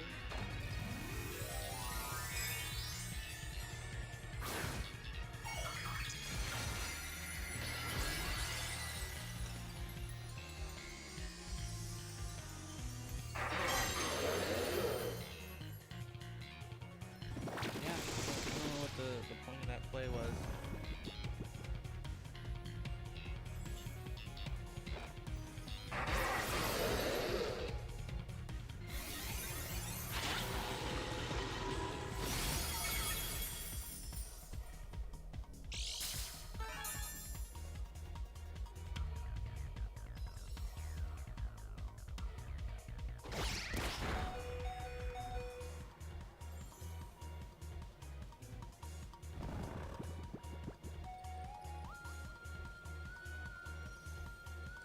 Draco Meteor into the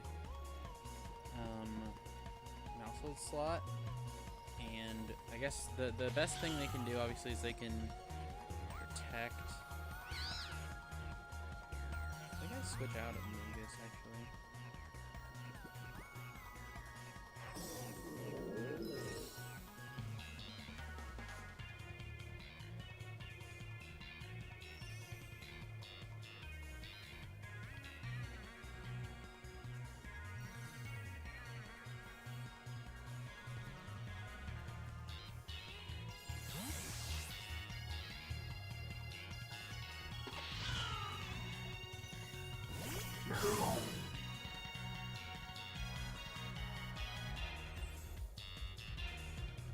Protect, nice.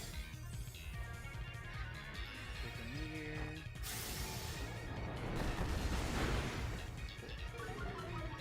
Now I'm in a pretty solid position, I would say. Whatever they send in, they basically have to send in Indeedee here. But I still have Trick Room. Meowscarada is faster than me. So, their best hope would be send in Armarouge.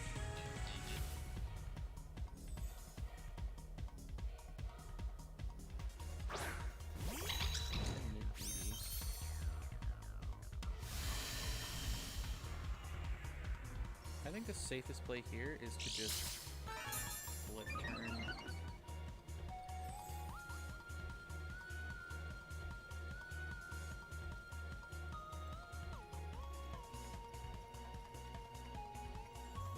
Indeedee has Volney, Dazzleberry. Double flip turn.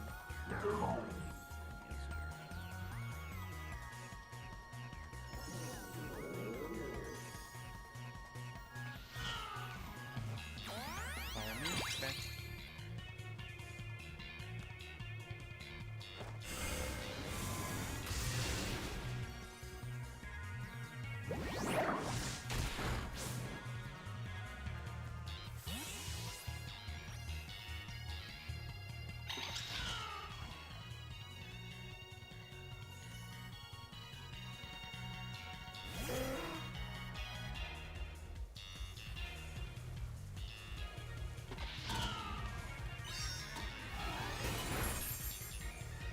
Move on one.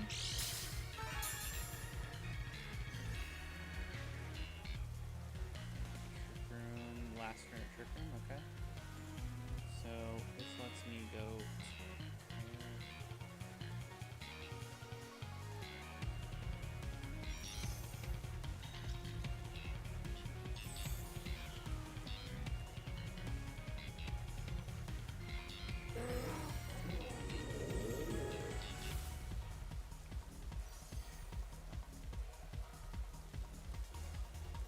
It might just stall me out here, which is fine, because I can just. Should have gone for Tailwind, actually. That's what I should have done. But I'm fast.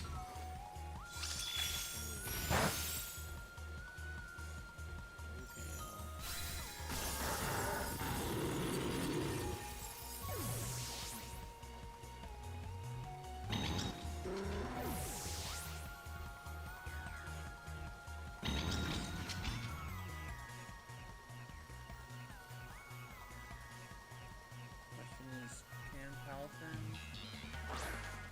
I mean, outspeed both of them.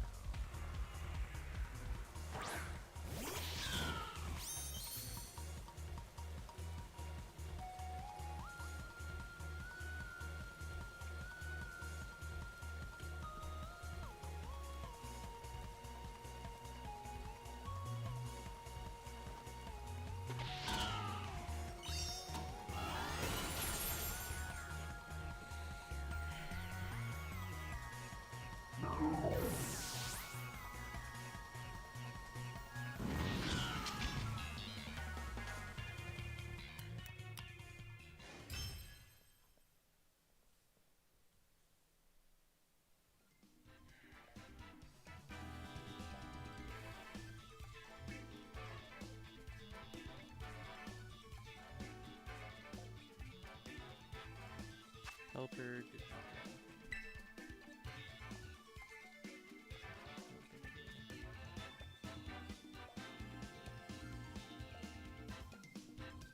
I need Rhoda.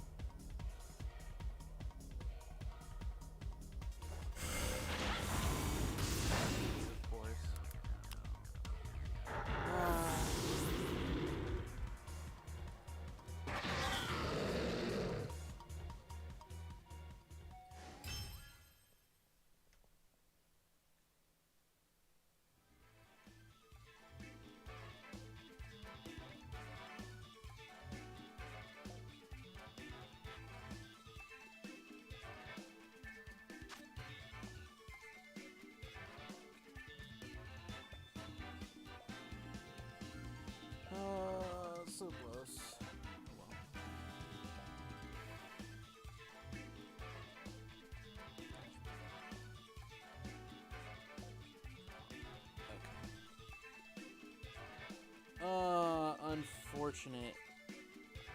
Made so much momentum.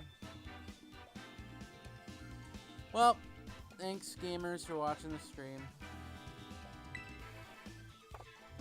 Maybe we'll get them next time. There's more tournaments coming up. I'm tired and sad. I'm gonna go. Unfortunate.